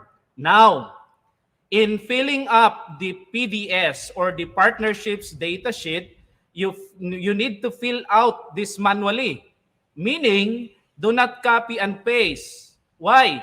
Because ito ngayon yung problema kasi ng mga coordinators minsan. Bakit nag-error? Because nag-copy-paste sila from other sheets, no? Other than the template. So what you will do soon, no, if we are going to encode na our data, yung nakalap nating information or the contributions of our partners ay encode natin siya manually. Now also, take note, also input the correct school ID in the template. Kailangan tama yung na-encode mong school ID. Kasi nga, doon pa lang pag nagkamali ka ng nilagay doon ay maaring magkaroon ng error doon sa i-upload mo na file. So make sure that school ID is correct. Ang importante dyan, you double check your input. Lahat ng input, not only school ID, pati yung mga amounts ng mga contributions natin o contributions ng ating mga partners. Now, pagkatapos mo po na fill upan, na ilagay ang needed na data doon sa partnerships data sheet, ay ready ka na to upload your Excel file. You upload that, you just click, okay, doon sa gilid, yung upload, and then you choose the file, you browse for the file, and then you wait for the system to say to you, data has been uploaded successfully. Madali lang naman yan because it's just an Excel file. Hindi siya masyadong mabigat. Now, let us go to the intervention template. Intervention template naman, ito ay this is applicable to the regional EPS and division EPS naman natin na accounts, no? Wala sa atin, wala tayong makikitang download intervention template para sa atin. This is for region and division only. Okay? And then, ito yung maging itsura ng intervention template at of course, ito rin sa division and region natin, again, parang sa school lang din, school level na you're going to fill out this manually and do not copy-paste, okay, data to avoid errors. Okay, yun po yung reason. Okay, now, for the transmittal report, we have there sa gilid naman transmittal report. This transmittal report, this will be submitted to the division office, regional office, and central office. Okay, so tatlo yung pagbibigyan natin ng mga ng reports na ito. Okay, next tayo. Now, in the division summary, okay, ito ay ma-access lang ng ma-access din ito ng ating regional office for them to monitor the division summary. Okay, ng lahat ng division ng ating region. Okay? Ayan, so binibilisan ko na po Ayan. So ito yung itsura ng summary of school submission. Okay, and dyan of course, the school name, the school ID, submission status, the fiscal year, quarter, and month. Okay, and of course, you can use the search, okay, doon sa ating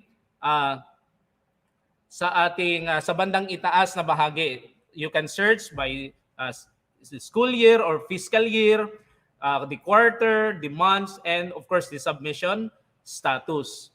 Okay. Now, division office can monitor the summary of school submission po natin. Sila ngayon yung makakakita doon sa ating mga sinasubmit. Okay?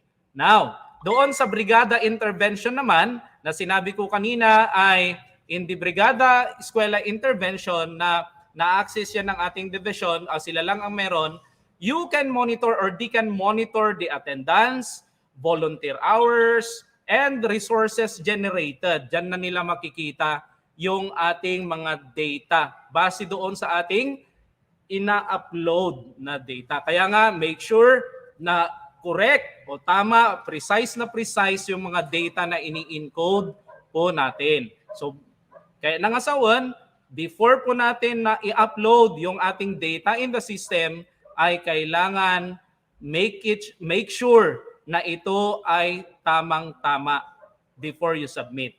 Okay po? Next. Now, summary of contribution. At yung summary of contribution na ito ay meron sa atin. Now, sa atin, sa school account, no, makikita natin dyan ngayon yung kung ilan yung partners natin, anong contribution type. They can or we can monitor the contribution type, the actual amount or value of contribution, and the number of beneficiary learners. Diyan na natin makikita all the details. No? At pwede nating i-download ito for, of course, for documentation purposes. And anytime naman available yan in the system as long as hindi siya system maintenance. Okay, now let us go to managing users. Now, in managing users, no, this is applicable to the division and regional focal persons lang. This enables the focal persons to change the information of the schools and reset their password if necessary. Kaya, halimbawa, yung DPDS, ano yun, yung gumagawa ng DPDS or the Brigada Escuela or the ASP coordinator, kung sino man sa kanila yung gumagawa ng DPDS, no? I-contact nyo lang, of course, to reset your password, doon lang po tayo sa SOPMOB and networking unit po ng SGOD. Ayan. So, pero, siyempre, bilang gumagawa ng mga reports na ganito, wag nyo naman pong kalilimutan yung ating username at password. So, napaka-importante yan. At, of course, do not share your password. And of course, no, ang gagawin ngayon, pag nag-apply ka for reset, of course, yung mangyayari dito is this enables the user to reset the password yung sa division office na. And of course, they will be prompted with new password at yun po yung kukunin natin at kukopyahin na lang ninyo. Tapos, ang gagawin ninyo, pag na-reset po ang password nyo, binigyan kayo ng bagong password, what you will do, you log in with new password, then immediately, you change your password. Mayroon naman sa babayan at makikita nyo. No? Importante that you are going to change your password. And of course, when you are to change your password, make sure that you are going to record it for future or for the purpose of pag tayo ay, syempre, agkabaw ka, nakabawam, di mo, i-record mo. Okay, ilagay mo either digital or sa notebook o sa kahit ano, basta ma-record mo siya. Okay? Now, ano ba yung mga enhancement ng DPDS natin? So these are the enhancements of our DPDS. Meron na yung tinatawag nating implementation review results. Tapos, meron din yung alignment with the requirements of DEPED sa central office. And of course, the implementation of the Brigada Escuela LCP or the Learning Continuity Plan. Okay. Now, what are the updates and features and new features of the DPDS? First, meron dyan yung mapping of interventions aligned with BELCP implementation. Andyan din yung labels, label terms and arrangement of tabs. Medyo inayos po, no? Naayos na sa bandang left portion ay naayos na. And of course, the reporting period, the summary reports, you can download and download summary and detailed report of your school, Brigada Escuela reports, and of course, the transmittal report that I have discussed a while back. Okay? Now, next, ano pa? Ano pa ba yung mga updates? So isa pa, yung new features nga like what? The additional interventions. Brigada Escuela intervention na nasabi ko kanina, SDO intervention input, the regional intervention input, and of course we have also additional intervention and summary of school submission. And in the summary of school submission, andun yung school submission status, and of course, we can manage, the division office can now manage users. Kaya pag nakalimutan ng password, nakalimutan ng account, you just go to SOPMOB and networking unit for you to reset your password. Okay, na sinabi ko po kanina. Okay. Now, for the mapping intervention, I will not be expounding this anymore po, no? Para hindi tayo magtagal. So for the labels, terms, and arrangement of tabs, okay, we have there, ito naman ay ito yung makikita nyo na tabs sa bandang left portion of the interface, okay, for the school level, the school coordinators, no? And then, ito naman po yung dashboard ng division, and of course, the dashboard of our region. Okay, dyan lang tayo nagkakaiba. Wala yung ibang tabs sa atin. Now, for the reporting period, I don't know kapag may update na po ito, but based on the given information is from quarterly reporting to monthly reporting na. Okay, system will stop accepting reports on the 6th day of the succeeding month. Okay? Download, summary, and detailed report, yung school ID will be included in the downloaded data. Kaya andun na, pag dinownload nyo yung data nyo talaga, naka-attach yung school ID ng school. Kaya siguraduhin nyo na tama ang school ID na ini-encode natin sa PDS. Okay, and of course, the transmittal report, you are required, the coordinators are required to submit to SDO, to RO, and to CO. Okay, now, ayan. Ayan, ito, nabanggit ko na kanina. Okay, so I will not be expounding this anymore. Okay? Ayan, RDO intervention, hindi na rin po ito. So, ngayon ay let's us jump to our DPDS na. Okay, jump po tayo sa DPDS. Allow me to open my DPDS na ano, yan. So from scratch tayo. Any browser, no? Any browser. Of course, your DPDS, yung iyong DPDS po ay it can be accessed. Ma-access po natin via or using our mobile devices, our desktop, our laptop, okay, and so on.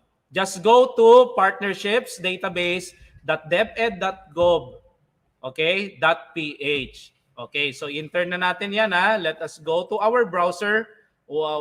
Whatever browser you're going to use, okay, okay lang. So this is my browser. What you will do, no, in the URL, in the search field, no, in the URL box, okay, you type, okay, partnerships database.deped.gov.ph. Ayan, malakas yung hangin dito.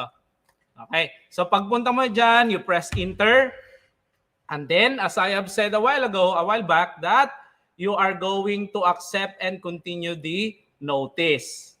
Okay, you click and accept. Okay, syempre basaan mo tan. Ang nabasam namin adon haanen a.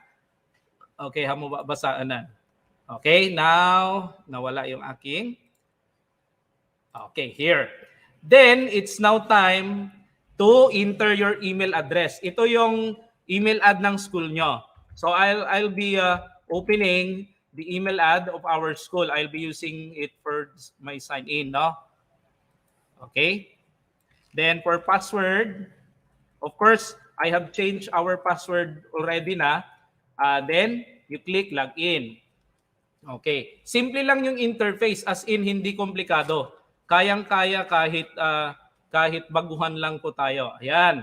So ito ngayon, makikita natin ngayon sa banda, ito lang yung interface niya. Let me discuss the interface niya. Sa interface sa taas, no, makikita mo dito yung home natin, yung DepEd Partnerships Database System. Then sa bandang kaliwa ay makikita natin ngayon yung nakalagin na account natin. So ang nakalagin dito ngayon ay Luciano Milla National High School. Then dito, upon clicking this one, no, makikita mo ngayon, you can access also the dashboard, the reports, to download and upload templates, download school data, transmittal report, summary of contribution, and of course, you can also change your password and of course, log out. Na makikita rin natin dito, except for the logout, sa may bandang gilid, our dashboard, reports, and so on, up to changing your password. So this is ito yung bubungad sa iyo. So ito, as of 2019 ata ito sa amin.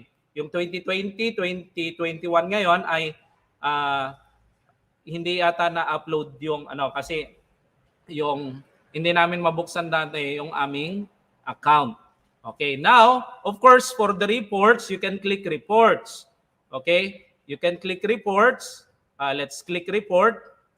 Ayan. So bear with me, medyo nagahang yung PC ko. Ayan. So you click reports. Upon clicking reports, no, yan. Bubungan ngayon sa iyo, yan na yung data nyo. Of course, nakatab na naman yan, depende kung gaano karami ang data nyo. And as I have said a while ago, that using that report, no, you can search for your partner name, your partner type, and so on. Let's say, for example, so I'm going to search a partner na alam kong halimbawa, alam ko yung apelyido ng nag-donate. So, allow me to use your apelyido, ma'am, no? Yung nag-donate. And then you just press search. Kahit isang perimeter lang. Okay? You can combine, okay, yung perimeter. And then, allow mo, yan, isa-search na niya yung data ng donor na yan o partner mo. So, pwede mong gamitin lahat ng perimeter na yan. Okay? And then you can go back. No? You can click that again. And to download yung template na kailangan mo na for the reporting is you click download template. Then, you just click OK. Okay? And then, it will be downloaded. As I have said, naka-attach na ngayon dyan ang since nilagin mo ang school mo, naka-attach ngayon ang ID ng school nyo at the end of that template. And there is no need to change the name of the template. No? Ito rin yung i-upload mo soon pag may data na. No? Then, buksan natin. Okay? Now, okay, so while waiting, no? After na-download mo, maglalagay ka na ng data mo in the Excel. As I have said, note natin sa ating mga sarili that you need not to use copy-paste method, no, directly or encode it manually to the form. Okay, ayan, lahat yan, ayan, pipili ka dyan. Kasi yung iba ay may mga drop-down list dyan. And of course, we have in the PDS, no, in the school partnership data sheet, ay meron tayong dalawang tab. The DPDS tab wherein you're going to encode yung detalye ng contributions. Okay, ng partners mo. And then, kapag meron kang hindi maintindihan with regards to the form or to the terms used, okay, in the template or the PDS, you can use the data dictionary. So you can refer to this and it will explain to you or it will, based on the description. Okay. Then, assuming tapos ka na sa pag-encode po, no? Okay, ito. Kaya nga sinasabi ko walang copy-paste because you're going to click and select from the drop-down list. Kaya pag mag-error yan kapag nag-copy-paste ka. Please do not. Okay? So, let's just go back. Minimize ko na. Assuming you're done. If you're done, no, you are now ready to upload the template for your reports. You click upload template, and then of course you choose file, you click choose file, and then you browse. You browse for the file. Okay, iba-browse mo na. Okay, sa akin nasa download. Ayan. Asan na? Ayan, ito na siya. Kunwari yan na. Then, open. Then, ayantayin mong mag-upload. Upload, then submit. Upload successful kung naman. It will be prompt. It will prompt you kung kuma. Okay, and then the next tab is the download school data. Okay, if we're going to click this, mada-download na naman ang ating school data. I'll click the school data, excuse me. Okay. Ayan, let's wait for my PC to open. And then, ito na siya. Okay, the school data ngayon. Ngayon, ano yung makikita mo dito? Ito na yung lahat ng mga partners mo, lahat ng donations, and so on. Anything na. Okay, yung data ng school mo na na-generate nyo during that time. No? Okay, let's minimize. Let's minimize. Then next po is the download transmittal report wherein ito na yung report that you're going to do and submit to the division office, to the regional office, and to the central office. Okay. Okay, na-download na. So, na-download na nga ba? Ayan. Ayan, nag-hang na yung PC ko, but it's okay. Ayan. Okay, ito na yung itsura ng ating transmittal report. Okay, ayan na siya. Ayan. So, if you fill out mo lang yan, tapos, then to be submitted to the DO, to the region, and to the central office. Let's minimize. Okay, then let's go back. Then we have the summary of contributions na. Okay, click natin ito. So napakadali lang po, di po ba? Nasa gilid lahat, click lang, tapos na. Now ito na yung summary of contributions mo. Yung nag-reveal sa amin is as of 2019. Now of course you can search. You can search, let's say for example, if I'm going to search 2021, of course, expected 0 yan. Tingnan natin. You click submit if you're going to search sa fiscal year na yon, and then of course 0 yan. Why? Because we haven't uploaded yet. As I have said a while back that we've forgotten our account and password before. Okay. Ayan. And then you can download the summary and the template. Pwede mong ma-download po yan, mga kapatid, no? And then sa last na portion, last part is the change password. Okay, yung binigay sa'yo ng SOPMOB and networking unit na old password mo, enter mo lang yan, you enter dito, and then you enter new password. Okay, then confirm. As I have said, please do not forget your password para sa DPDS natin so that hindi tayo contact ng contact sa ating SGOD para sa ating password reset. Okay, paki-record naman para hindi po para iwas abala. Every time nga ag-login ka, amumanan, yun na naman. Okay. So, yun lang po, ganun lang kasimple. Ganun lang kasimple, then you go back and then you click back, no? If you're done, pag na-confirm na, ayan, then make sure, lalong-lalo na if you are using, nakikigamit ka lang ng PC, no? Hindi mo sarili, please make sure to log out. Mag-log out ka, then, ayan, dyan na naman ang bungad niya. Okay, so with that, thank you so much for listening. I hope that I have explained to you the interface of the DPDS and its enhancement feature. Okay, so back to the host, Sir Patrick. Yes, sir. Maraming salamat for a very clear walkover on our upgraded database system sa ating DEPED partnership utilization. Okay, so marami pa tayong mga viewers na natitira. Thank you for still joining us despite alanganin na po yung oras. And I hope nakapag-lunch na po tayo.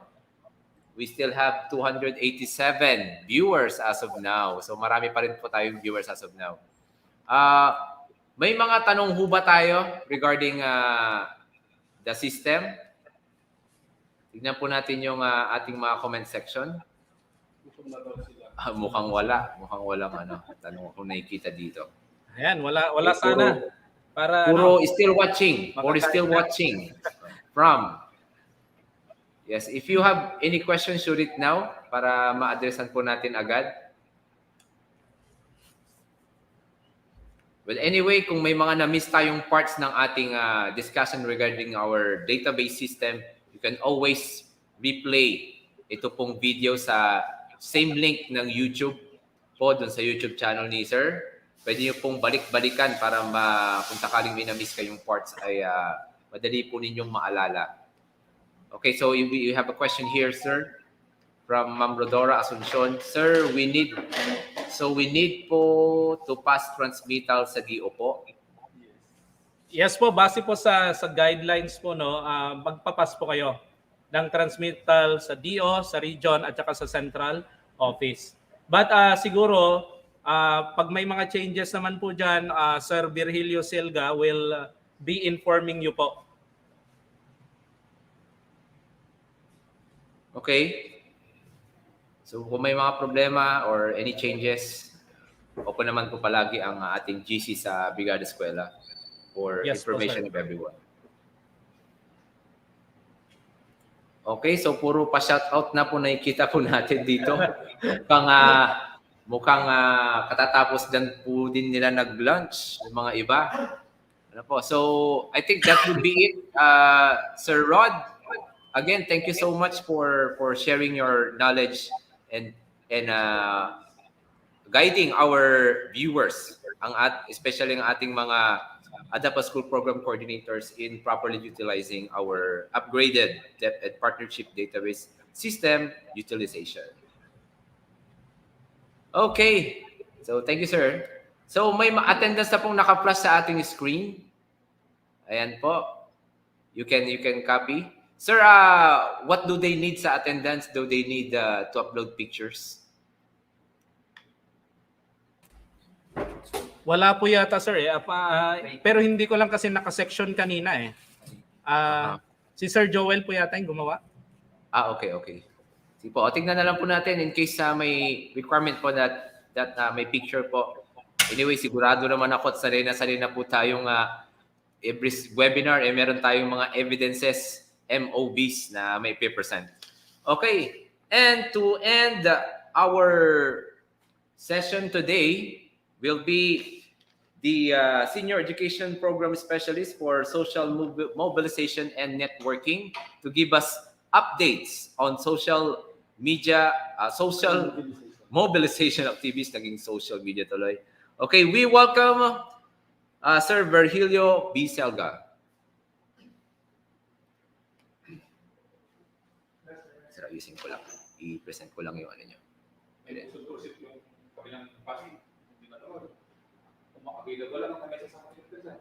Hindi pasyalan nyo magiging high school. Okay lang mo? Sige sir, mas marami yata. Sige sir. Okay sir. Solve sir.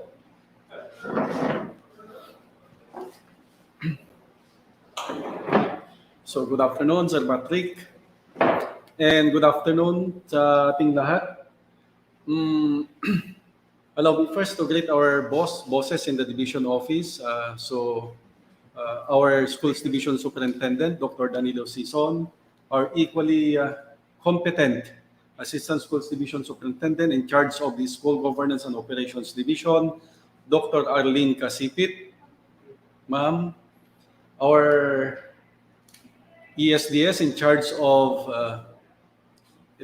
elementary and curriculum implementation division, Dr. Wilfredo Sindayen, our chief in the School Governance and Operations Division, Dr. Roselino T. Agpalo, the chief of the CID, Dr. Cornelio Aquino, dear coordinators, members of the technical working group for this activity, our dear speakers, ladies and gentlemen, good afternoon.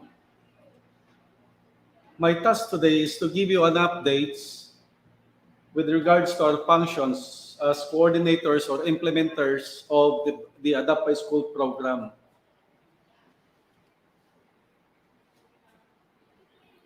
So let's start it with the designation of the school coordinator for the ESP or Adapt by School program. Okay. Usually, there are two coordinators for Adapt by School and Brigada Escuela. But then, we observe na mayroong mga nagkakaroon ng conflict dahil nga sa hindi iisa kasi yung program. The mother program is the Adapt by School program. Brigada Escuela is under the ESP or Adapt by School program. That's why, ang nangyayari kasi is naghihiwalay sila. Supposed to be iisa ito. Dahil si ESP is the whole year-round activity natin siya. But there is only a specific time na highlights yung activity, and that is now the Brigada Escuela. Therefore, there should be only one coordinator for ESP and Brigada Escuela. Big school can assign ESP focal persons for every curriculum level. Say, for example, ESP focal person for grade 7, grade 8, grade 9, and so on. But the same true with the senior and junior high school. But there should be only one ESP coordinator, school coordinator, I mean. Okay, next, updating of coordinators. Now, may mga coordinator po tayo who are already promoted, and some of them already are nag-retire o nalipat sa ibang schools. So, we will issue a separate memorandum for the updating of coordinators natin. And I hope na iisa ang lalabas dito na school coordinator natin. So, as what I've said, merging of ESP coordinator and Brigada Escuela. Next, your function as Adapt School Program coordinators. Marami ang nagko-complain, excuse the word, it's not really a complaint but siguro mga hinaing na sinasabi na ang dating is parang lahat na lang ng activity na may kaugnayan sa school maintenance activity is binabato sa coordinator, which is supposed to be not. Dahil as what our speakers have said, Brigada Escuela or Adapt School Program is the whole activity of the school. Involved lahat. Involved si WINS, involved coordinator, involved si DRR, involved si school head. Meaning, lahat tayo ay may responsibilidad sa pag-implement ng Adapt School Program. Which is, ang function ni coordinator sa Adapt School is to gather all resources, to assist the school head in planning and implementing programs and projects for the Adapt School. Say, for example, scouting of partners. Natalakay kanina ng ating mga naunang speakers that we need to scout partners. And before that, kailangan alam natin kung ano ang inilalapit natin sa ating mga partners. Hindi yung hanging of tarpaulins, ay ipapartner pa natin sa ating mga stakeholders. Ano ba talaga ang need ng school? At yun yung ipapartners natin, hanapan natin ng partners. And that is the responsibility of our coordinator with the school head. Next, recording and reporting of donations. Ito yung number one reason natin why there should be only one coordinator. Kasi kung dalawa ang coordinator natin sa Brigada Escuela, nagkakaroon ng duplication of reports. So nai-upload, nai-report sa Brigada Escuela, nai-report ulit sa Adapt School program. So para maiwasan natin yon, ginawa nating iisa na for proper monitoring and reporting of donations. Next, the creation of Adapt School Program Coordinators Guild. This is only for the secondary. Clustered Municipal ESP Coordinators Guild will be organized starting school year 2021 to 2022. The reason behind of this is that during Brigada Escuela evaluation, parang nahirapan tayo na ma-monitor because we are in a big division. It's so hard for us na ma-monitor natin kung ano ang nangyayari in the field, particularly for the secondary, because for elementary, we have now our district coordinators. Again, we will issue a memorandum regarding on this. So kayo po ang pipili kung sino ang magiging officers natin, pero lahat naman ng mga coordinators within that clustered municipality will be included as member of the guild. Next,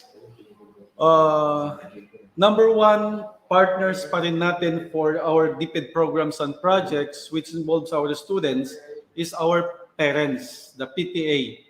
So we need to organize.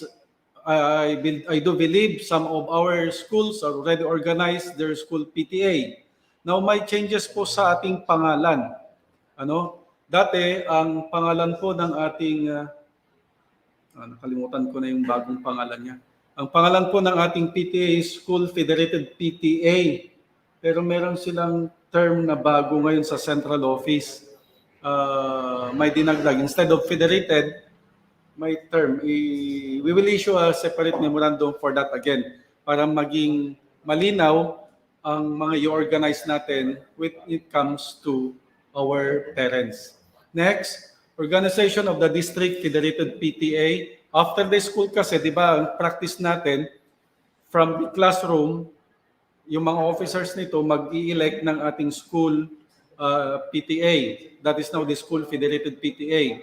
After the school, lahat naman ng mga school natin ay mag-merge for elementary to organize to elect the officers for the district federated PTA. Same true for the secondary, ganun din. Pero since wala silang district, kaya school to municipal sila. For the municipal federated PTA, dapat magme-merge si district federated PTA at saka si si school sa secondary. Lahat ng mga school federated magsasama-sama kasama si district federated PTA officers at bubuin nila yung municipal federated PTA. This is to equally represent yung elementary at secondary in the local school board. Next, after the organization of municipal federated PTA, bawat municipal naman ay representative, yung president, ay representative for the organization of the division federated PTA. Yun po dapat ang nangyayari. So that all lahat po ng ating parents for the elementary and secondary are equally represented. Next, Brigada Pagbasa. Brigada Pagbasa is a new program of the Department of Education. It was launched last December 2019 during the National Awarding Ceremony for Brigada Escuela Best Implementers. This is a support to the Curriculum and Implementation Division. So, ibig sabihin, sila yung mag-identify ng mga non-readers, low readers, and others. At tayo naman sa SGOD or the School Governance and Operations Division is a support. Kailangan nila ng support. So, our functions in the School Governance and Operations Division at kayo as our focal persons for the Adapt by School should be for the support for reading materials and volunteers on part of the Adapt by School. So tayong maghanap ng partners, volunteer partners at the same time for the provisions of reading materials. With regards to the Brigada Escuela, Schools Division Office to Pangasinan would like to commend everyone for the continuous support to the program. Despite the pandemic, marami pa rin tayong na-generate na resources. And so we commend everyone and thank you for the support to the program. Division validation for the 2021 search for Brigada Escuela is still ongoing. Clustered limited face-to-face awarding ceremony will follow. We are planning to have it this December. Kaya po niraras natin, o hindi naman niraras kundi gusto na nating matapos yung evaluation kahit na maraming mga interventions para matapos na tayo sa ating awarding ceremony. Yun yung pa-Christmas namin sa inyo. Next. With regards to the DPDS, ito po ang mga issues natin. All donations shall be recorded and reported in the DPDS. Kahit ito po ay piso o 25 cents lamang po ito, kailangan ay may report natin. Monthly reporting is mandatory to all schools and according to the focal person of the central office, ito po ay magiging basis sa IPCRF and OPCRF ng ating mga school heads. Dati itong quarterly reporting, pero ngayon nakapag-decide sila na gawing monthly report. That's why ito din yung rason kung bakit magma-merge yung brigada at saka Adapt by School Coordinator para yung monitoring ay iisa, makita nila. Since the title of our activity for today is Strategic Planning, you, together with your school head, should plan ahead kung paano ba kayo magkakaroon ng mga partners based on the needs of the schools, the needs of our students, and the needs of the teachers. Ano ba ang kailangan natin? So ipaplano na natin, hindi yung parang naghihintay lang tayo ng mga donations. Naghihintay kung may lumapit, halimbawa, yung ating mga LGU, may mga program silang talagang ini-implement, Pag dumating lang yun, doon lang tayo sasabihin na, nag-key partner kami doon sa provincial government for the, what is that, the Abig Pangasinan or whatever program is that.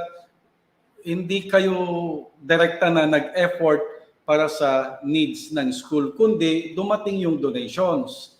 Now, as part of the functions, part of your functions, same through with the school heads, ito din yung binabanggit ni Dr. Agindin na dapat yung partnership ay nabibigyan natin ng atensyon. Okay? Now, every 6th day of the succeeding month is the cut-off of the central office for the reporting. Meaning, November ngayon, November. So yung report ninyo for November should be reported or encoded, uploaded until 6th day of December. Yon. Now, kaya kayo pinag-convince sa isang lugar para makapag-meet na with the district office, district coordinator, para pag-usapan ninyo kung ano ang deadline ninyo. Deadline for the district and deadline for the division office. But for the division office, we're setting it on the 5th day of the succeeding month. Okay? Now, ano ang significant nung binanggit ni Rod kanina, which is the transmittal report? This is a requirements. Sabi po, this will serve as your MOVs. Kasi maraming schools ang nagbabanggit na nakapag-upload na, pero pag binuksan namin ang kanilang account, kasi lahat ng report ninyo, lahat ng accounts ng school ay makikita ni division office. Same true sa lahat naman ng division office na monitor din ni regional office. Nakikita din nila. Ang in charge doon is the DAPA School, the partnership focal person of the region division, ganun po. And then, nakikita din ito ng central office. Ngayon, since this is now a mandatory, we are requiring all schools to upload your report every 4th day of the succeeding month. So, mag-upload kayo for the 4th day, then yung transmittal ninyo, siguro, advance natin. Siguro 3rd day of the succeeding month. Then 4th day, submit ninyo sa district yung hard copy ng inyong DPDS. You do not need to submit now the template, the report itself, yung mga in-encode ninyo, kundi yung transmittal lang. That is only one page. One page lang siya na parang summary na ng inyong report. Yun lang yung isasubmit ninyo sa district. Si district coordinator, wala siyang gagawin kundi consolidate lang niya yung binigay ninyo na hard copy and submit to the division office. No? Okay? Next, transmittal report shall be submitted to the division office. Same through with us. Kailangan din namin mag-submit sa regional office ng transmittal report. Next, agreement with the donor and partners. Marami tayong mga donations na nare-receive. Pero sad to say, parang wala kaming nakikitang mga agreements, And then pag nag-ground kami sa Brigada Escuela, ang kapal-kapal ng mga yung mga memorandum of agreement ninyo at saka MOUs, which is wrong. Kasi kung minsan nagbigay lang sila ng 200 pesos, may MOA na. Bakit kayo magmo-MOA? Ang ibig sabihin ng MOA is Memorandum of Agreement and Memorandum of Understanding. With that, doon pa lang, meron kayong agreement. Pag may donation, for example, nagbigay sila ng building, bakit kayo magmo-MOA? Kasi doon naka-specify kung ano ang responsibilidad ng bawat party. Ano ang responsibilidad ni DEPED? Ano ang responsibilidad ni partner? This is one of the important things na kailangan natin bigyan ng pansin. Dahil nga sa excuse me. Dahil sa nga kung minsan mag-aaway o magtatampo si partner dahil ine-expect niya na alagaan natin yung kanyang donation. ang ini-expect niya is pag may nasira, sasagutin ni DepEd. Yun pala, wala din tayong resources. So hindi naging malinaw yung agreement, magkakaroon ng problema tayo doon. Or baka naman after may tenure yung donation, pag after 3 years, after 5 years, or after a period of time, babawiin ni DepEd o may kukolektahin siya. So dapat maging malinaw yung mga ganoong agreement natin. Hindi yung nag-receive lang tayo, tapos wala lang, nandun lang nakatiwangwang. Kailangan malinaw po yon. Next, sa mga donations po, na cash donations, kailangan ay saan nyo ba ginamit? Bakit kayo nag-resourcing? Kung ito ay malalaking amount, mayroong dapat MOA. Pero kung malilit naman na amount, nakalagay lang ito sa records ninyo. Then, report ninyo sa DPDS. Ganun po. For the materials, mga in-kind na binigay nila, magbigay kayo ng deed of donation and deed of acceptance. Okay? Now, sometimes, meron din tayong verbal agreement. Ano? Sa verbal agreement kasi, kuminsan ito ay mapanganib, lalo na pag medyo malaki yung kanilang donation. Bigyan kita ng 500,000. Gusto ko, tatayo dito ang school marker.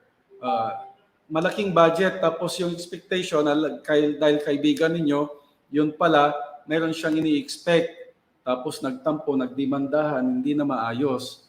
Kaya kuminsan, hindi maganda yung verbal agreement natin. Next. All donations shall be recorded and reported properly. All donations, kahit electric fan, walis tingting, shall be declared as school property, not teacher property or advisor's property. Because sometimes, nagkaroon ng agreement na magdodonate si PTA dahil nga kulang at nainganyo si teacher na, halimbawa, nag-agree ang mga PTA natin, parents, na magambag-ambag with the amount of 100 pesos for the purchase of electric fan, for example. And then, si teacher, nakita niya na kulang yung pera for a higher kind or better kind of electric fan with remote ang gusto niya. So, dinagdagan niya. Ngayon, hindi pwedeng i-claim ni teacher o ni advisor na yun ay property niya kahit may pera siya. It's because siya yung nagkusa na dagdagan yung donations. Nag-donate din siya kasi at the end of the day, nakikinabang din siya doon sa electric fan na yun. So it must be declared as school property. Okay po? So, yun po ang ilan sa mga bagay na dapat nating pagtuunan para po ma-improve natin ang ating services para sa ating mga mag-aaral at ma-maintain natin yung ating partnership with our stakeholders. So with that, thank you very much for listening. And I would like also to take this opportunity to thank the members of the Technical Working Group, Sir Patrick, Sir Joel of Mangaldan Integrated School, the school head, Ma'am Gemma. Thank you for allowing them to be with us. And also to our speakers from the RILA Consultancy Services of Baguio City, Sir Henry John Nueva Patrick, ang aking kaibigan na nakilala lang sa Facebook. Kung minsan may magandang dulot si Facebook, nakakakilala ka ng mga kaibigan na hindi ko pa nami-meet si Sir Patrick, pero nag-send siya, si Sir Henry, nag-send lang siya sa akin ng mga details kung ano yung mga siguro parang invitation na nakita ko, magandang maging partner natin sa DepEd. Sir Mark Martinez and Ma'am Gina, our national champions in the Brigada Escuela, they are now Hall of Famer awardee in the national level. Marami pa tayong mga potential na schools na dapat nating ma-recognize, pero hindi pa kasi kulang pa yung kanilang year na naging national champion. So hoping na dadami pa, mga anak pa ang ating mga champions, at hoping na marami din kayong napulot dito. So again, thank you very much and God bless us all.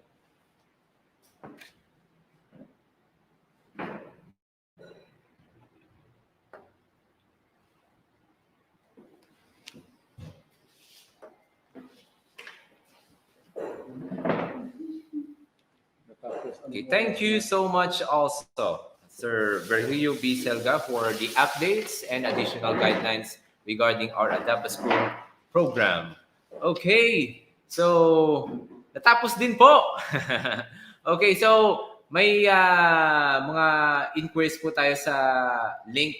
Sir Rod, are you still there? Yung mo nabanggit gayam ni Rod, Allah. Yes, sir. Yes, Okay, sir. Sir Rod, may pahabol si Sir Selga? Sir Rod, di kita na. Yes, sir.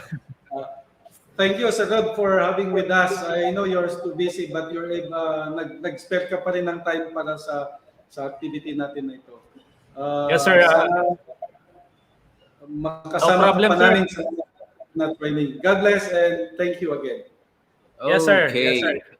God bless po. Okay, Sir Rod, regarding the link po,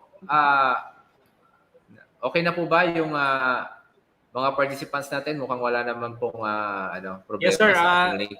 Do we nag-flash also have naman na kanina po. link for evaluation, sir? Yeah, meron na nasa kanila ka nang gusto pang sagot na lang sila doon. Nasend na po, sir, Sa group ng coordinators. okay, so according to Sir Selga, it was already sent to the GC of the Brigada Escuela para po dun sa evaluation ng ating speakers this morning. So again, still the link for our attendance is still flashing in our screen. So sa mga kasama po natin, please do not forget to accomplish the link as well as the evaluation. So once again, would like to thank our resource speakers this morning, our SGOD Chief, Sir Rosalino Tiagpalo, and our ASDS, Dr. Arlene Bicasipit. Okay, to the rest of the technical team, for Sir Virgil Selga here, for making this online conference possible. So I think that would be it. Maraming salamat po sa lahat ng naki-join till the end. As of now, meron pa rin po tayong 260 viewers na nandyan po. Okay, may pahabol na tanong. Sir, kami na ba ang gagawa ng school account or may ginawa na ang school head at ako rin ba ang gagawa ng password to open? I think this is for you, Sir Rod. Sa ano ito, sir? Sa office sina Sir Virgilio po. Sila po yung magbibigay sa inyo ng account at saka yung password po pag wala pa po kayong account at password. Okay, so the person to contact is Sir Selga. Engineer Marcelino. Yes po. Or Engineer Kasim. Engineer Sir Kasim, yes. Sagutin ko. Saan ako sasagot? Pwede dyan. Saan? Okay, may additional instruction po si Sir Selga.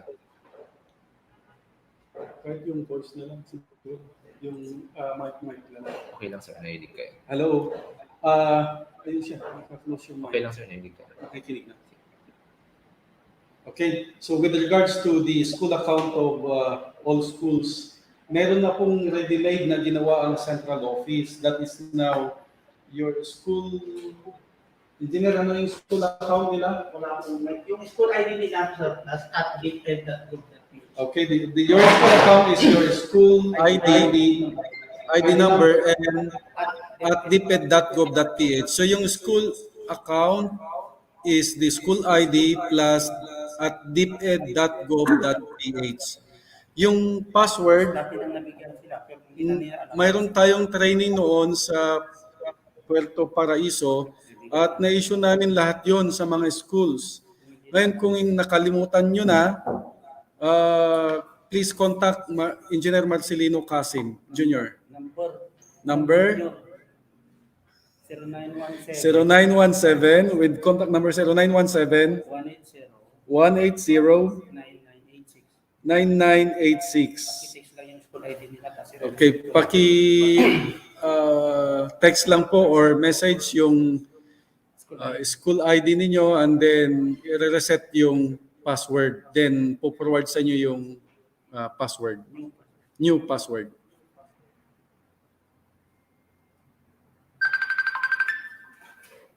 Okay, ulitin daw po natin yung number. Mukhang hindi na kuha na. 0917 180 9986. Nagko-closing naman. Okay, para po dun sa mga may problema sa kanilang password. Okay. So we still have question. Mukhang wala na po. So I guess sobra-sobra na po tayo sa oras. But still, I know sobra-sobra po yung nag-gather nating information today. Okay. So I hope everybody learned new things. At syempre nag-enjoy din po sa ating webinar, although napakatagal. So, any more parting words, sir? Wala na. Wala na rin masabi si sir. Okay. So again, maraming salamat po sa inyong lahat for joining us till this end of our division conference and the strategic planning for DEPED School Program Coordinators DEPED Partnership Database System Reorientation.